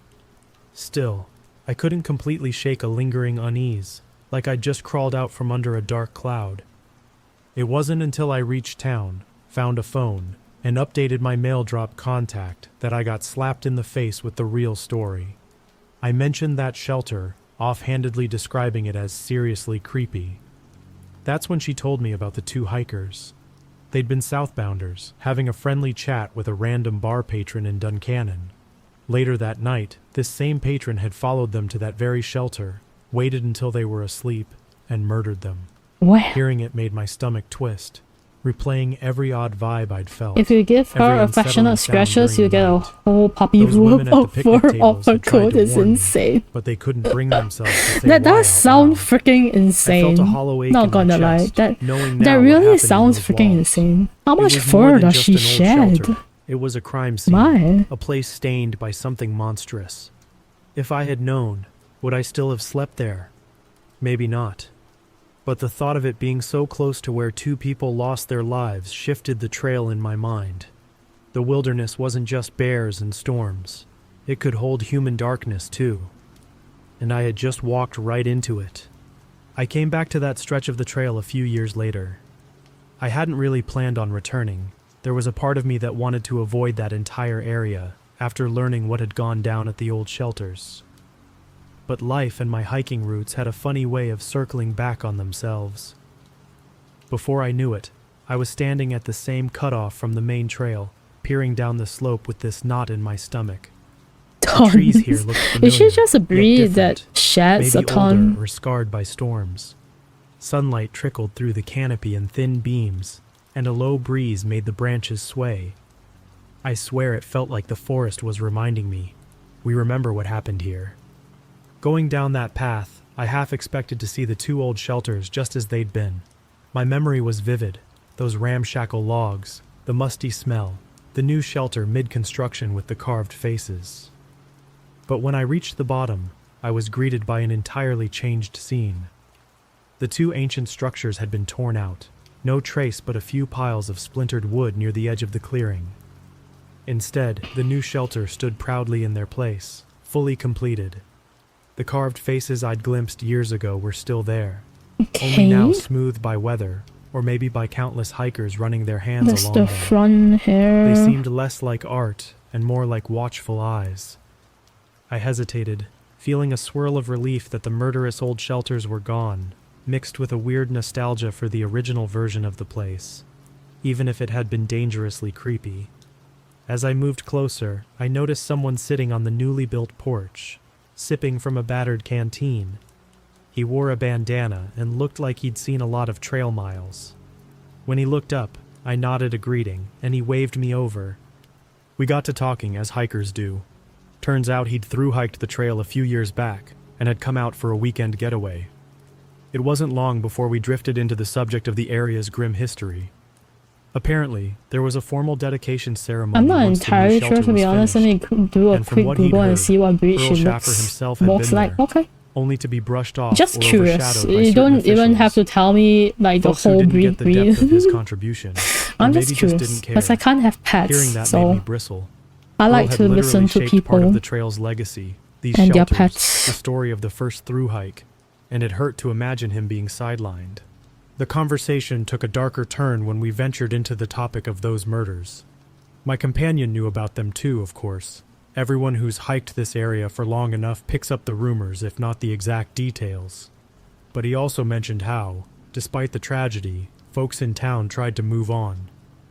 The new shelter was supposed to symbolize a fresh start, a safe space for hikers passing through. Only, he said, some people believed the land itself still felt tainted, as though the violence of that night hadn't just vanished when the old shelters got ripped out. "Have you felt it?" he asked me, eyes locked onto mine. "That heavy quiet?" I gave a slow nod, remembering the sensation of dread from my own first night here. We both fell into silence, broken only by the rustle of wind and the distant babble of a creek. Eventually, he packed up and left, heading back toward town. I hung around a bit, taking in the new shelter. It looked perfectly ordinary from the outside, just sturdy beams, a proper roof, and enough space to fit a handful of hikers. But those carved faces unnerved me. Maybe it was just my imagination, but I could have sworn they were almost aware, as if they'd seen more than they let on, listening for footsteps in the night. Later on, I found myself walking north again. The trail was peaceful, the kind of gentle climb that usually empties my mind of worries. Only this time, my thoughts kept drifting back to what had happened there. I wondered if a fresh coat of wood and a brand new name could really erase the memory of two hikers who'd never made it out. A piece of me doubted it. A few weeks down the line, I came across Pierce Pond Shelter in Maine. Beautiful spot, picturesque pond, vibrant autumn colors. But the instant I got there, I felt a pang of that same uneasy tension I'd experienced in Pennsylvania. It wasn't rational. There was no recorded tragedy I knew of, no creeping murderer lurking behind a pine tree. Still, the place had this hush, like it was waiting for something. I tried shaking it off, chalking it up to hiker paranoia or lingering trauma from that other shelter. Yet, As the sun dipped below the pines, the atmosphere felt suffocating. Every rustle outside set my nerves on edge. That's when I started to wonder if it was me. If I was carrying this darkness from shelter to shelter, replaying it in every unfamiliar corner of the trail. The thought alone was enough to keep me wide awake, scanning for silhouettes in the dark. Eventually, exhaustion won, and I drifted off, but not peacefully. In the morning, the chill still clung to me. I realized it's not as simple as a single terrible event in one place, or some new construction replacing old bones. The trail might be full of kind souls and breathtaking sights, but it can also trap echoes of the worst moments experienced by those who walked it. The deeper truth is that no matter how many signs we put up or improvements we make, history has a nasty habit of haunting whatever ground it clings to. I left Pierce Pond Shelter feeling a little more shaken, a little more aware of how quickly these woods can go from comforting to unnerving. And as I hiked on, the thought kept circling in my head. The real danger out here isn't always the wildlife or the elements. Sometimes it's the people you cross paths with and the echoes they leave behind, long after they're gone. Be careful out there.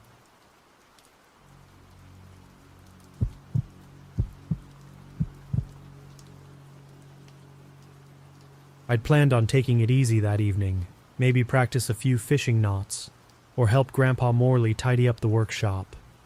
Instead, a couple of friends, Ray and Kelsey, coaxed me into one last round of our favorite hide-and-seek style game. It was something we'd concocted years ago, chasing each other through every nook and cranny of the Appalachians behind Grandpa's homestead. Funny how you can grow up around these hills and still feel like you've barely scratched the surface of what's out there. The house sits at the base of a ridge that rises into dense hardwood forests. Grandpa always said the land has its own memory, that every gust of wind and snap of twigs might be a signal if you listen closely enough. I laughed it off whenever he got too mystical, but tonight I was starting to see where he might have been coming from. The three of us were in the yard, the western sky burning orange where the sun dropped behind the ridgeline. Kelsey decided she'd be it this time, so Ray and I scampered toward the slope. We both had camouflage jackets, more fashion statement than functional gear, but I like to think it helped us blend in. The plan was to outsmart Kelsey by moving uphill. She'd never guess we'd take the steeper path. Or so we thought. We crested that slope, and the first thing I noticed was how quiet the forest had become. Usually this time of evening, you can hear crickets winding up for their nighttime chorus, maybe an owl calling in the distance. That night, it felt like everything paused, waiting.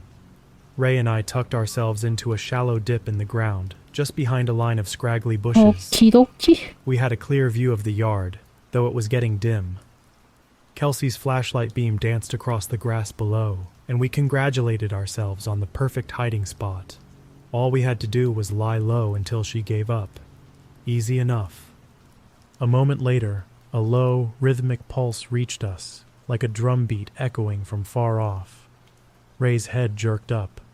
I glanced at him, wondering if he felt it too, that buzzing in the pit of my stomach. Drums in this part of the mountains? Maybe a local gathering, though it made zero sense for it to suddenly start after dusk. The sound grew. The beat became something more than a lone drum, chanting or singing. Sketch for this one is done. And accompanying everything, a melody that shouldn't fit any of it. A high, keening note, also send reminiscent it to of them. bagpipes. That unexpected note stirred something protective in me, Message. like I needed to stand up and figure out who was out there. Except, stepping forward was the last thing I wanted to do.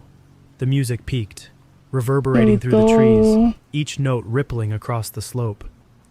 Ray and I, we just stared at each other, neither wanting to speak out loud. Even whispering felt too risky, as if we'd draw unwanted attention.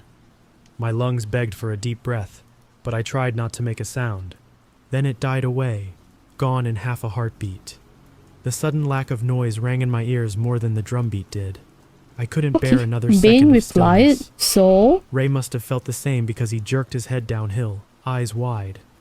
We both sprang up. I will finalize the layers for that one. Gravity did half the work, sending us skidding down faster than we intended. And then rig it The up. root snagged Ray's foot, nearly toppling him. Finish things I grabbed one his by one. sleeve, That's how and I we do. both regained balance long enough to I'm lurch far down into from the any yard. form of Kelsey animal didn't expert, need but an if I had to take a explanation. guess based She on stood image frozen near the comparisons, I house's think she floodlight, mostly face pale with resembles a confusion. Carolina Grandpa dog. stepped onto the porch, an old lantern in one hand, Let me check it out. eyebrows knit.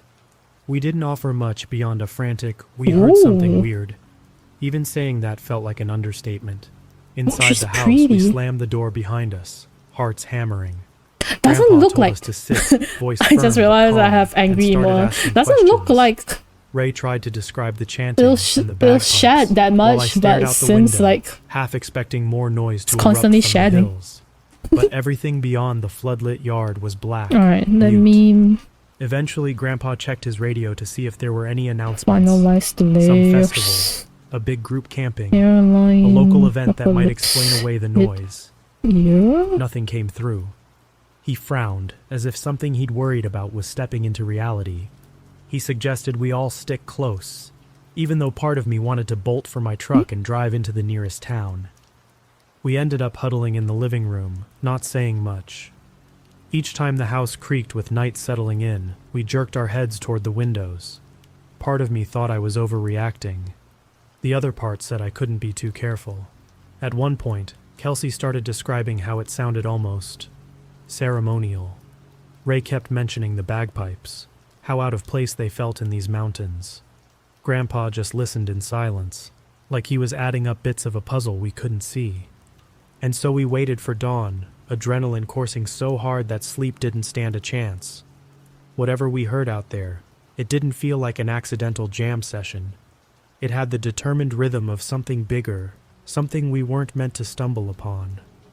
I glanced through the window one more Alrighty. time, across that slope where the silhouette of bare branches seemed to watch us back. The night had only just begun, and I was afraid it wasn't done revealing whatever secrets lay in those woods. Morning light had a way of making the previous night feel Reading. like a fever dream. But when I opened my eyes, the knot in my gut told me it wasn't Just just, in time an for Joe, overactive indeed. imagination. Ray was already awake, pacing in front of the fireplace. Kelsey sipped coffee at the window, staring off at the slope where we'd heard that eerie music. The house felt tense, like we were all braced for whatever might come next. Grandpa Morley was digging through his old field notebooks, scattering them across the kitchen table. He murmured to himself as he flipped pages, sometimes tapping a map he'd pinned down with an empty coffee cup. Finally, he called us over. This area right here, he pointed at a forested patch just beyond the ridge. I've heard stories about folks finding strange footprints, hearing unexplainable sounds. Never had solid proof, but no shortage of rumors. Ray wanted answers. He kept talking about how that chanting still echoed in his ears. Kelsey looked as though she wanted to crawl under a blanket and forget everything.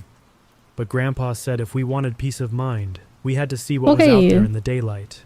I wasn't exactly I will be thrilled, mostly but blocking the curiosity screen. gnawed at me. The only way to settle my nerves was to confront whatever was lurking in those trees. We Oops. followed the same path as the night before, only this time, sunbeams cut through the canopy. What am I doing? The forest felt awake now, birds calling overhead, the smell of wet leaves underfoot. My boots squelched in the soft soil. About 20 minutes in, we spotted footprints in the mud near an old game trail. More than one set, too. Some were big enough that I wondered if a whole group had come through. Kelsey knelt down, tracing the edges with her fingertips. She didn't say a word, but her expression told me she was unsettled. Okay. As we pressed deeper, So- a low clearing opened up. In the center were stones stacked in a wide circle. The ground was littered with scorched branches, as if a fire had burned there recently. I kicked at a pile of ash, uncovering what might have been animal bones. Nearby, Ray found shredded fabric snagged on a sharp branch, checkered like tartan. The breath caught in my throat. Bagpipes, a Scottish pattern, and those drum rhythms. None of it added up, but it sure felt connected. Before we could piece things together, that same beat thrummed in the distance. All three of us froze, and every nerve I had went on high alert. The chanting returned, and with it came a deeper, resonating drum beat that rattled through the trees. We ducked behind an uprooted trunk, peering over as shadows flickered beyond the bushes. I saw multiple figures moving, at least 5 or 6, too many to count accurately.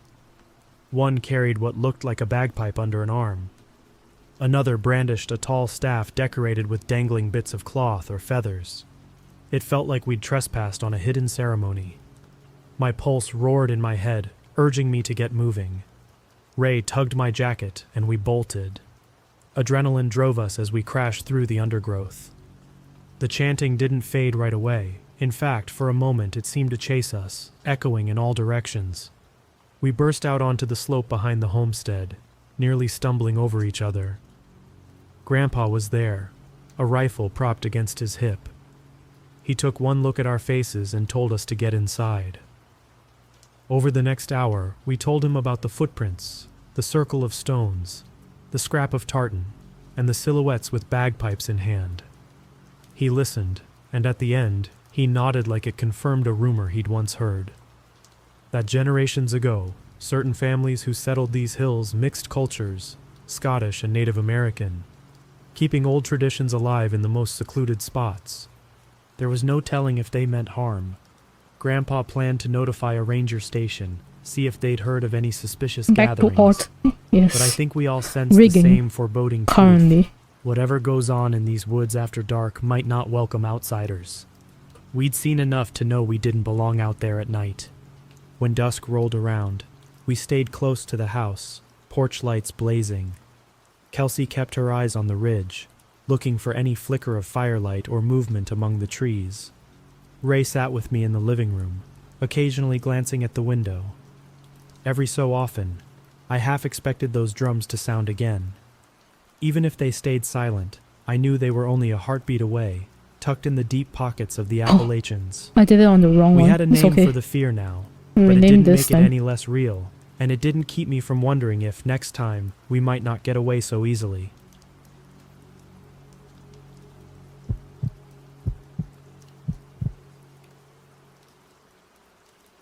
I've always said these Appalachian mountains were in my bloodstream, a legacy from my grandfather in Boone County, West Virginia. Every time I roll down the highway and see those steep ridges rising in the distance, something inside me sparks to life, like part of me recognizes home. This time, though, that welcome feeling came bundled with an unsettling undercurrent I couldn't quite explain. The plan was I have a simple basic understanding of what that means. Assuming it's similar to rigging video game characters, put simply, you're making it move the way it's supposed to, right? Yes. I'd done cross-country treks before. Rigging it just means I'm making it move. The first few hours or making it be able to move. I got pulled over in Ohio for a busted headlight, and even though the trooper was polite, so my nerves it's like the rest of the you know, night. the car model that I'm using, she's moving, right? She's basically moving when I'm every moving. Shuffle of footsteps outside made me That's sit what up I'm and peer doing into the to dark. these. Eventually, I dozed off, but it was a half-baked sort of sleep that left me feeling ragged. By mid-morning, I was back on the road, cutting through these Pennsylvania characters and that I'm drinking in making the misty peaks off in the of distance. other people's characters. Something about those valleys always puts me on edge and at ease all at once, like I belong there, but I also know the land can turn dangerous without warning. The hours ticked by, traffic thickened, and soon I was in the sprawling chaos of New York City. After a painful search for parking, I finally spotted my friend. She hopped into my cramped PT Cruiser, and I was eager to leave the city behind. There's a hyper-awareness that creeps in when I'm stuck in that much congestion. Too many headlights, too many people, and not enough personal space. We were both relieved to point the car west again. Darkness wasn't far off by the time we made decent progress. We'd agreed to pull into a large store parking lot somewhere in western Pennsylvania for the night. Somewhere bright enough and busy enough that we wouldn't feel vulnerable. That's where things started getting weird. I rolled into a Walmart lot that was mostly empty except for a handful of cars clustered near the entrance. But parked a little too far out were two vehicles that gave me a sour feeling. Dark-tinted windows, engines idling like they were waiting on something. I tried to wave off my own paranoia, but every time I glanced over, one of the cars seemed to shift closer. My friend noticed it too. She nudged my arm and whispered, "Is it just me, or are they edging toward us?" Her voice was shaky, and it confirmed I wasn't imagining things. I felt tension coil in my gut. We decided to bail. No point in testing our luck. Neither of us wanted to be cornered by strangers in the middle of the night. Pulling out of that lot, I could feel my hands clenching the steering wheel. Driving away eased the pressure only slightly. The next rest stop we aimed for was tucked between shadowy ridges, nearly deserted. My headlights swept over scattered parking spots, and there in the corner was a white Jeep. Newish model, tinted windows, not a soul in sight around it. In the back of my head, I was screaming at myself that I was just being jittery, but I couldn't shake the thought. What if it followed us from the lot? It seemed too coincidental. My friend leaned forward, trying to see if anyone was inside, and that quiet question hung in the air. Could it be the same one? We didn't linger long enough to find out. I swung the car around and got back on the highway, half expecting the Jeep's headlights to pop up in my mirror. For a while, it was just darkness and winding roads, the trees crowding in on either side. My friend and I didn't talk much. We were both in our own heads. Every distant glimmer of lights behind us made my muscles tighten. A few times I caught myself speeding, pushing my old PT Cruiser harder than I should have, just wanting to be around other people, bright lights, safety. Maybe it was overblown fear, or maybe not. Eventually we spotted another big box store off the highway, a place that was open all night. We drifted into the lot, found a spot neither too hidden nor too exposed, and tried to settle in. My friend reclined her seat, fiddling with her phone, and I leaned against the door, letting my eyes close. The adrenaline buzz was fading, replaced by sheer exhaustion. The plan was simple: get some rest, wake up, and push on at dawn. That's all we needed, right? But a nagging alarm kept sounding in the back of my mind. I couldn't help imagining a set of headlights rolling in beside us again. I'd always prided myself on having good instincts, especially on the road, and something was shouting at me to stay alert. Maybe the night was messing with my head, maybe it was the mountain air, but I couldn't settle. I just kept checking the rearview mirror and scanning the corners of the lot, half conscious, waiting for a sign that everything was about to unravel. Looking back, I should have known I wasn't going to get a peaceful rest. The real trouble was just around the corner, and a part of me sensed it even then. The mountains have a way of holding secrets close, and that night, it felt like I was driving straight into one. I'd been through my fair share of late-night drives, but none that left me quite this tense. We'd found another big parking lot, a large store glowing in the distance like some lifeline, and I figured we could finally try to rest. My friend was nodding off in the passenger seat, leaning her head against the window. My eyes felt heavy, but every time I let them close, I'd jolt awake at the faintest hint of movement in my mirrors. At first, the lot seemed almost peaceful, only a smattering of cars, plenty of overhead lights, and the steady hum of night shift employees hauling carts around. I tried to tell myself we'd been imagining things earlier, that those suspicious vehicles were just random folks passing through.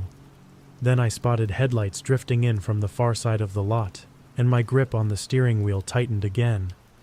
A white Jeep Compass glided across the asphalt and parked right next to us. There were at least a dozen other open spaces, so why pick the one so close? I glanced to my left, and there he was, the same driver who'd been lingering in my memory, like a fleeting shadow I couldn't quite get rid of. He was young but worn somehow, his gaze heavy and unflinching. A cold energy rolled off him, making my nerves flare. Part of me wanted to brush it off, assume I was just stuck in my own fears, but the longer we locked eyes, the more certain I became that this wasn't random. My friend must have sensed it too. She snapped awake, following my stare. I heard her mutter something like, "Not again," and that was all the push I needed. I cranked the ignition, yanked the gear shift into drive, and tore out of there. The wheels squealed, echoing across the mostly empty lot. I almost expected the Jeep to remain behind, some bizarre coincidence put to rest. Instead, the headlights came to life and stuck to our bumper. I felt a jolt of adrenaline rush through my limbs as I realized we were being followed yet again. The highway ramp was up ahead, and I gunned it, hoping I could leave him behind in the open stretches of road. But once I merged, those lights were still there, unwavering. Mile after mile, I tried to ignore the tightness in my chest, the nagging thought that I'd let this go too far. Yet I couldn't slow down, not with that Jeep trailing me like it was locked on. Ahead, the mountains rose against the sky, dark silhouettes capped by faint moonlight. We thundered onto an exit, hoping to lose him in the twists and turns of back roads. My friend pulled out her phone, trying to chart a route that might confuse any pursuer. We zigzagged through narrow highways, winding through steep valleys and lonely clusters of trees, the path weaving in a dizzying snake-like pattern. Each time I dared glance back, those headlights burned in the darkness, unshaken by the hairpin curves. Exhaustion gnawed at me, and I wondered how long we could keep this up without making a critical mistake. The roads were almost deserted, lined with battered guardrails and the endless silhouettes of sloping ridges. Everything in me wanted to stop, to catch a moment's calm, but my instincts hollered that would be a terrible idea with this creep hanging on our tail. Then, in a flash of brilliance or desperation, I'm still not sure which, I yanked the wheel onto a hidden side road. The Jeep sped past our turn, its taillights flaring red as it tried to brake too late. A wave of relief washed over me when I realized we might have slipped his grasp. I continued down this narrow road until we reached an aging wooden sign pointing to a smaller town. Streetlights became more frequent. The black outline of the mountains gave way to a dimly lit main street, and for the first time in hours, I let myself breathe. A fast food place, maybe the only one open that early, glowed at the edge of the road. We pulled in, found a spot between work trucks and local cars. The safety of other humans moving around was enough to let the tension in my muscles ease a bit. My friend and I were so drained, we just collapsed against the seats, windows still rolled up tight. After so many panicked miles, the distant hum of a drive-through speaker and the smell of stale French fries felt like a blessing. When the sun finally started creeping over the ragged skyline of mountains, I stirred. My neck ached from sleeping at a weird angle. Outside, life was picking up, people stepping in and out, an elderly couple walking their dog along the sidewalk. No white Jeep in sight. You'd think I would have been relieved, but an odd sense of dread tugged at me. Had we really lost him, or was he just biding his time? I checked my phone, half expecting messages from family asking where I was, but it stayed eerily silent. The air felt thick with unresolved tension. My friend and I ordered some breakfast, greasy but hot, just to ground ourselves in something normal.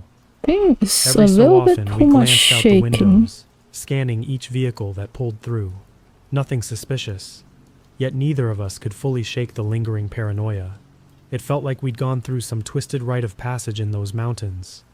By the time we climbed back into the car, the morning sunlight was streaming in, almost too bright against the tiredness in our faces. A part of me wished we could head straight home without another break, but I knew I had to keep an eye out for that Jeep, as though it might materialize again. The realization was chilling. A simple trip to help a friend had morphed into this frantic late-night chase. Okay, sure, perhaps... maybe we were both wound too tight.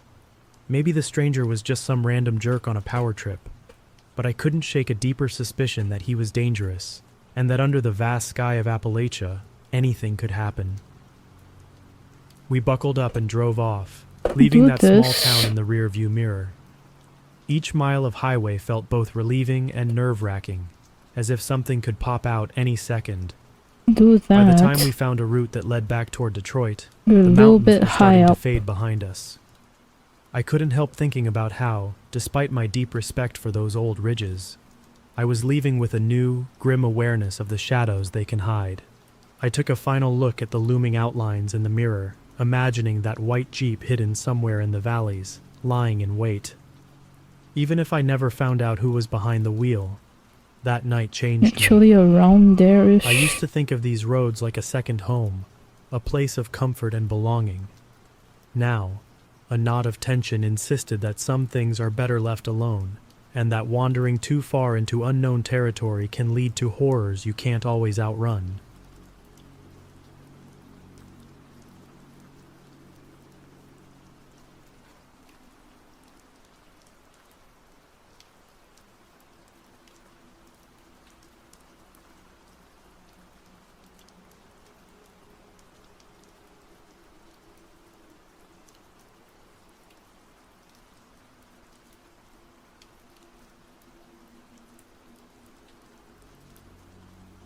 perhaps.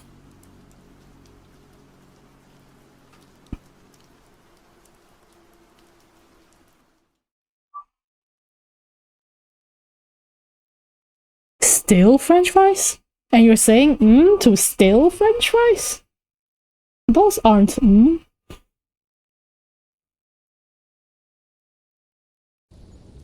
Those don't sound yummy.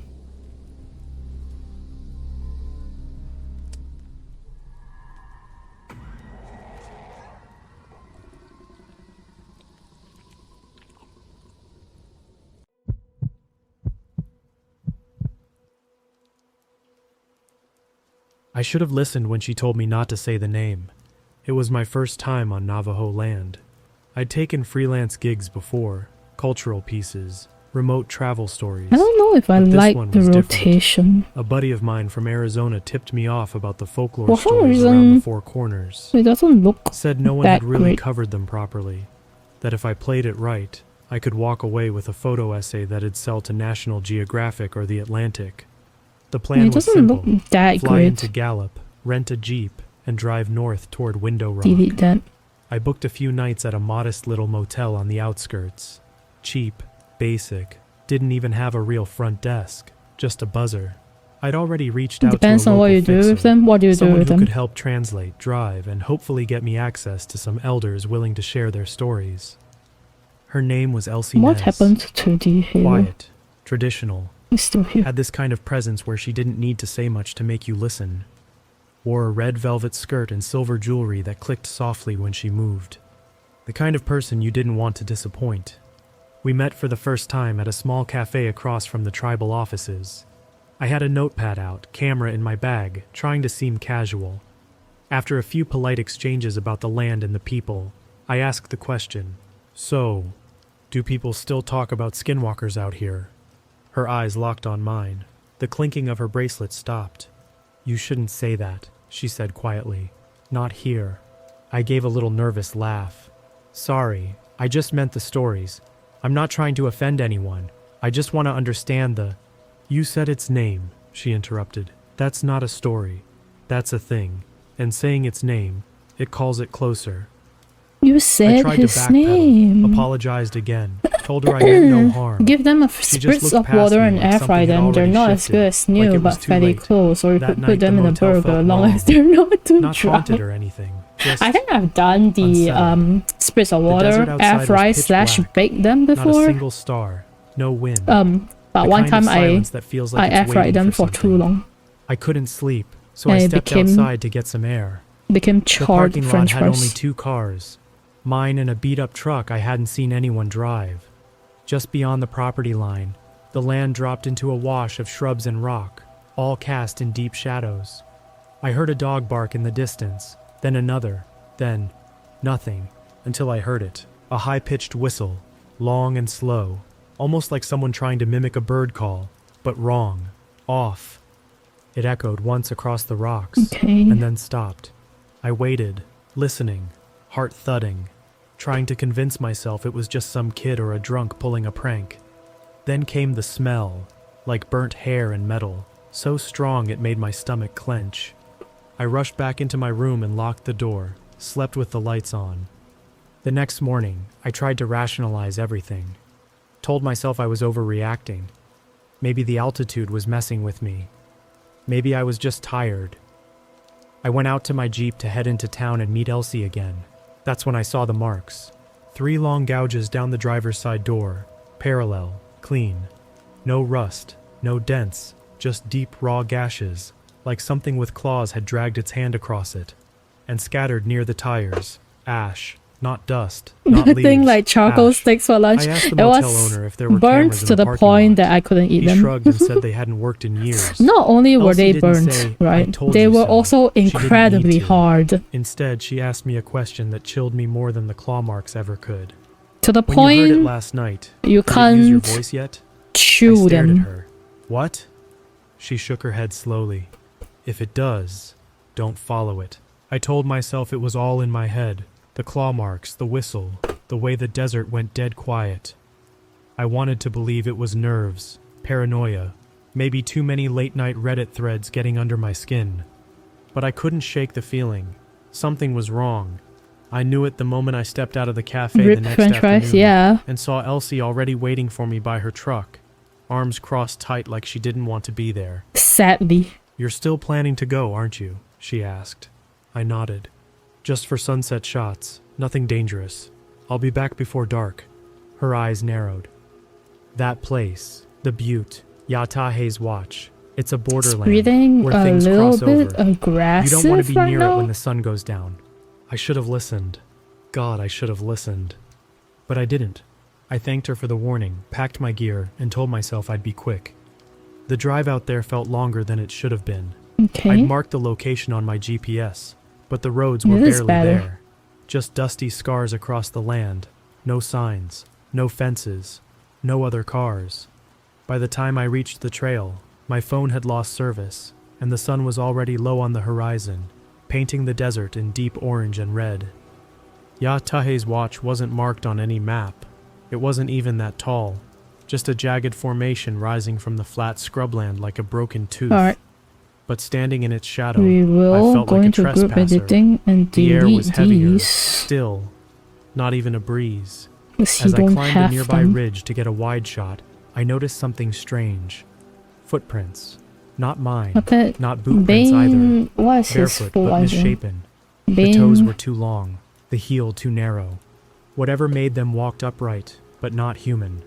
The path forked near a row of boulders stacked in unnatural ways, balanced, twisted, like figures mid-scream. I lifted my camera to snap a few shots, and that's when I heard it again. Whistling, same tone, same eerie mimic of a bird call, but this time, closer. I turned, expecting to see someone, anyone, but there was only desert. And then I saw it. Atop the butte, maybe 40 feet up, a shape crouched against the last light of day. Humanoid, thin, unnaturally thin, its skin the color of bleached bone. It wasn't wearing clothes, just folds of flesh pulled tight like it had been starved for years. Its head, it wasn't right. Deer-like at first. Long snout, antlers. But then it twitched, glitched, and the antlers twisted back into its skull. Its jaw unhinged, and it opened its mouth, and my voice came out. "Help, hey, I'm up here." I dropped my camera. The creature smiled. That's the only way I can describe what it did. Its lips didn't move, but its eyes squinted just enough to convey pure malice. Then it began crawling down the rocks, fast, jerky, silent, like a video skipping frames. I ran. I didn't look back. I just ran. Down the ridge, across the flats, through the brush and stones that seemed different now, like the landscape had shifted. We'll find a place to put it. Every few steps I thought I saw movement behind me, a shadow to my left, a blur to my right. The things At one point I heard Elsie's voice clear as day. "Tyler, come back. You're going the wrong way." I stopped. Her voice came from just past a cluster of rocks ahead. But I knew. She had no idea I was even out here. She hadn't followed me. I turned and sprinted the other way. But it didn't matter. The trail was gone. The Jeep was gone. I was surrounded by unfamiliar formations. Half-buried wood poles marked with symbols I didn't recognize. I can put this one around here. I found a tree that hadn't been there before. Its bark blackened like it had been struck by lightning. And at its base, I found a dead coyote split open, its organs removed and arranged in a perfect circle around its body. Something was playing with me, leading me in circles.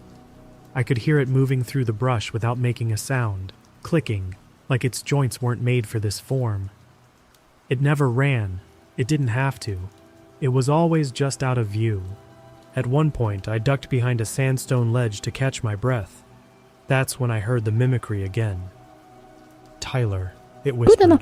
My name, in my own voice, spoken just inches from my ear. I screamed and scrambled up the rock, cutting my hands open on the stone. I don't even remember how long I ran after that. Time didn't feel real. I just know I ended up collapsing near the road, just as the horizon started to brighten. I must have made it through the night. Barely. And through the entire ordeal, I never got a single clear photo. My memory card, so close, corrupted. Yes, very close. My backup, blank. Only thing I had left was a photo from earlier that day, a self-timer shot near the butte. But when I opened it later, I wasn't alone in the picture. In the background, blurred but unmistakable, was a shape crouched behind a rock, watching me. I don't remember how I made it back to Elsie's place, just flashes. My boots caked in blood, my voice hoarse from screaming. Every time I blinked, I saw that thing, wearing my face, grinning with teeth too wide and too sharp, crawling low through the desert scrub like it belonged to the ground. When I finally stumbled into her yard, the sun was barely cresting the hills. Her dogs were barking like mad, foaming, snarling, backing away from me. Elsie stepped out onto the porch, eyes wide. You looked at it, she said. Not a question, a statement. I collapsed right there in the dirt. She didn't ask for details. She didn't want them. By that afternoon, her cousin Thomas and an old medicine man named Yazzie had arrived, carrying bundles of sage, cornmeal, and something I didn't recognize. Black shards of obsidian wrapped in red cloth. I could barely sit upright. I was dehydrated, shaking. But I understood one thing. We were running out of time.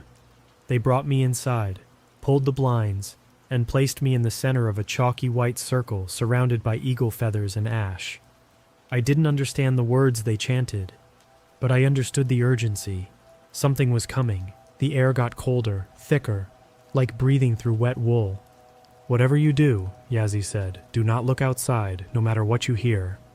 At first there was nothing. Just the low rhythm of the chanting, the crackle of burning sage. Then the smell hit.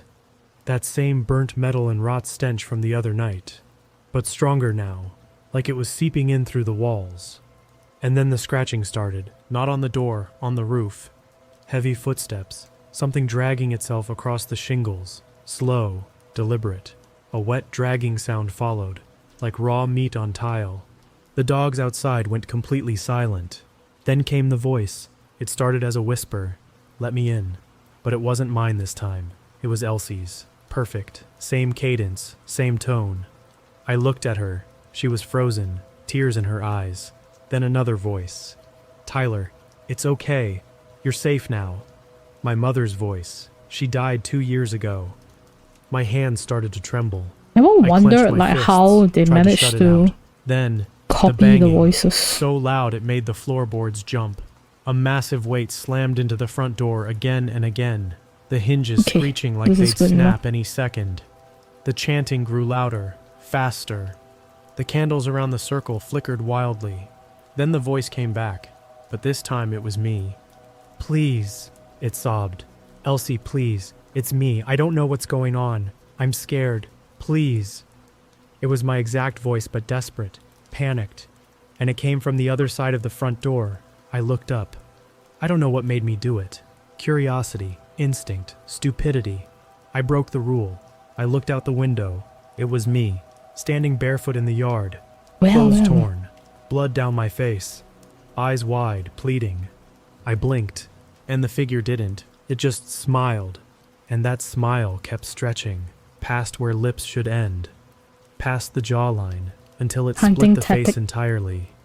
Then it dropped to all fours and skittered toward the house like an insect. Creepy. I screamed, fell backward into the circle.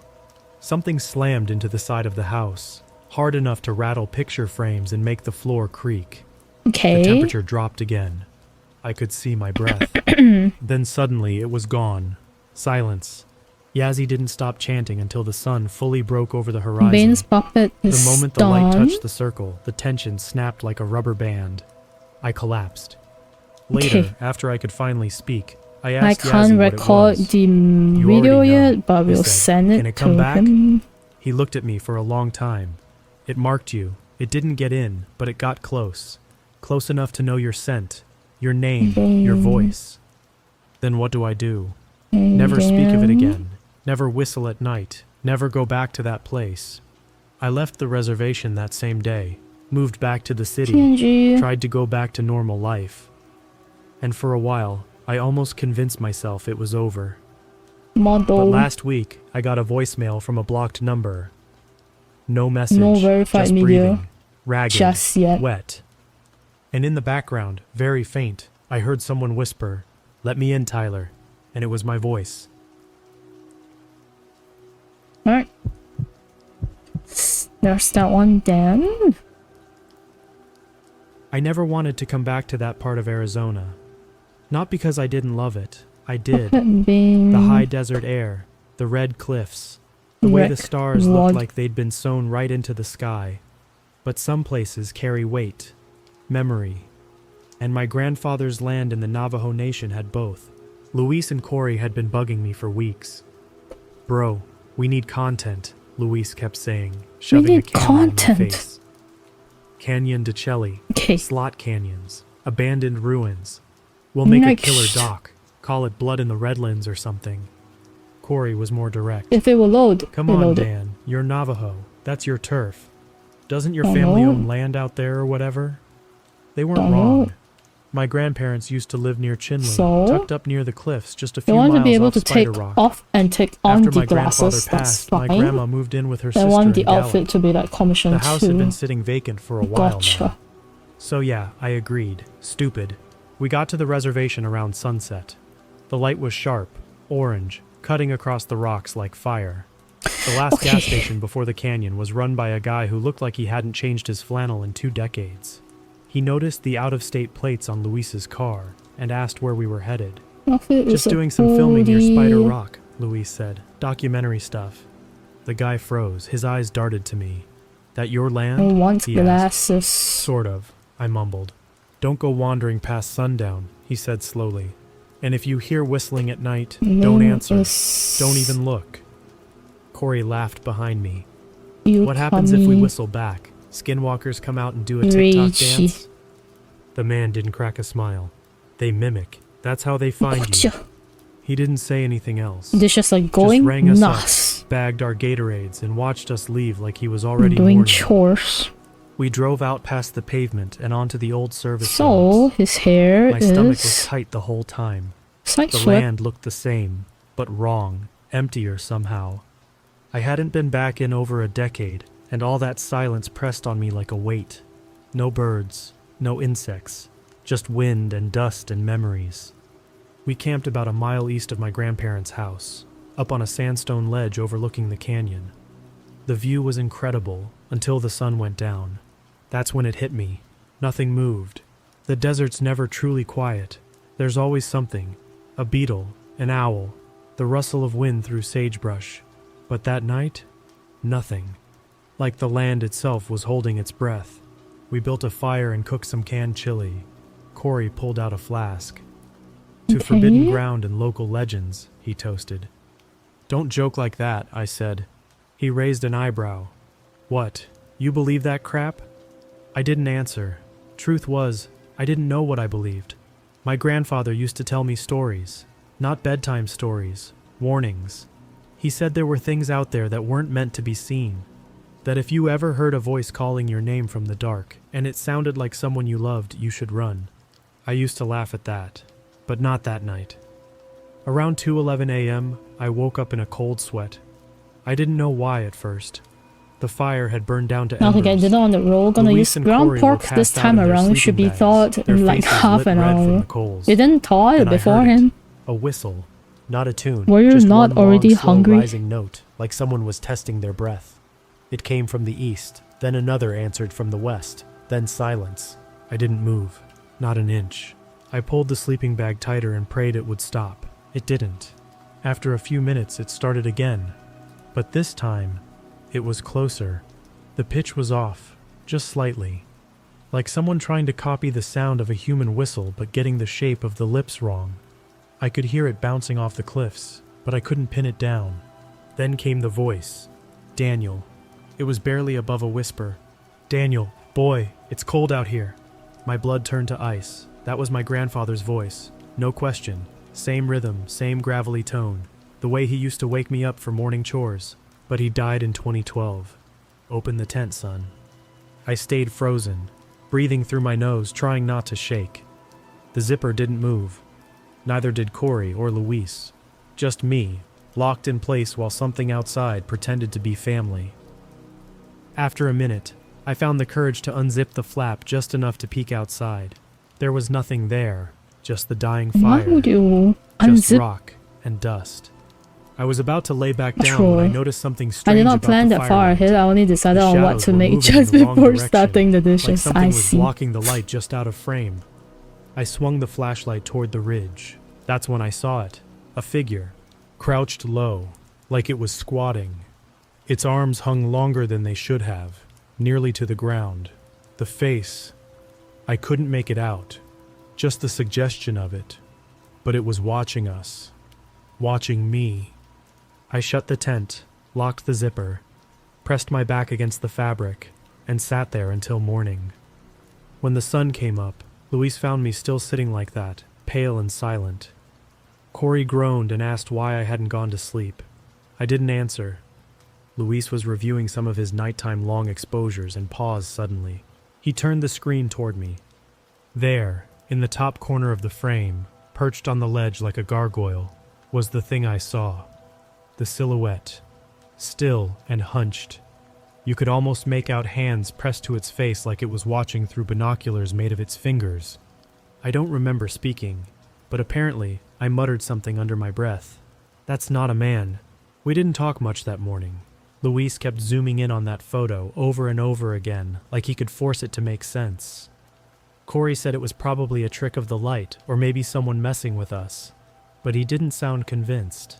Not really. I told them we needed to leave. I'm serious, I said. Something's wrong. This isn't a joke. Corey rolled his eyes. Dude, you're just freaked out because you saw a shadow. Come on. You've been telling us spooky stories since we got here. Now you're buying into them. Luis didn't say anything. He just kept staring at the screen. We moved camp anyway. Packed everything in silence. Drove another few miles down into a shallow canyon and pitched our tents near an old dry riverbed, out of sight from the cliffs. I didn't tell them why I picked that spot. I just knew it was far from where we saw that thing.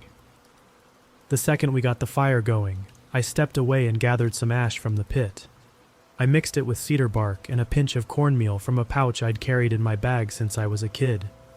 My grandmother used to do this when I was sick or scared, marking circles around beds, doorways, windows, a barrier, a prayer. Corey Welcome back me to from your his desk. camping chair. What the hell are you doing now? Don't break this, I said, drawing the circle carefully around the tent.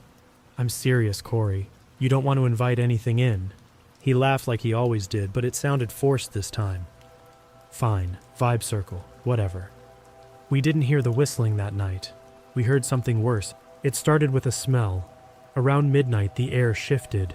It was cold already, but this was something different, like opening a freezer and getting hit in the face with spoiled meat. Rotten, wet fur. It came in waves. Then came the noise, scratching. It was faint, barely there, but distinct, like claws against fabric. It moved around the tent slowly. I held my breath. Corey was silent too. Then it sniffed. I swear to God. It sniffed the tent wall, right next to my head. Long, heavy breaths, like it was tasting our scent. I didn't move. Neither did Corey. A moment passed, then another. Then I heard Luis whisper from his side of the tent. Guys, there's someone out there. They're looking at me. He sounded choked, afraid in a way I'd never heard before. I started to unzip the tent just a little, just enough to peek out, but something beat me to it. A shadow passed across the mesh. A shape, upright but bent. Its hands dragged across the fabric as it moved, slow and deliberate. Its fingers were too long. I backed away and grabbed my flashlight. The second I turned it on, everything stopped. No wind, no movement, no sound. Then from the tree line, just past the fire, came a voice. Danny, boy. I felt every hair on my body stand up. It wasn't my grandfather this time. It was me. My voice, but wrong, hollow, like someone had recorded it and played it back through broken speakers.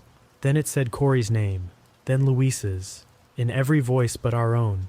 Luis, come see. You're not scared, are you? The voice laughed. I turned to Luis. He was pale, sweating, gripping his camera like a weapon. I saw it, he said. It was wearing my face. What? In the trees, just standing there. I saw its eyes. It smiled like me, Dan. But the mouth, it went too far. Corey snapped. Okay, enough of this. This is ridiculous. We're sitting here scared of the woods like kids. I'm gonna take a piss and come back, and you two better have grown a pair. Don't leave the circle, I said quickly. Corey, don't break the circle. But he was already stepping through it. He muttered something about not being afraid of ghost stories and vanished into the dark. I wanted that's to scream. how you die. I wanted to grab him and pull him back, but I didn't. The second he stepped out, the fire flickered. Then we heard it, running. Not human running, animalistic, too fast, circling. Luis gripped my arm. Do you hear that? Corey came back into view. Pale, wide-eyed, frozen. I think something's out there, he said, barely above a whisper. I felt it watching me. Then we heard a dry, rattling breath just behind him. I aimed the flashlight, and what we saw did not belong to this world. A figure hunched low, crawling fast on all fours, but the joints bent the wrong way, like a puppet with broken strings. Its back arched unnaturally, spine visible through its mottled skin. And when it stopped and stood, it unfolded like a spider standing upright. It had a face, a stretched, leathery face. But it was wearing it, not owning it. Sewn around its own twisted features. It smiled, and then it spoke in Luis's voice. Come on, man, it's just a joke.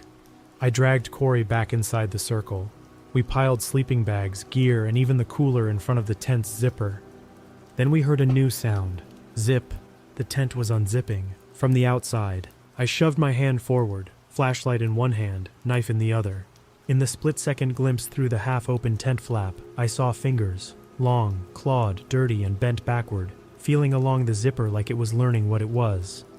Then Luis screamed. Not inside the tent. Outside, we burst out. But he was gone. Just gone. No struggle, no blood, no noise. Just his camera lying on the dirt, still recording. Corey picked it up with shaking hands. We watched the footage right there, using the back screen. It showed Luis sitting alone, looking toward the trees.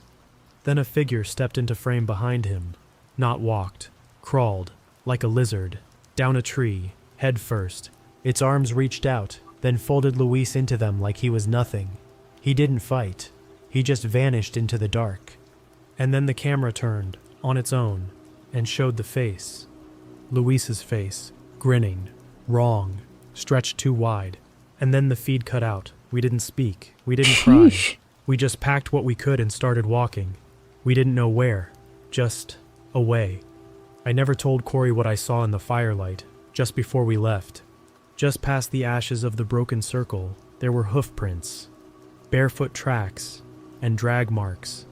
And written in the ash, in crooked block letters, let us in. We didn't stop walking until the sun came up. No sleep, no food, no plan.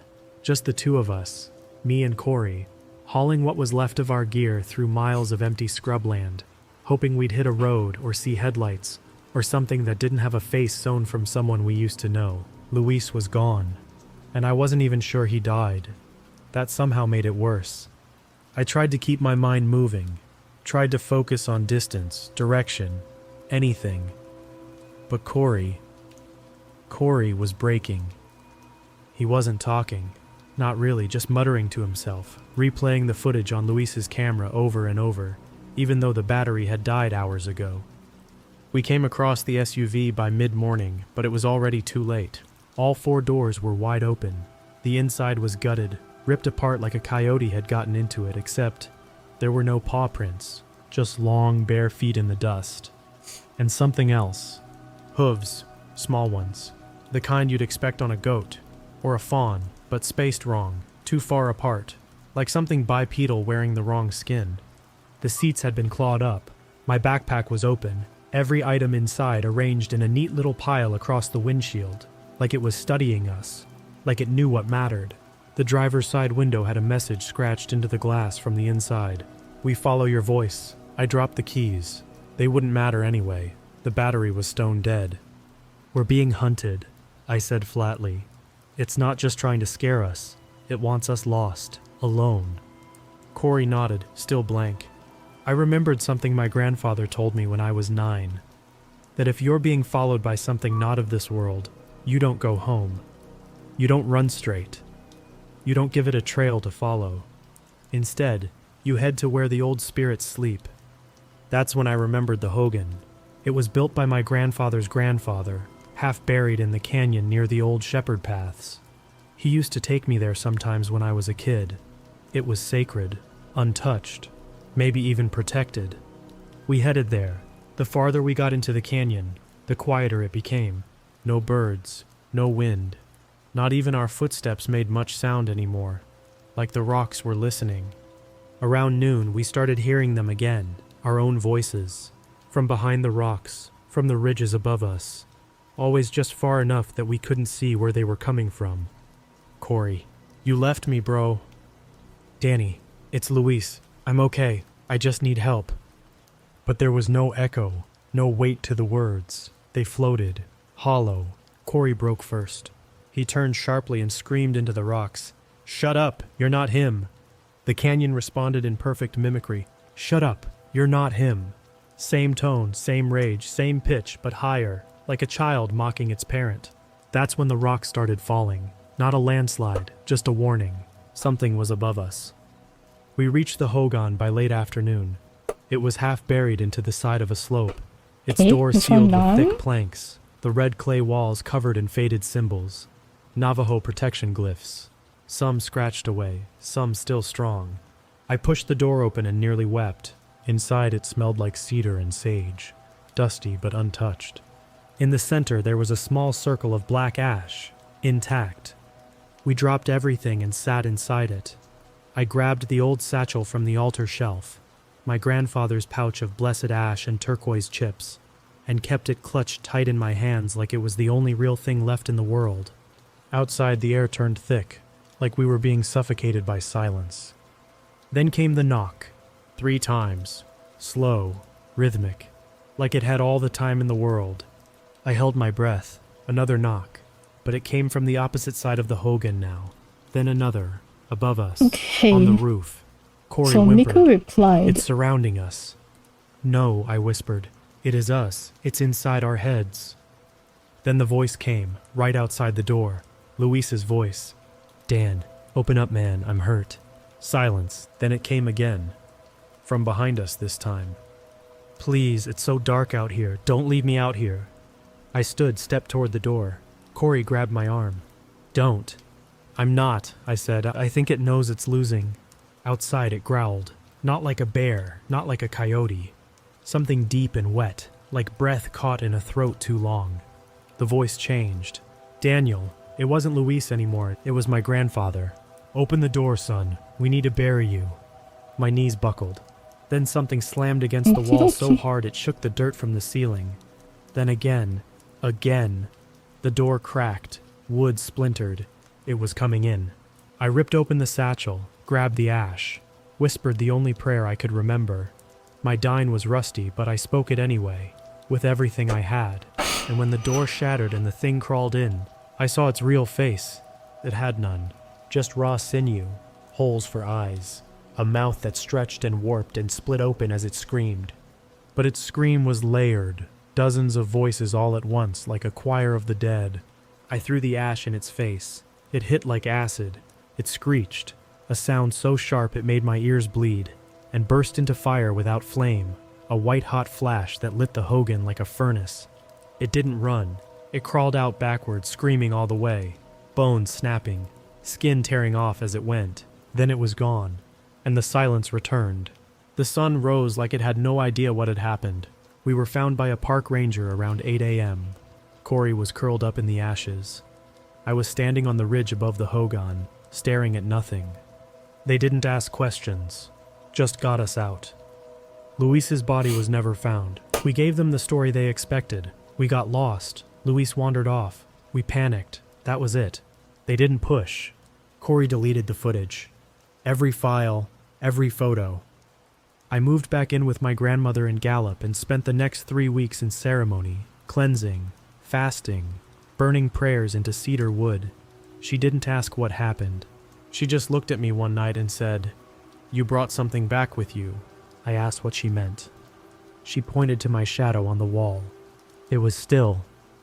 Even when I moved, some things don't just wear your skin. They wear your voice, your memories, and if you're not careful, they wear you.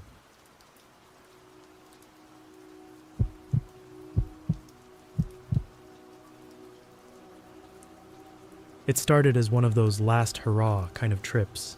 We were all about to drift into different corners of adulthood. Marcos was moving to Portland for work. Trey had just proposed to his girlfriend. And I guess I just didn't want to be left behind. So when I found that old field journal in my uncle's things, dirt-stained leather cover, filled with yellowed pages and half-erased warnings, I suggested a camping trip out near the border of the Navajo Nation, somewhere remote, somewhere real. I should have just thrown that journal away. Uncle Ray was a ranger back in the early 2000s. He disappeared in 2003 while on a solo backcountry patrol. They never found him, just his truck, parked near a canyon that no longer had a name. The journal was tucked beneath the driver's seat in a plastic bag labeled, "Do not open here." Naturally, I opened it. There was a hand-drawn map, charcoal-sketched arrows leading toward what he called the Hollow. Beneath one line of scribbles he wrote, "They mimic. Stay quiet. Don't say names after dark." I told the guys it was just some forgotten slot canyon near Kayenta, perfect for off-grid camping. Trey was all for it. Marcos was hesitant, but he'd always been the voice of reason we ignored. We loaded up the car and headed out early Friday morning. It was hot by the time we hit Tuba City, and I remember the air starting to feel thick, not warm, thick, like trying to breathe through wet cotton. I didn't say anything, didn't want to start the trip off weird. We stopped at this tiny gas station that looked like it hadn't been updated since 1987. I went inside to grab a few more waters, and this old dine woman at the register watched me like I'd just dragged dirt into her soul. She didn't speak until I handed her a 20. "You boys going into those canyons?" she asked. I paused. "Yeah, planning to camp for a night or two." She didn't take the money. Instead, she reached under the counter and handed me a little pouch tied with red yarn. I opened it and caught the scent of sage and something sweet, juniper maybe. It was warm in my hand, like it had just come from the sun. "You leave this at your tent entrance," she said. "And don't say names when the moon rises, not even your own." I laughed a little. "What happens if we do?" She didn't smile. "They'll wear your skin to find you." I left the 20 on the counter and got the hell out. We drove another hour down the back roads, passing nothing but dust, rock, and silence. Eventually, even the GPS tapped out, leaving us with the hand-sketched directions from Ray's journal. We followed an old service road and found a dry riverbed, the kind you'd miss if you blinked. That was our turnoff. The canyon walls opened like jaws, reddish-orange stone looming on both sides. I swear the shadows in that place moved before the sun did. Marcos kept glancing behind us like he expected something to crawl out of the rocks. Trey just played music and rolled a joint. We reached a flat clearing beside a low cliff face. No trees, no wind, no noise. That kind of dead silence you only hear in the desert when every animal knows not to make a sound. We set up camp anyway. Trey found some old petroglyphs carved into the canyon wall. He snapped pictures and joked about summoning desert demons. Marcos was quiet, nervously checking his phone even though it had no signal. I didn't mention that the canyon wasn't on any recent maps, just Ray's journal. By sundown, the stillness had become wrong, like the world was holding its breath. We were sitting by the fire, passing the bottle, when we heard the first whistle, sharp and short, like someone trying to get our attention from the rocks above. We all looked up at once. There was nothing there. A few minutes later, Marcos swore he saw a figure watching us from the ridge, a man crouched low, but with a face that looked stretched, too long, and sharp like a snout. We laughed it off, said he was just spooked. Then the coyotes started howling, but it didn't sound right. It wasn't in the distance like usual. It was close, too close. One call was behind us. The reply came from the opposite direction, maybe 30 feet away. No movement, no glowing eyes, just sound, perfect mimicry. It all went quiet by midnight. I woke up sometime later, must have been 3 in the morning, to the sound of clicking. Light, rhythmic, like fingernails tapping on rock. It circled the tent once, then again. I held my breath and listened. Trey and Marcos were out cold. Then something pressed against the fabric of the tent right next to me. I didn't move. I didn't make a sound. The imprint stayed there for 5, maybe 10 seconds. Human. but too large, fingers too long, 6 of them. And then it was gone. I didn't sleep the rest of the night. When the sun finally started to rise, we unzipped the tent, and that's when we saw it. A perfect ring of dead birds surrounded our camp. Dozens of them. Sparrows, wrens, even a hawk. Each one laid out beak out, all facing the tent. Their eyes were gone. We were packing up before coffee. I went to unlock the SUV and froze. There was a handprint on the back window, blood red, smudged, from the inside. We left the canyon as soon as the sun cleared the horizon. None of us said much. Marcos refused to look back. Trey tried to act like he wasn't rattled, but he kept shaking out his sleeves, like something might still be crawling under his skin. I drove, fast. The red handprint on the inside of the rear window was still there, even after I wiped it 3 times. It wouldn't come off, just smeared. The plan was simple: get to higher ground, find a signal, and call for help. But about 5 miles down the trail, the SUV started sputtering. The dashboard lights flickered, then the engine died completely. Just shut off. The battery was fine, fuel gauge was fine, but the key might as well have been a rock. Trey popped the hood, but nothing looked out of place. No signs of chewing, no leaks. It was like something had drained the car of life without touching a single wire. We didn't argue. We knew we couldn't stay. We grabbed our packs and started walking the road back the way we came, toward the last marked road we passed the day before. The temperature was rising fast, that kind of dry heat that cooks your skin from the inside out. The wind never came back. Just the sound of our boots crunching sand and our water sloshing in half-empty bottles. We'd been walking maybe 2 hours when Trey stopped dead in his tracks. "There's something up there," he said. I scanned the path ahead, nothing, just a ridge and a bend in the road.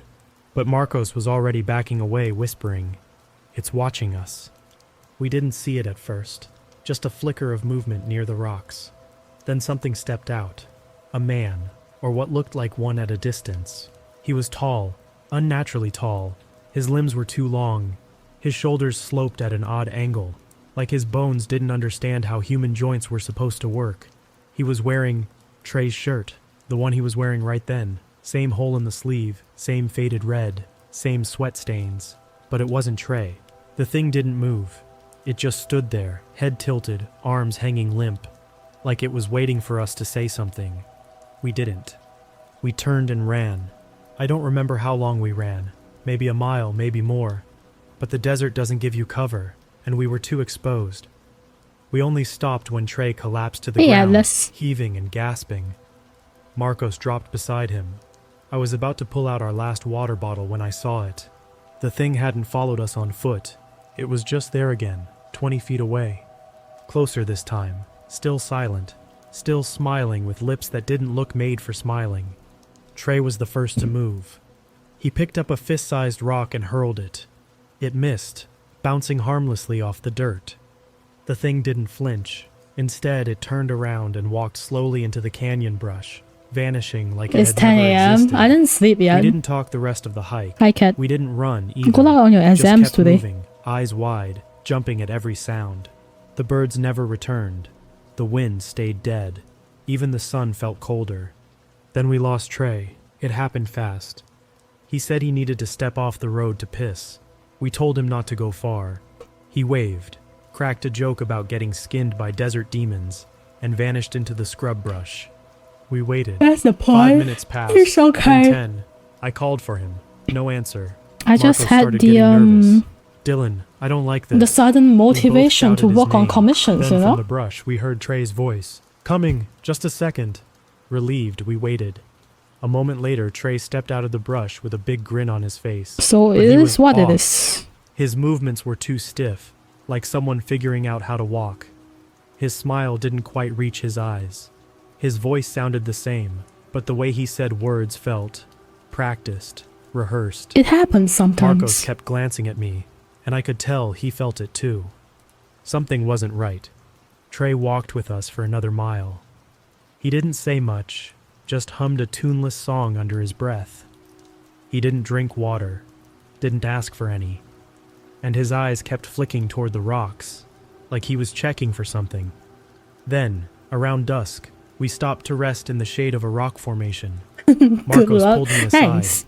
That's not Trey. I've made he pretty whispered. good progress. Look at his hands. I finished I did. the His sketch nails of were the cracked, 16 blackened like emotes, frostbite, and I finished and one he had puppet 6 model. fingers on his left hand. And now I'm working we on this turned to one. confront him, but Trey was gone again. As I'm at 1 Gone like p.m. vapor. and I still want more sleep. Then, Go back to from sleep. behind the rocks, It's we only heard 10 laughter. a.m. First Marcos's voice, then mine, then Trey's, all at once, all wrong. I don't remember drawing the flashlight from my pack. I just know that we turned and swung it at something moving too fast, too close. The flashlight hit hard, and the thing crumpled to the dirt. It looked like Trey, but as it twitched and hissed, its skin began to slough off, peeling in strips like bark. Beneath, the muscle was dark and webbed with thin white fibers, like roots. Its chest split open, not from injury, but intentionally, and inside were rows of jagged teeth. No throat, no bones, just endless gnashing. And through that open-mouthed chest it whispered, "You shouldn't have come here." We ran. The last thing I heard as we stumbled away through the dark was the thing laughing, using my voice.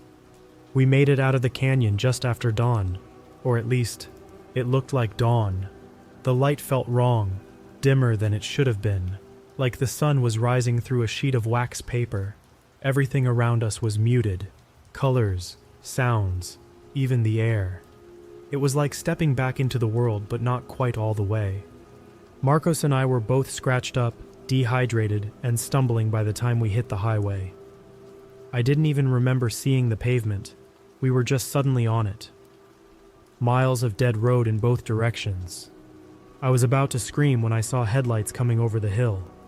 A tribal patrol officer found us. I barely remember what I said. I think I just kept repeating Trey's name. Marcos didn't speak at all. He just stared out into the desert, rocking slightly like something was still whispering in his ear. They took us to a small clinic in Tuba City. The nurse cleaned our wounds. No one asked too many questions.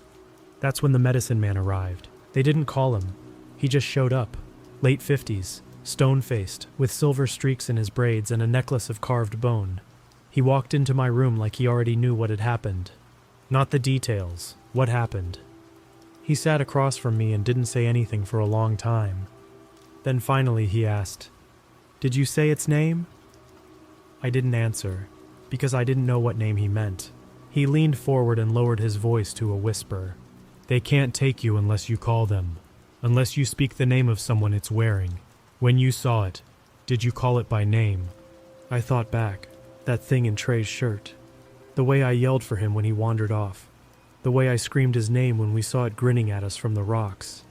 Yeah, I said his name, more than once. I nodded. The medicine man looked down. "Then it knows yours now." He performed a cleansing ritual that night, burning herbs, chanting, brushing me down with eagle feathers and ash. It should have felt comforting, but it didn't. Not really. It felt like trying to mop up a flood with paper towels. Like whatever I'd invited in wasn't something that could be swept away. He handed me a pouch of ash and said, "Keep this with you. You may have delayed it, but if it comes again, run. Don't speak. Don't even think in your own voice." That night, Marcos vanished from the motel. No struggle, no signs of forced entry. His shoes were by the door, untouched. His bed was still made, just gone. Only one thing was out of place. The bathroom mirror had something scratched into the glass. "You said my name." I checked out that morning and drove straight back to Phoenix. I didn't stop once. I didn't even listen to music, just white noise on the radio. I left the sage pouch in my lap the entire way. For a while things were quiet, weeks passed. I saw a therapist. I started writing down what happened. Told myself it was just trauma, a hallucination, some shared psychotic episode in the desert. But then the handprint came back. On the inside of my car window, same shape, same angle, same 6 fingers. That was 2 nights ago. Yesterday I got a text from Marcos's number. No words, just a video attachment. I shouldn't have opened it, but of course I did. The footage was shaky, like someone filming from chest height, walking slowly into a motel bathroom. The camera tilted up toward the mirror. What I saw in the reflection wasn't Marcos. It wasn't anyone. No face, Just a mess of stretched skin pulled tight over a skull, with black pits where the eyes should have been. It turned slowly and whispered in my voice, "Dylan." The video cut off. I haven't slept since. I keep hearing footsteps outside my apartment window, but every time I check, nothing's there. Just silence. The kind of silence I remember from the canyon. The kind that waits. I know what you're thinking, that it's in my head, that I'm spiraling. And I wish that were true. I really, really do. But just now, as I'm writing this, I heard something scratch the back of my front door, and a voice whispered, "Let me wear you." If you're reading this, don't go looking for the canyon. Don't read from journals that weren't meant for you. And if someone steps out of the dark wearing the face of your friend, don't speak, don't run. Just close your eyes and pray it hasn't learned your name yet.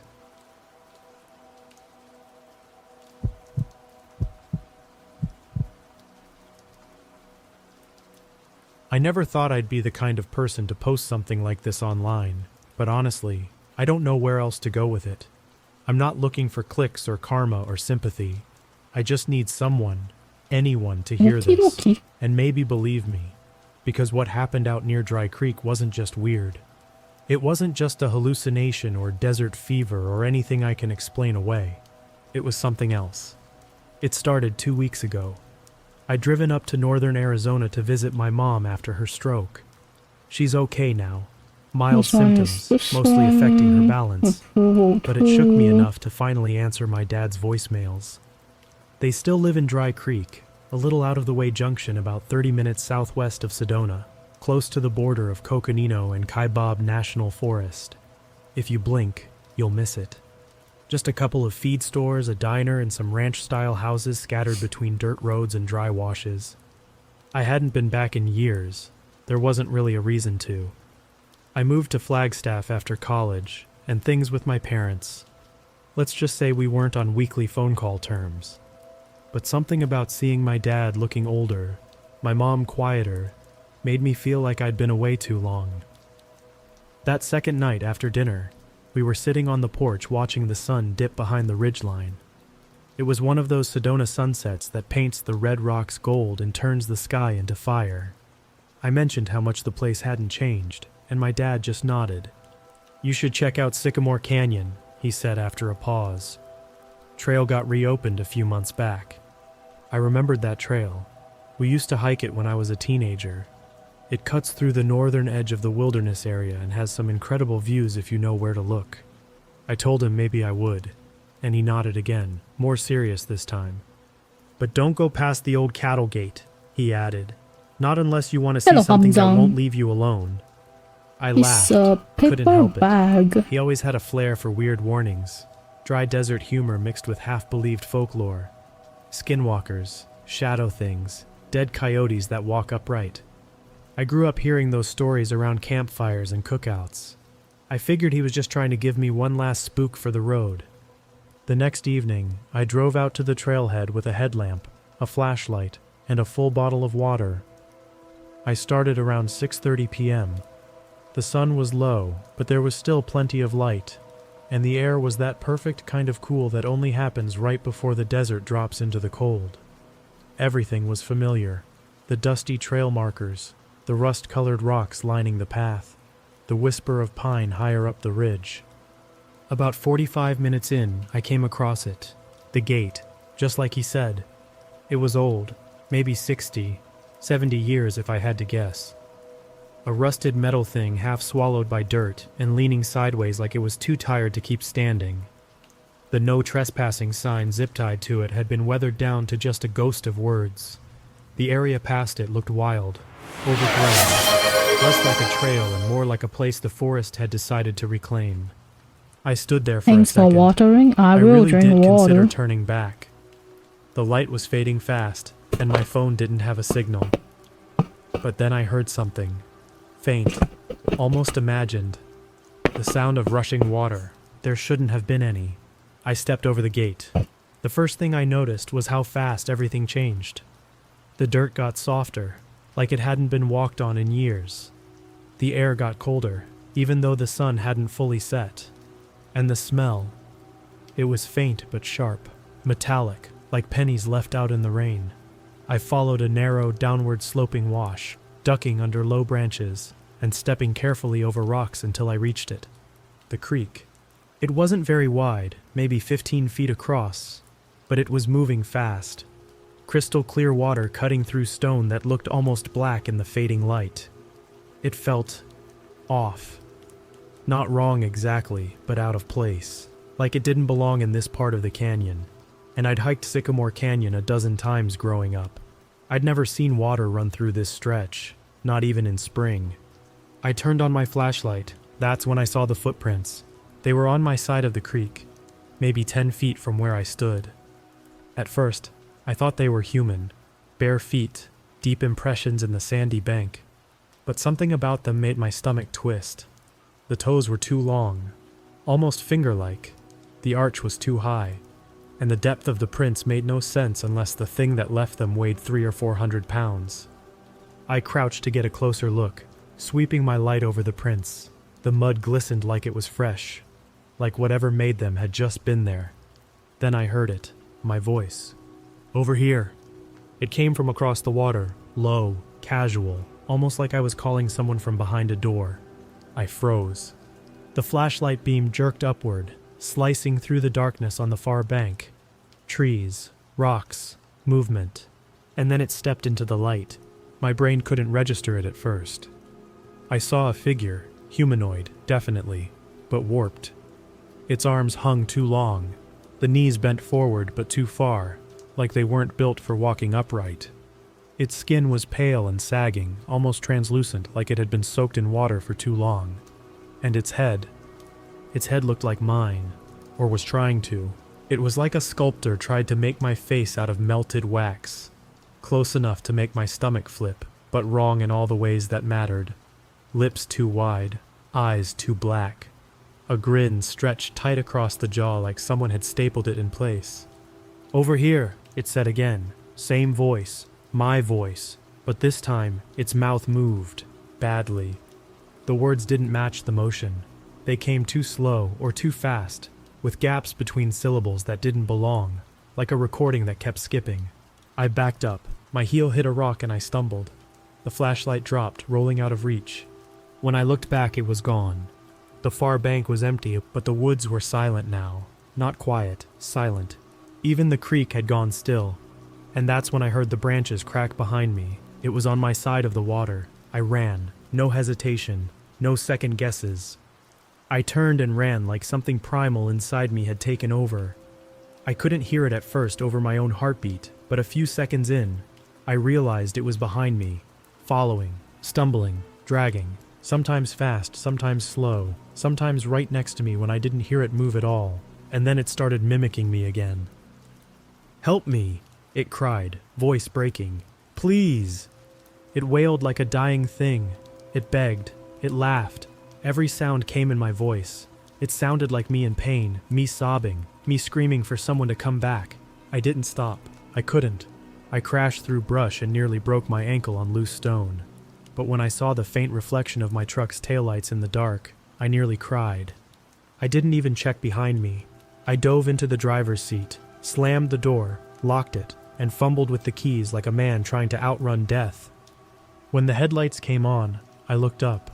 It was standing in the middle of the trail, its head tilted at that awful angle, its grin even wider now, its body slack like a puppet held up by invisible strings. And then it raised one hand and waved. I didn't talk to anyone on the drive back from Dry Creek, not my parents, not my friends, not even my boss who was expecting me to call in about work that Monday. I just got in the car, white-knuckled the steering wheel, and drove north up I-17 like something was still behind me. That night, when I got home to Flagstaff, I left all the lights on. I didn't sleep. I told myself I had just seen something. A sick hiker, a deranged squatter, my mind making patterns out of shadows. But I knew that wasn't true, because what I saw by the creek, it knew me. It wore my voice like a mask. It wanted me to hear it. And the worst part? It wanted me to believe it was me. I didn't go to work that week. I didn't tell anyone why. I lied about food poisoning and shut myself in. I triple locked the doors, pulled the blinds, slept with a baseball bat next to my bed and a flashlight under my pillow. I tried to convince myself it had stayed in the canyon, that whatever I saw belonged out there in that dark pocket of wilderness. But it didn't. It followed me home. I woke up that first night to a sound I couldn't immediately place. Soft, repetitive, like someone tapping on glass. I sat up in bed, frozen. My phone said 2:41 a.m. The tapping came again. It was coming from my bedroom window. I live on the second floor. The air in the room shifted, went still, heavy. My mouth was dry. I didn't want to look. Every nerve in my body screamed, "Don't look," but I had to.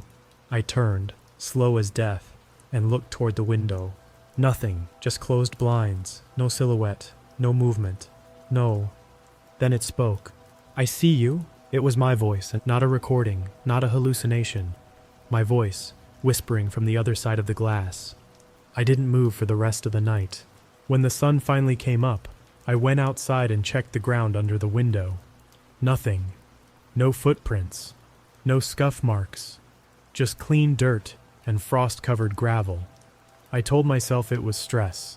PTSD or something. I even considered going to a doctor. But then the knocking started again. It didn't happen every night. Some nights were dead quiet. But those were the worst, because it meant I didn't know when it would come back. And when it did knock, it wasn't just one place. Sometimes it was the window, sometimes the back door, sometimes, God help me, it was the garage, which I started padlocking. Each time it knocked, it said something different. "I'm cold. I don't know where I am. You left me there," always in my voice. But as the days passed, the voice changed. The tone cracked, words slurred. Sometimes it sounded like me in pain, other times like me whispering through gritted teeth, and sometimes it didn't sound like me at all. It sounded like something trying to imitate me, like a broken speaker trying to speak a language it didn't understand. The worst was the laughter. It came on the fourth night, around 3:10 a.m. I'd just started to drift off when I heard it, right outside the living room window. This dry, rattling cackle that started in my voice and twisted into something deeper, wetter, like it was laughing with a mouth full of blood. That night I slept in my bathroom with the door locked, lights on, and the bat on my lap. And then came the roof. I didn't hear it at first. I felt it, a low thud above me, then another. Footsteps, slow, deliberate, pacing from one end of the roof to the other. Heavy enough to creak the ceiling, light enough not to break through. I live alone, no pets, no upstairs neighbors, just me and whatever the hell was now walking around above my bedroom like it had every right to be there. Then came the voice, muffled, like it was speaking through the insulation. "I'm so cold," it said. "Please." I couldn't tell where it was coming from, above me, beside me, inside me. Then the pacing stopped, right above my bed. I didn't move, I didn't even breathe. "I see you." I squeezed my eyes shut, clenched my hands over my ears, and still, I felt the words sink into my chest, like it was already in the walls, like it was already inside the house and just waiting for me to say yes.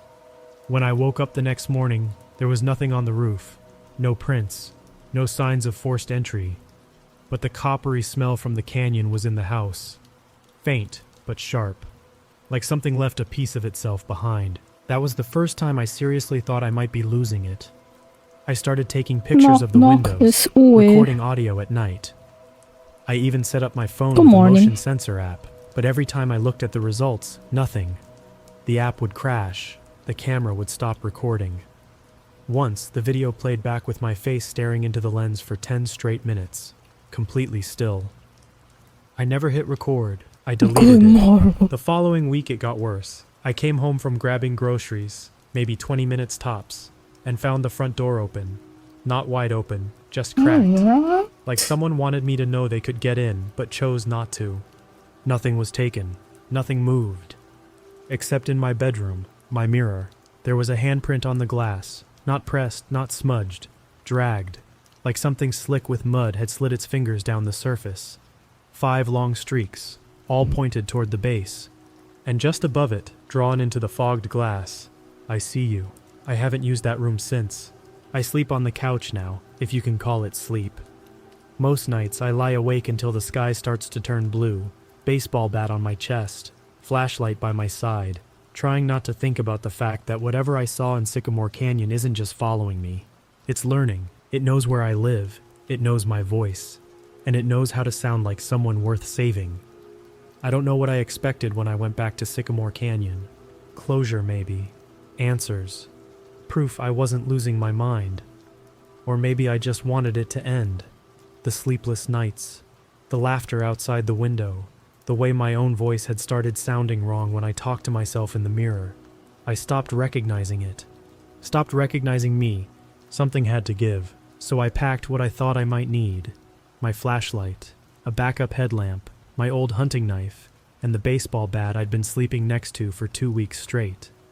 I even brought a bottle of whiskey I'd meant to leave for my dad as a gift. Not sure if I planned to drink it or use it as bait. Maybe both. I didn't tell anyone where I was going, not that anyone would have believed me. I hit the trail just after 6 in the evening. The sky was bleeding out its last bit of orange by the time I passed the old rusted sign at the edge of the Sycamore Canyon wilderness. The same route I'd taken before, back when this all started. Only this time, something was different. The cattle gate wasn't there. It was gone, completely. No frame, no hinges, not even the patch of disturbed earth it used to stand on. Just open desert and silence so thick it felt like sound had been vacuumed out of the world. I kept walking.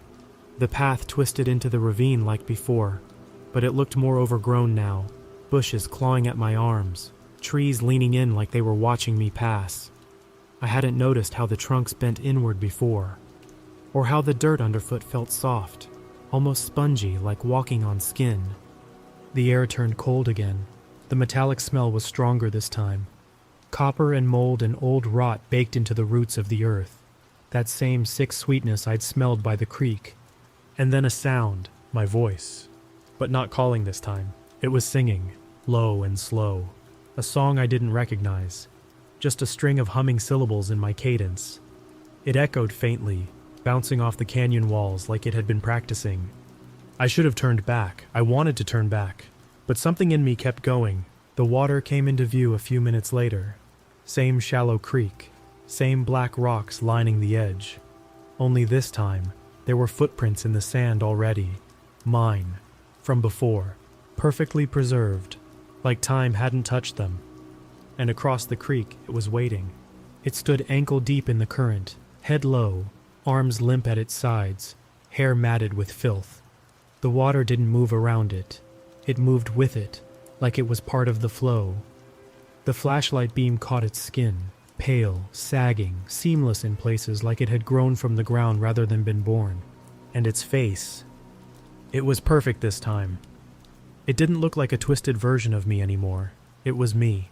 Down to the scar on my eyebrow, the slight asymmetry in my jaw, the little mole behind my left ear. I couldn't speak, couldn't breathe. It tilted its head and smiled. I remember now, it said in my voice. You let me out. I opened my mouth but nothing came out. My tongue felt heavy. My lungs felt watched. What are you? I finally managed to ask. It took a step forward. The water didn't splash. You, it said. Before you left. It took another step. You, it said again. After you die. Its voice shifted, slid between tones. At one moment I was hearing myself, then my mother's voice, then my father's, then something else. Something I didn't recognize. A hollow, empty vibration like wind blowing through a skull. I don't understand, I whispered. It smiled wider. You brought me back. I stumbled backward. My heel caught the edge of a root and I nearly fell. My flashlight trembled in my hand. It didn't come after me. It just stood there, staring, watching. Then it began to change. Its skin rippled like water. Bones snapped into new positions. Limbs shortened and widened. Its face began to split open down the middle like rotten fruit. Inside, something darker, wetter. Eyes too many and too deep. It was wearing me. That's when I remembered the whiskey. My hands were shaking, but I fumbled the bottle out of my pack and yanked the cloth from my back pocket. I wrapped it around the neck, soaked it, and lit it with the emergency flare I'd packed just in case. The fire whooshed to life, orange and wild. I threw it as hard as I could. It landed just in front of the creature, in the dry brush by the creek. Flames snapped to attention, rising fast. The thing didn't move. It just watched the fire, like it was curious. Then it opened its mouth again. Thank you. I turned and ran. Branches whipped at my face. Something screeched behind me, not a voice, but the sound of hundreds of voices breaking at once. I didn't look back. I didn't stop. I didn't care that I tripped twice, or that I dropped the headlamp, or that I couldn't feel my legs by the time I reached the road. When I saw my car, I sobbed. I drove until the sky turned gray behind me. That was 12 nights ago. Since then, the house has been quiet. No footsteps, no laughter, no voices begging to be let in. I've started sleeping again. I even spoke to my mom on the phone last night. I told her I was okay. I almost believe it. But this morning, when I went to brush my teeth, I saw something in the mirror. A handprint, just one, clean, centered, the same shape as mine, but longer in the fingers. And behind me, from the hallway, I heard my voice say, "You're not done yet."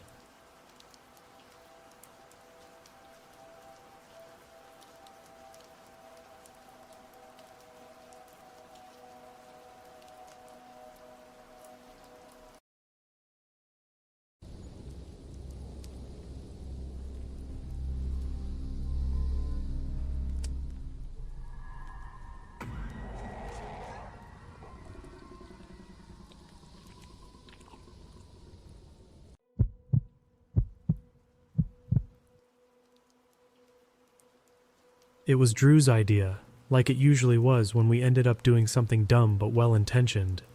He called me after 8 months of silence, no texts, no memes, not even a Merry Christmas, just a one-line message at 2:04 in the morning. "You still hike?" I didn't respond right away. Truth was, I hadn't hit a trail in over a year. Work, a breakup, and the kind of creeping exhaustion that settles in your bones had kept me firmly planted indoors. But something about the timing, about the way Drew asked, made me say yes without even asking where. We met up in Asheville 3 days later. He looked rough, pale, gaunt around the eyes, like he hadn't slept properly in weeks. But when I asked about it, he shrugged it off, said he just needed to get out of the city, clear his head, breathe real air again. And I didn't push because frankly I needed the same. Drew had picked the spot, an isolated stretch of the Appalachian Trail near the Tennessee-North Carolina border. We'd hike for 4 days, circle back using a fire road, and crash in the truck. No service, no noise, just miles of nothing. It sounded perfect. I should have asked him why he picked that spot. Should have asked a lot of things, really. We parked his rust-bitten Tacoma on an overgrown shoulder near an old mile marker. The trailhead wasn't labeled on any map I had. Drew just said, "Trust me, it connects in," and pointed uphill to a faded break in the trees. The path was narrow, overgrown in places, and I could feel the wetness of the moss through the sides of my boots within the first 20 minutes. The air was heavy, damp, like the woods had just finished raining even though the sky was clear. It smelled old, earthy, but not the good kind. More like mildew and forgotten things. Every step kicked up the scent of rotting leaves and mud. Still, we laughed a lot that first day.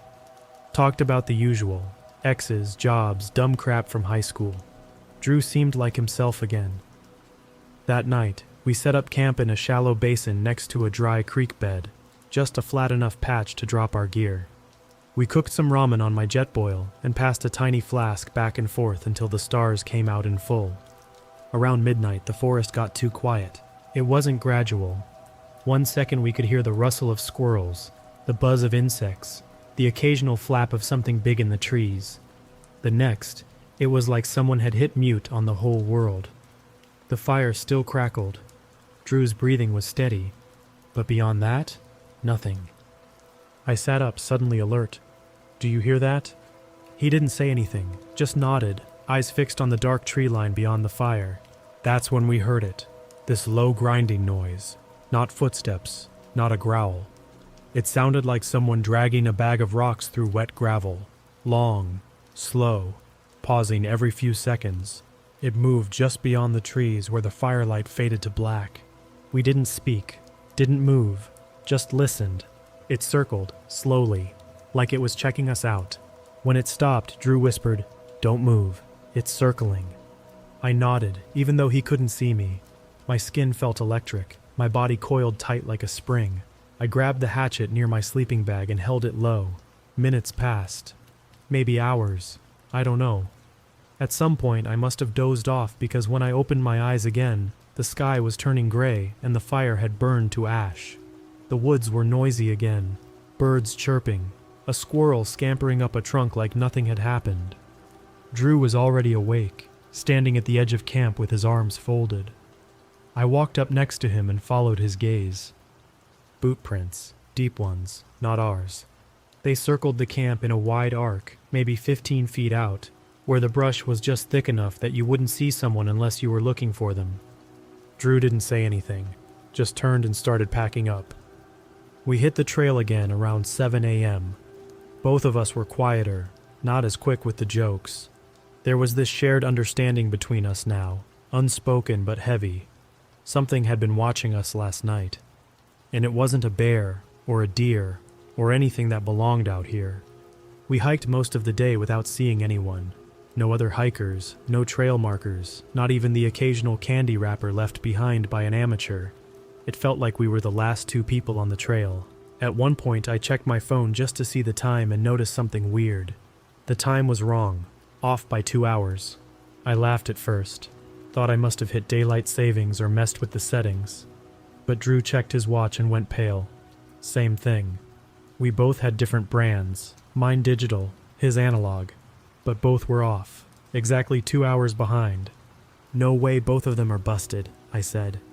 Drew didn't answer, just looked back over his shoulder, scanning the trees like he was expecting something to step out of them. The rest of the day passed in a fog. At some point, we found an old overhang. Looked like it used to be a trail shelter before it collapsed in on itself. The beams were weather-worn and splintered. Roof caved in like it had given up fighting gravity. We didn't stop, just moved past it and kept walking. And that's when we saw him, a man, walking the opposite direction, maybe 50 yards ahead, just stepping slowly down the trail like he had nowhere to be. At first, I was relieved. Another person. Proof we weren't alone out here. But something felt off immediately. He was barefoot, filthy. His shirt was torn, hanging off one shoulder, and he was carrying a bundle of sticks in one hand, like carrying them, not in a pack, just bundled in his arms like a toddler holding toys. We stepped aside to let him pass. He didn't look at us, didn't say a word, just walked straight down the trail, eyes locked on the dirt like he was afraid to look up. Drew muttered under his breath, "What the hell was that?" I didn't answer. My mouth was dry, tongue stuck to the roof like I hadn't drunk in days. I watched the man disappear around a bend and felt this pressure in my chest, like the woods were holding their breath again. We made camp early that night, just before sunset. Drew didn't speak much while we set up, just went through the motions, tent, food, fire, like a man on autopilot. When it got dark, we didn't tell stories or pull out the flask. We just sat there, watching the woods, listening. And that's when we heard it again. 3 short whistles, sharp, deliberate. We both froze. Then the sound of something stepping just beyond the trees. One step, pause, another, pause, closer. Drew whispered, "That's not the same thing from last night." I didn't answer. I just gripped the hatchet and prayed it would leave us alone. But deep down, I knew something had followed us. Something was out there, and it knew we were here. The morning after the whistles, neither of us said a word about what we'd heard. Maybe we were too afraid to put it into words. Maybe it felt safer to pretend it didn't happen. But the silence between us wasn't normal. It was sharp, tense, like a wire pulled tight between two people trying not to panic. We broke camp faster than usual. No coffee, no breakfast. Just packed our gear with stiff fingers and got moving before the sun had fully cleared the trees. The trail was wrong. I don't know how else to put it. The path looked the same, but the woods felt off. The spacing of the trees was too even. like they'd been planted, and I swear they were closer together than they'd been yesterday. The light filtered through the branches in thin, pale streaks that didn't feel like sunlight. It looked like the glow off a TV screen in a dark room, cold and artificial. An hour in, we found the first marker. It was carved into a tree trunk. Deep gouges in the bark, done recently. At first I thought it was trail graffiti, until I got closer and saw the shape. 3 straight vertical slashes, evenly spaced. Not letters, not a hiker's initials. It looked more like tally marks. But there were only 3, like someone or something was keeping track. We pushed on, trying to stay calm. But the deeper we went, the more signs we saw. Not just carvings, stones stacked into little pyramids beside the trail, with tufts of fur wedged between them, twine hanging from branches in haphazard knots. Once, we passed a log covered in dozens of dead moths, wings splayed like they'd been arranged there. Drew didn't say much, but I caught him looking over his shoulder constantly, and he started mumbling, just little things under his breath. Don't look at it, or keep walking, over and over like a mantra. I finally stopped him. What's going on, man?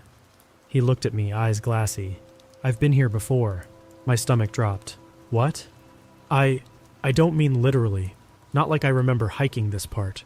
But I know this place. I've seen it. In dreams. That tree. He pointed to a crooked cedar, split down the middle by lightning. I've seen that tree 12 times. You didn't tell me you'd been dreaming about this. He didn't answer, just started walking again. By midday, it felt like we were the only people left in the world. No birds, no bugs, just the sound of our own breathing and the crunch of boots on damp leaves. And that's when we saw the footprints. Not ours, not from boots, bare feet. One set. Deep heel impressions, long toes, wide apart, like someone or something had been running barefoot along the trail, and they were fresh. We stopped dead. The prints curved off the path and into the woods.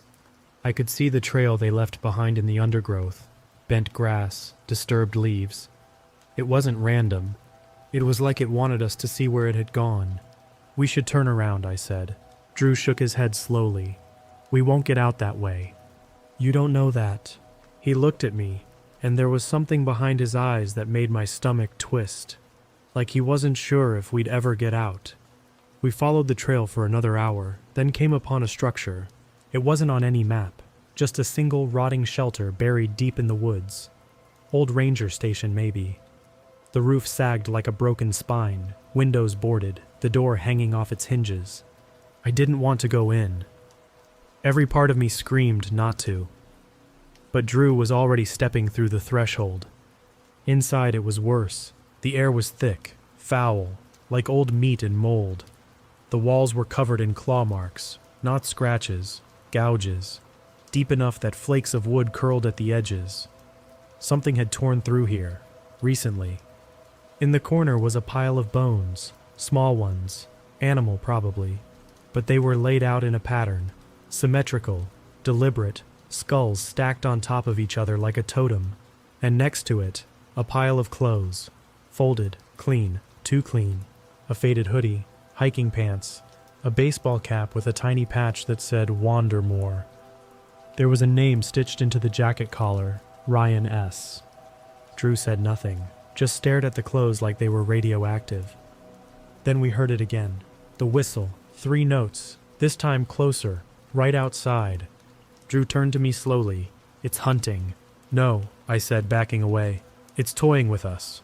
We bolted out of the station and ran, full sprint, packs bouncing, lungs on fire. We didn't stop until we were halfway down a ravine, gasping and soaked in sweat. That's when I realized my GPS wasn't in my pocket anymore. Gone. Just gone. I'd checked it maybe 10 minutes earlier. No way it fell out. It was taken. Mine's dead, Drew said, holding up his screen. It was cracked straight down the middle. The display flickered once and shut off for good. We sat there in silence for a while, listening to the forest breathe. The sun was going down behind the ridge. We didn't have long. We need to make camp, I said. Set a fire. Keep watch. Drew nodded but didn't move, and then he whispered something that chilled me more than anything that day. I don't think we're on the trail anymore. I looked around. He was right. The path we'd been following wasn't a trail. Not really. No markers, no blazes. Just a worn line through the trees that we'd been blindly following, thinking it would lead somewhere safe. But it didn't. It was a path meant for something else. We didn't sleep that night. We built a fire and took turns watching it, listening for the whistle. It didn't come. That somehow made it worse. At least before, we knew where it was. Now, it could have been anywhere, all around us. Or maybe it was just waiting. The woods didn't feel like woods anymore. They felt like a maze, like we'd crossed some invisible line and the rules no longer applied. When the sun came up, if you could even call it that, we packed up and tried to backtrack. We figured if we could retrace our steps to the ranger station, maybe we'd find something that pointed us toward a real trail. But the ravine we'd scrambled down, gone. Just a flat stretch of moss and deadfall. The ranger station, nowhere. Maybe we missed it, I said, even though I knew we didn't. Drew didn't respond. His face had gone pale again, and his left eye had started twitching every couple of minutes. He looked like he was falling apart from the inside out. I don't think it wants us to leave, he finally whispered. We kept walking. After a few hours, we hit a clearing, a wide circular opening in the trees. No sound, no birds, just a field of stones, big flat slabs laid out in tight, unnatural rows. Some were cracked, others looked like they'd been burned, and in the center, a tree, dead, blackened, split right down the middle. At its base, something had been carved into the wood. Come closer. Drew just stared at it, like it was calling his name. I grabbed his arm. We're not going near that thing. He didn't argue. Just let me pull him away. That's when we heard it. Not the whistle this time. It was our voices, my voice, Drew's voice, coming from the woods. It said, "This way," then, "Help," and then, laughing, mocking, like it was trying to remember how to be human, but got the tone wrong. Off, just enough to make your skin crawl. We ran. The path was uneven, roots rising to grab our boots, branches clawing at our arms. I lost track of how long we moved like that, ducking, stumbling, shoving through brush like we were being chased even when nothing was behind us. Eventually we hit another trail, a real one. I recognized the markers, white rectangles on the trees, Appalachian Trail blaze. I nearly cried, but Drew wasn't celebrating. He just stood there, staring into the woods. "It let us find it," he said. "It wants something." "What the hell are you talking about?" He looked at me, expression flat. "We're not both getting out." "No," I said, backing away. "Don't do this." Cooking Papa, like but the burning of the hands comments. Dropping it in the middle of the Don't trail. let your hands You've got a burn. wife, a real life back home. I don't. This thing, it followed me first. I grabbed him by the jacket. "I'm not leaving you out here." And that's when we heard it. Footsteps, not shuffling, not creeping, running, fast, heavy, right toward us. We turned and bolted. Whatever it was behind us, close. I could hear the snap of branches, feel the vibration in the ground. I didn't look back. I couldn't. We ran until my lungs felt like they were filled with glass. My legs barely worked. Drew was falling behind. He stumbled once, hard, rolled down a slope and hit a tree with a sickening crunch. I stopped, turned back. He wasn't moving. The thing was close now, too close. I could hear it breathing. Wet, rattling breaths. I had to make a choice. I turned and ran. I ran until I saw a clearing and the glint of metal, a trail sign. Bent, rusted, half covered in vines, but real. I followed it, crashing through the underbrush until I saw a gravel road. A ranger truck, a man in uniform. I don't remember what I said. I think I screamed. He grabbed me, hauled me into the truck, and drove. He didn't ask questions, didn't talk, just kept his eyes on the road. We drove for maybe 20 minutes before I caught my breath enough to speak. My friend, Drew, he's still out there. The ranger didn't look at me. He just muttered, "You're lucky it let you go." "What are you talking about? What is that thing?" He finally turned his head just enough for me to see the deep lines in his face. "We get a few like you every couple years. Pairs mostly. One gets out, One doesn't. I stared at him. So what? You just leave them? We've tried, he said. Sent teams in, dogs, drones. Sometimes we find pieces, sometimes we don't. It's not our land, not really. We rode in silence after that.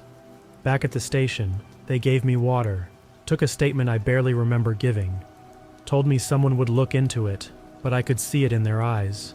They already knew how this ended. But Drew made it. 3 days later, a rescue team found him wandering down a game trail, 6 miles from where I'd left him. Shirt shredded, shoes gone, blood crusted down one side of his face. He was muttering something about To be honest, I'm more likely to burn my mirrors. tongue than my hands. They sedated him You on just the spot. eat it without He doesn't letting talk it anymore. cool down. Not to me, not to anyone. He moved to New Mexico, changed his name, deleted every trace of his old life. Sometimes I text him, just to see if he's still there. He never replies. As for me, I moved out of the city, don't hike anymore. I stay away from wooded areas. I don't go near parks. Sometimes I catch myself listening too closely at night, waiting for the wind to shift. And once, just once, I swear I heard it again. 3 sharp whistles and my voice calling from the trees.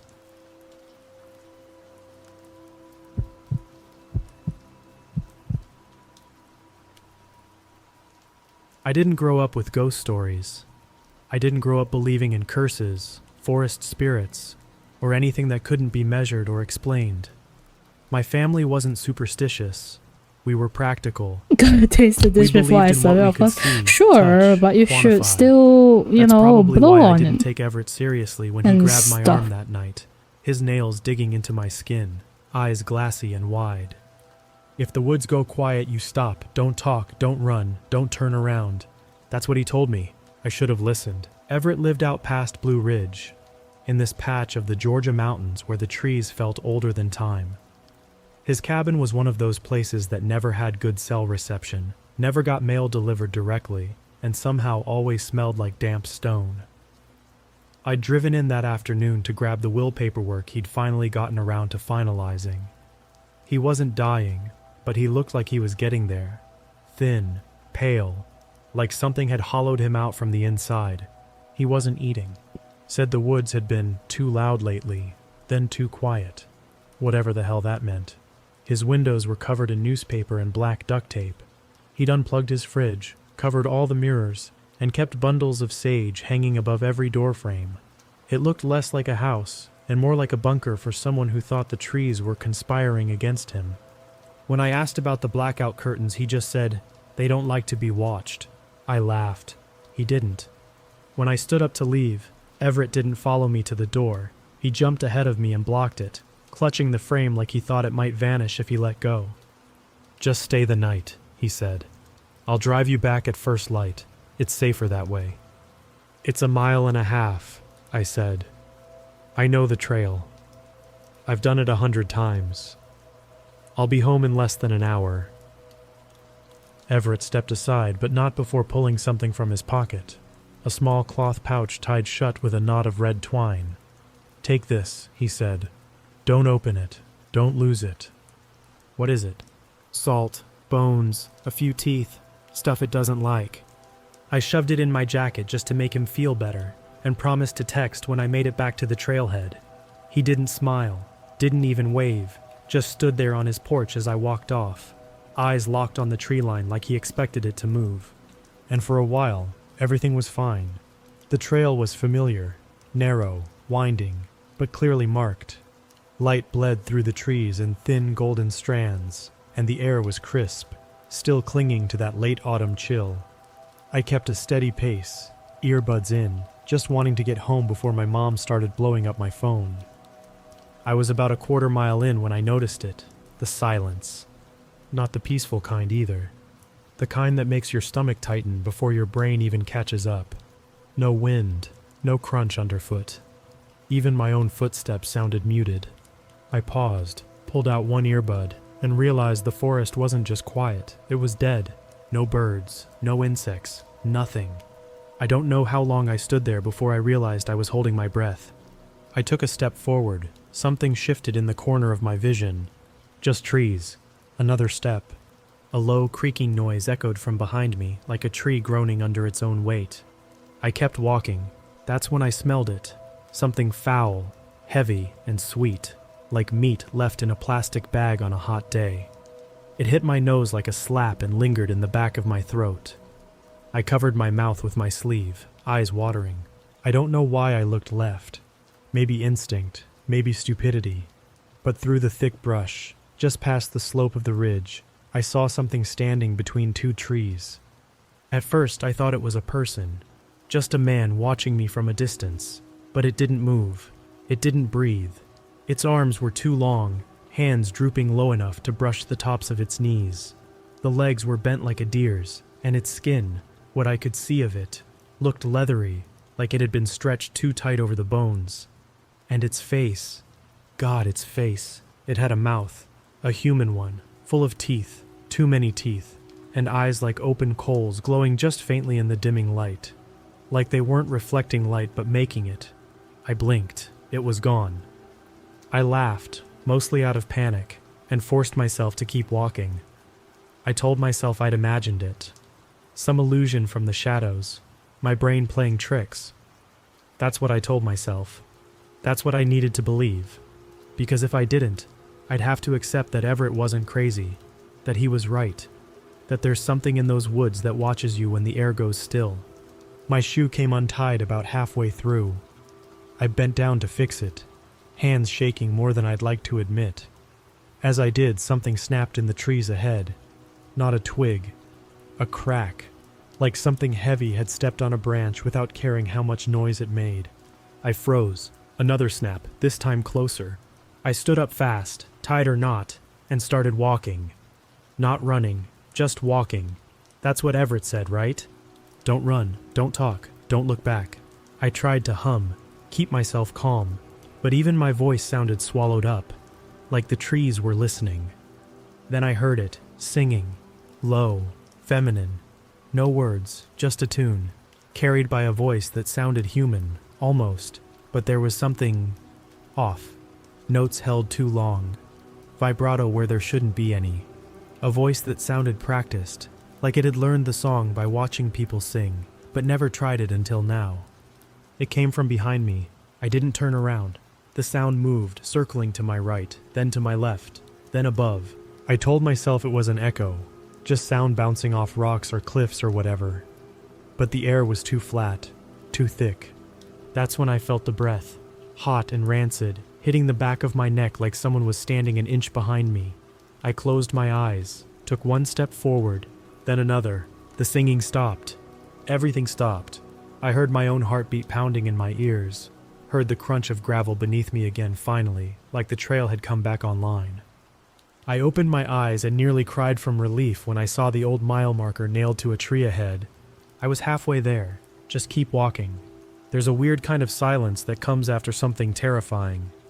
Not peaceful, not even still, just hollow, like the world is holding its breath.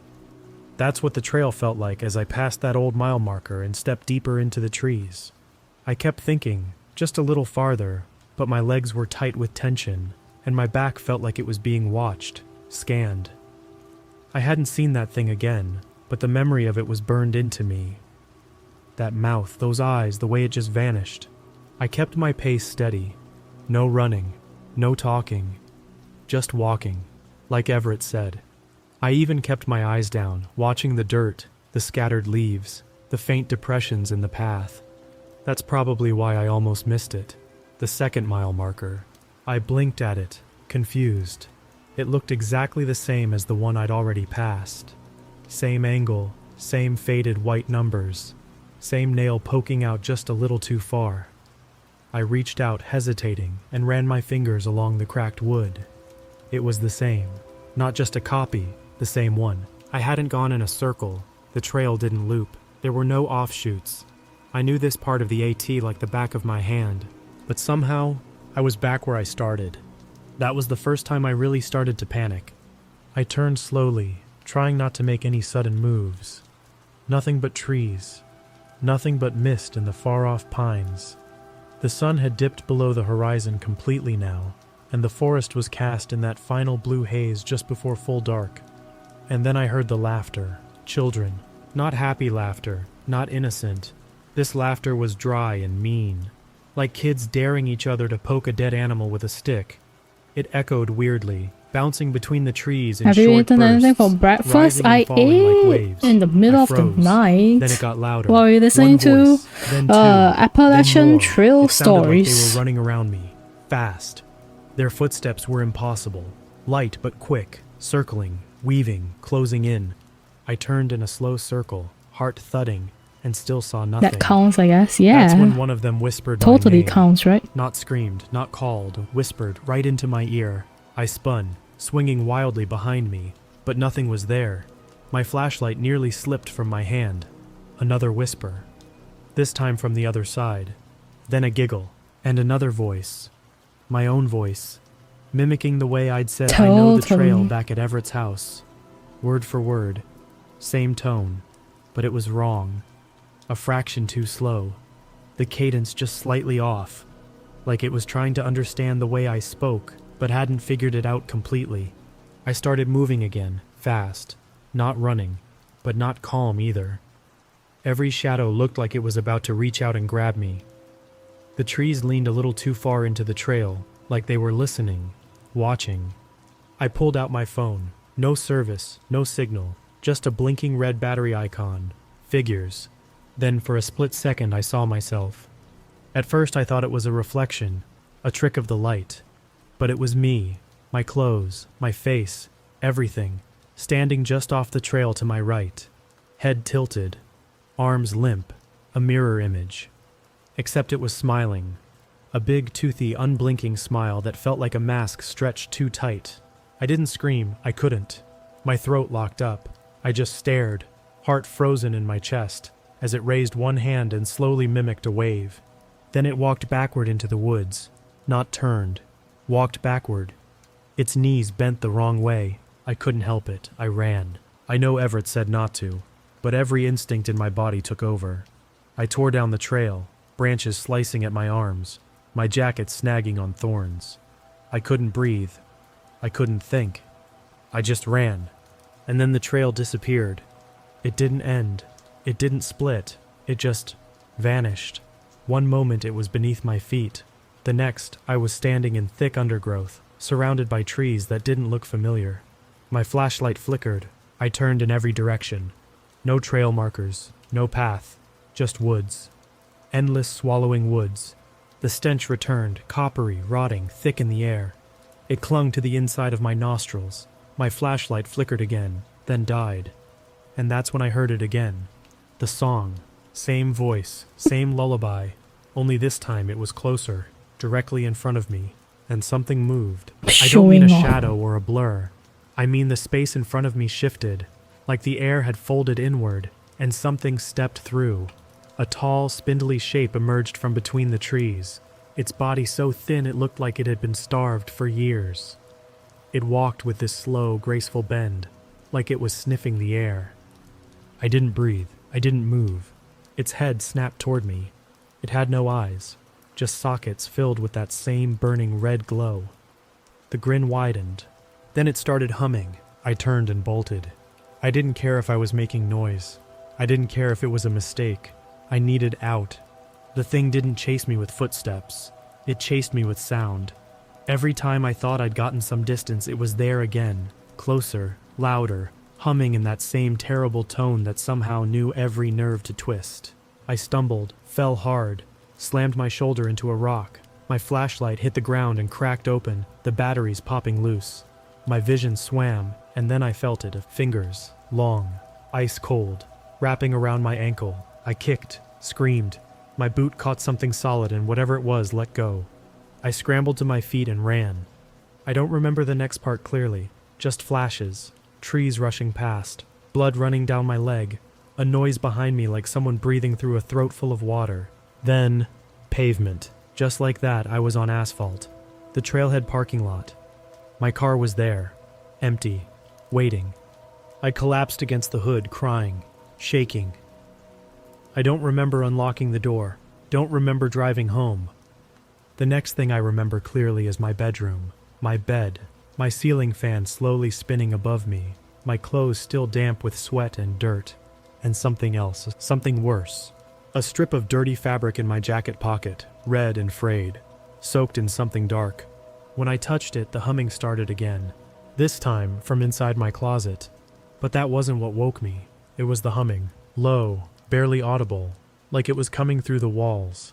I sat there for a full minute, clutching my sheets, staring at the closet. The door was cracked open just an inch, just enough for darkness to spill out. I got up slowly and crossed the room. Every step felt like walking into a minefield.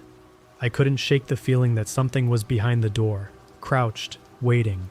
When I finally yanked it open, there was nothing.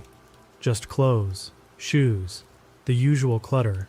But that smell, the rot, the wet copper, was forced into the the scent coven. of it, still hung in the air like fog. Thanks for I following slammed ropes. the door shut and didn't open it again.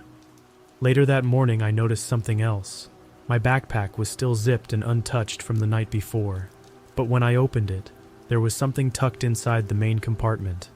A folded piece of old fabric, flannel, torn, faded red, Everett's shirt. I didn't pack that.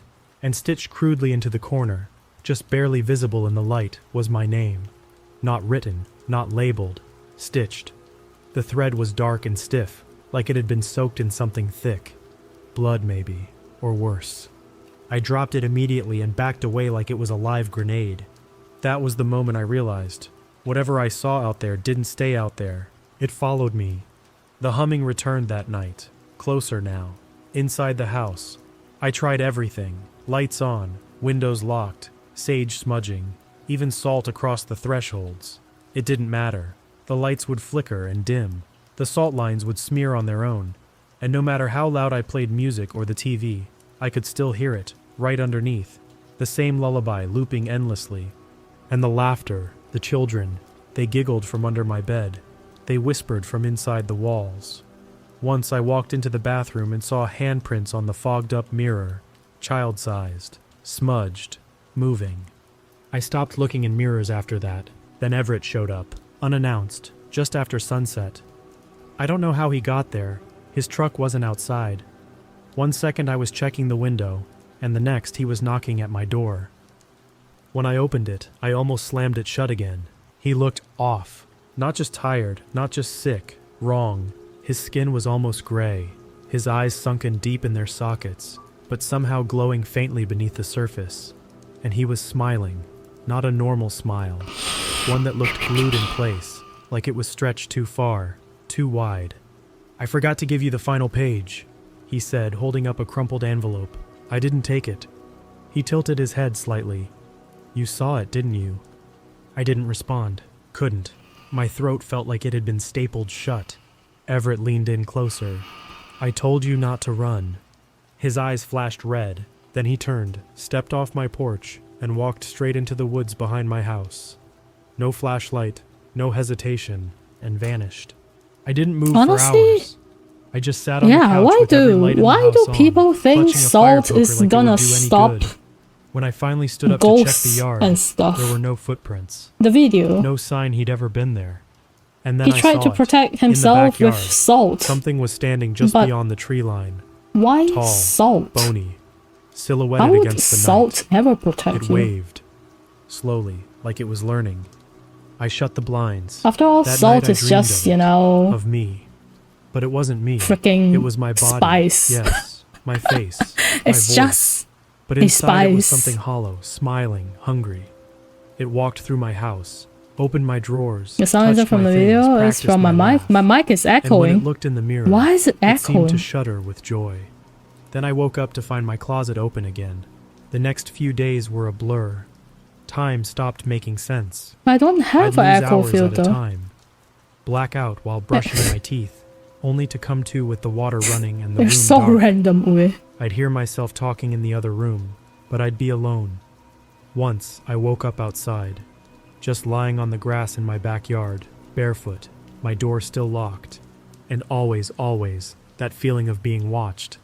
Like I wasn't It's like just a being mechanical followed, scratching sound like I when you was being speak. Oh, that's replaced. static. The final straw Sadly, came 3 I nights changed ago. I my caught it, wire and not it didn't clearly, help, so not I in think full, the mic has but in the hallway issue. mirror. I turned the corner. That I can't fix. And for a So split second, it didn't move the way I did. too bad. It was just slightly off. The Somehow head tilted too too bad. late. The smile too quick. Its eyes glowed faintly before vanishing. I smashed the mirror with a chair. I've smashed every mirror in the house since. Shut Covered the mouth TV with a corner blanket. to thing. I don't take photos. I Shut don't go mouth near corner reflective to glass. thing. I don't even look in puddles when it rains. It's still here, somewhere. Sometimes I hear it pacing upstairs. Sometimes I hear me humming in the next room, when I know I'm alone. Once, I swear I saw my own face staring back at me through the window, from the outside. I don't sleep much anymore. I don't leave either. Something tells me if I try, it'll take that as an invitation. Everett warned me, not just about the rules, but what happens if you break them, if you speak, if you run, if you bring it back. Tonight I found something in my drawer, a piece of old flannel, stitched into the edge, Everett's name. I think it's learning to switch hosts. So if you're reading this, and you're thinking about hiking the Appalachian Trail, do yourself a favor. If the woods go quiet, stop. If you hear singing, don't answer. And whatever you do, don't look into the trees, because if it sees you, it won't forget your face, and it always finds its way home. Let's reply, people. I moved into the cabin on a cloudy Thursday, And the kind of overcast then- that turns everything dull and flat like someone drained the color out of the sky. Alright. No fanfare. No welcome basket from the town. Approved? Just me, 2 duffel bags, Let's see, and a mine rusted is U-Haul trailer that barely made it approved. through the switchbacks. The real estate agent ghosted after the final payment Miku cleared, is approved and the previous too. owner hadn't left so much as a note. Just dust, mold, and the weirdest goddamn feeling So every time I looked Miku out will the back be windows into the finalizing trees. theirs. But still, I liked it. Yukami. It was quiet. Awesome. The property backed right up Approved against too? an old section of the Appalachian Trail. Not an official part Okie anymore, dokie. from what I gathered. But the ridgeline snaked through dense old forest just There we past go. the fence. No neighbors, So no noise, I can no work cops. on I figured it finishing was Miku's perfect. one A first. place to disconnect, reset. Turns out there was a reason it was so Miku. cheap. I didn't meet anyone in town until the weekend. Place was called Stag Hollow. Population maybe 200. Mostly older folks. A handful of It's younger early in ones the who looked morning. like they'd It's been trying to scratching leave your since high ears school. early in the morning. It was one of Cute those Pepper towns that had a Bag single Avatar. road, I a gas agree. station with a I beer don't know cooler, if I'm and a able to cafe do that it doubled as a justice post with my office. doll model I'm Most people reading, but didn't we'll say find much out. to me. They just stared. For your earlier question, Except some for believe Nolan. salt is the symbol He of ran the bait purity, shop that which also wards passed for a against general evil. store. So I've I heard was that grabbing is. a few basics, Honestly, eggs, ramen, I never batteries, believed when he finally that spoke up from salt behind the will be counter. able to do anything You the for one you. bought that cabin up by mile 7? The canker sore in my nodded. mouth is evil and salt Yeah. works Moved in a against few it. days I ago. guess you're You know right. it? He grunted. Everyone That- knows it. Doing Something that about just the way makes he said it made my skin itch. your thing, the You planning on soreness hiking hurt that trail more. behind it? He asked, voice low and even. Oops, I didn't mean to do Yeah, that. I said. That's kind of why I picked the place. Figured Okay, it'd be nice to have it right in my backyard. so Nolan stopped bagging my groceries and met my eyes. one here, I believe. If you go past mile marker 7, don't stop. here. And if you see bones, skulls especially, you go around them. Don't touch them. Don't even look too long. I laughed, just a little. He didn't. The hell does that mean? I asked, trying to keep it light. He didn't answer. Just handed me the bag and said, "Good luck out there." The first week was uneventful. The house creaked like it was alive. Pipes groaned when I ran the water, and there was a spot near the fridge where the floor dipped just enough to trip me every time. But the forest?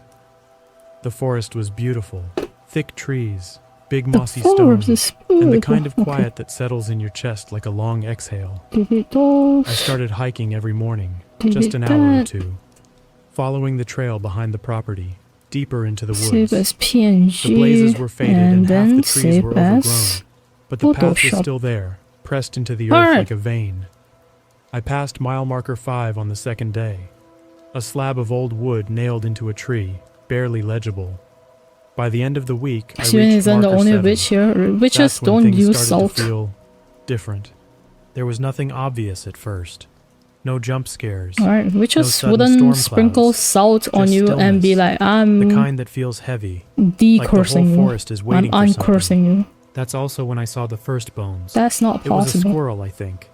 Hard to tell. The skull was small, teeth still intact. The body Once was gone, cursed, but the bones forever had been arranged cursed. into a little circle. Yeah. Skull right in the center. Deliberate. Precise. I stopped, bent over, stared at it for a moment. It is what it is. Then I remembered what Nolan said. I stood, walked around it. It rattled in my head for the rest of the day. Who the hell stacks animal bones in the middle of the trail like that? Kids? Hunters? Something about it felt wrong. Like it was meant to be there. I didn't sleep great that night. Every time I closed my eyes, I'd see that little skull staring back at me.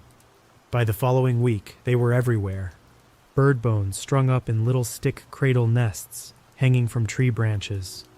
A row of raccoon skulls lined up along a log like they were on display, and always at or just beyond mile 7. The deeper I went, the more intricate the displays became. Bones stacked like cairns, arranged in spirals.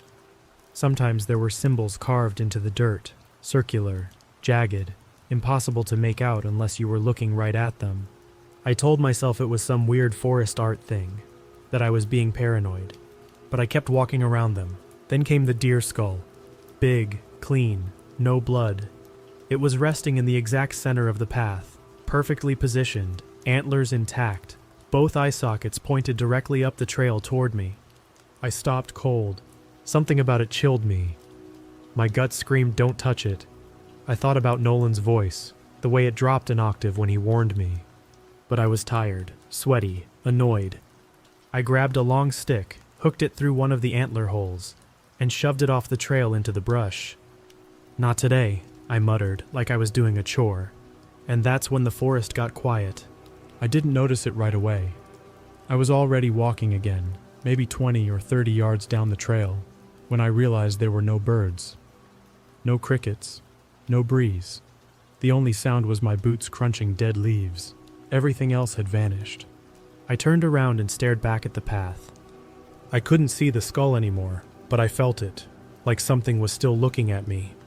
That night, the house groaned louder than usual, the kind of creaks that sound like footsteps, floorboards flexing under weight. At first I chalked it up to wind, then I heard it, breathing, slow, wet, coming from directly beneath my bed. I froze, didn't even breathe, just laid there in the dark, muscles locked, ears straining. The breathing stopped, then the laughter started, high, raspy, like a man pretending to laugh. 3 short bursts, then silence. I didn't move until morning. I tried to pretend it was a dream, tried to shake it off, told myself I'd imagined it. Stress, isolation. Maybe the house had mice or raccoons or something. Happens in old cabins all the time. But when I opened the front door the next morning, there were muddy footprints on the porch.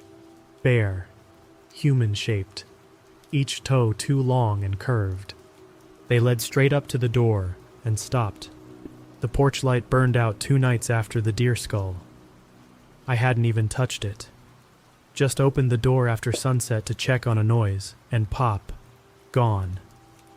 I thought witches cook people if there's no salt, then the witch is a bad cook, no seasoning. It was what I found underneath it. I don't know. A handprint. Witches just don't it use wasn't mine. salt too big, on you. Too long. Smudged We into would the use dust it on on the door other like it had things. pressed hard, slow. Yeah. The fingers dragged totally downward know, before right? pulling away. That night, Oh, the I heat locked is every poking up. window and slept with the kitchen knife under my pillow. At 3:12 a.m., I woke up choking on the smell of wet dog and copper. Wet dog! Something was breathing at the bedroom window. Slow, animal breaths with the occasional hitch, like it was trying to remember how. I didn't dare look. My curtain was thin enough to see movement through, and I could already make out the silhouette. Too tall, hunched, shoulders like spears. It stayed there for 20 minutes, just breathing. Then it tapped the glass, once, and laughed. I was already losing it, and I knew it. I didn't go back into the woods for days. I stayed inside, paced circles around the house, and kept a hammer next to me when I showered. On the 4th day, I convinced myself it was over. That maybe it had just been some, I don't know, wild dog, Drifter messing with me? Rationalizing was easier than thinking about the alternative. So I went back on the trail. Mid-afternoon, sunny, birds chirping, normal enough. I even remember feeling silly, like maybe I'd overreacted. The woods looked just like they always did. Still, quiet, peaceful. But then I got to the spot. The deer skull was back, exactly where it had been the first time. Clean, dry, antlers perfectly intact, like I'd never moved it, like it never left. I stared at it for a long time. I didn't touch it this time. Just stood there, heart thudding, that pressure again, like the trees were leaning in, holding their breath, watching to see what I'd do.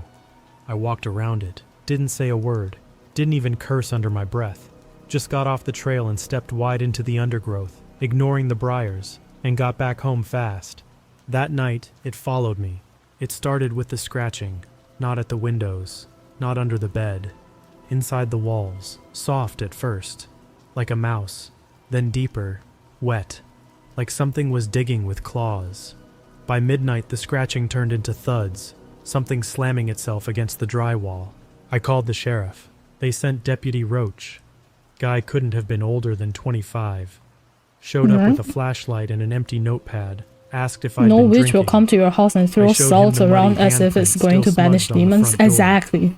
Can they banish the demons in my head? No. Just some smudge. If you eat too much salt, you just die. He said I should get a dog. That's not banishing anything. I didn't sleep. I stayed on the couch with a flashlight and my hammer, twitching at every groan and creak of the house. Sometime around 3 a.m., the power flickered and my flashlight dimmed. Not died, just dimmed, like the batteries were being slowly drained. Then I saw it. Through the back window, it was standing at the edge of the woods, in full moonlight, arms dangling. Its shoulders reached higher than its head. The face was long, too long, a stretched mask of skin pulled taut over something that wasn't a skull, not anymore. Its mouth hung open like it had never learned how to close it. It lifted a finger, one long black claw, and pointed at me. I didn't move. I couldn't. Then it smiled, not like a human, not even like a dog, just something that had seen a smile once and tried to mimic it. That's when the howling started again. High, twisting, a chorus, not just one. A dozen voices, layered over each other, echoing through the forest like a siren made of teeth. I dropped the hammer. I ran to the bathroom, locked the door, crawled into the tub, and cried. When morning came, I walked outside. The porch was covered in skulls. Not just animal ones. A mix. Squirrels, foxes, a fawn. Some of them were still wet. One was charred. Another still had a chunk of fur clinging to it. They'd been arranged in a spiral, leading to the front step, like a message, a countdown. I called Nolan. Didn't even wait to say hello, just... It came back. I think I made it mad. There was a pause on the other end. Then he sighed. You moved the bones? I nodded like he could see me. Once with a stick.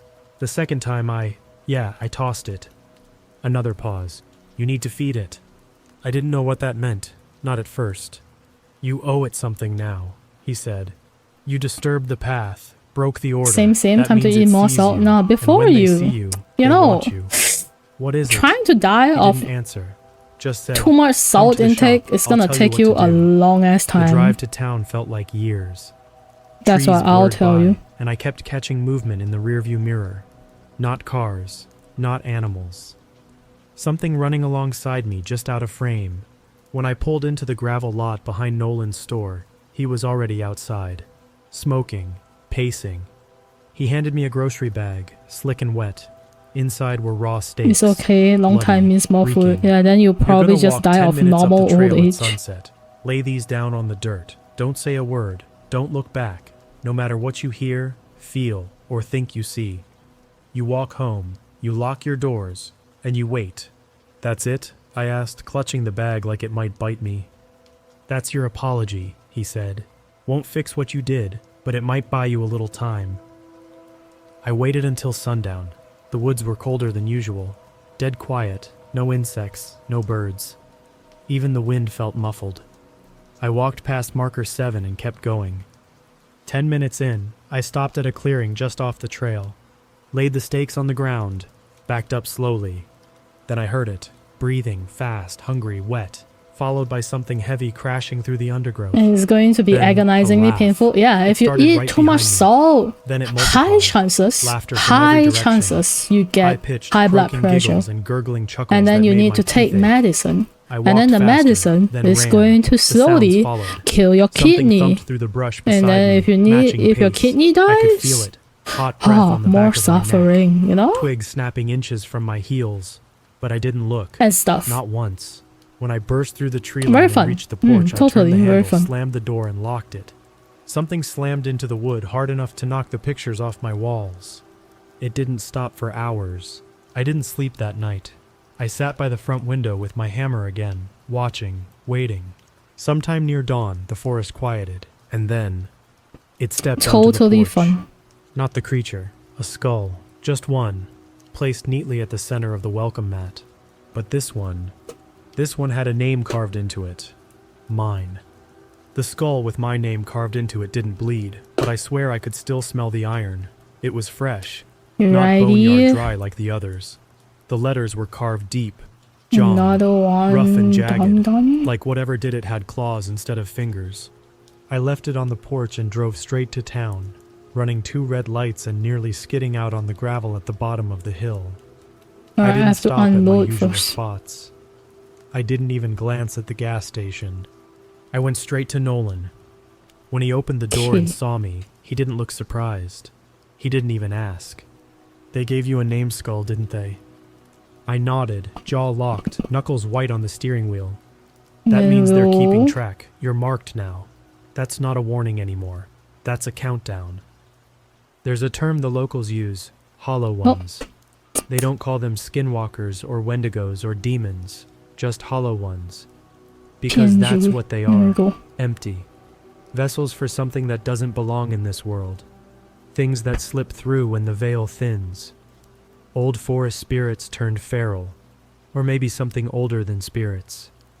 Whatever they are, they collect, not for food, not for trophies, just to collect. Skulls, bones, names, souls, maybe. Nolan told me they've been showing up for centuries, usually when someone breaks the rule. Sometimes it's a hiker, sometimes it's a hunter, sometimes, like this time, it's a dumb city transplant who thinks he's found peace in a place that doesn't want him. The hollow ones don't always come in numbers, but when they do, it means they're preparing for a harvest. And I kicked the damn door open for them. The town held a meeting that night at the diner. It wasn't advertised. No one posted flyers. People just knew to come. There were maybe 24 of us in total. And then Men we'll with save rifles, this ass. women with revolvers tucked into their coats. Even the priest was there, holding a box of shotgun shells and a bottle of holy water like they were equally sacred. Nolan stood at the head of the room. Last time this happened, he said, we lost 4 people. Nice. 3 never came back. Okay. One did, but not all of him. Down. No one laughed. No one asked for details. He pointed at me. He opened the door, but we're all gonna pay for it. The room didn't argue. They started handing out weapons. I got a sawed-off 12-gauge and a bandolier of shells with carvings on each slug. Crosses, runes, symbols I didn't recognize.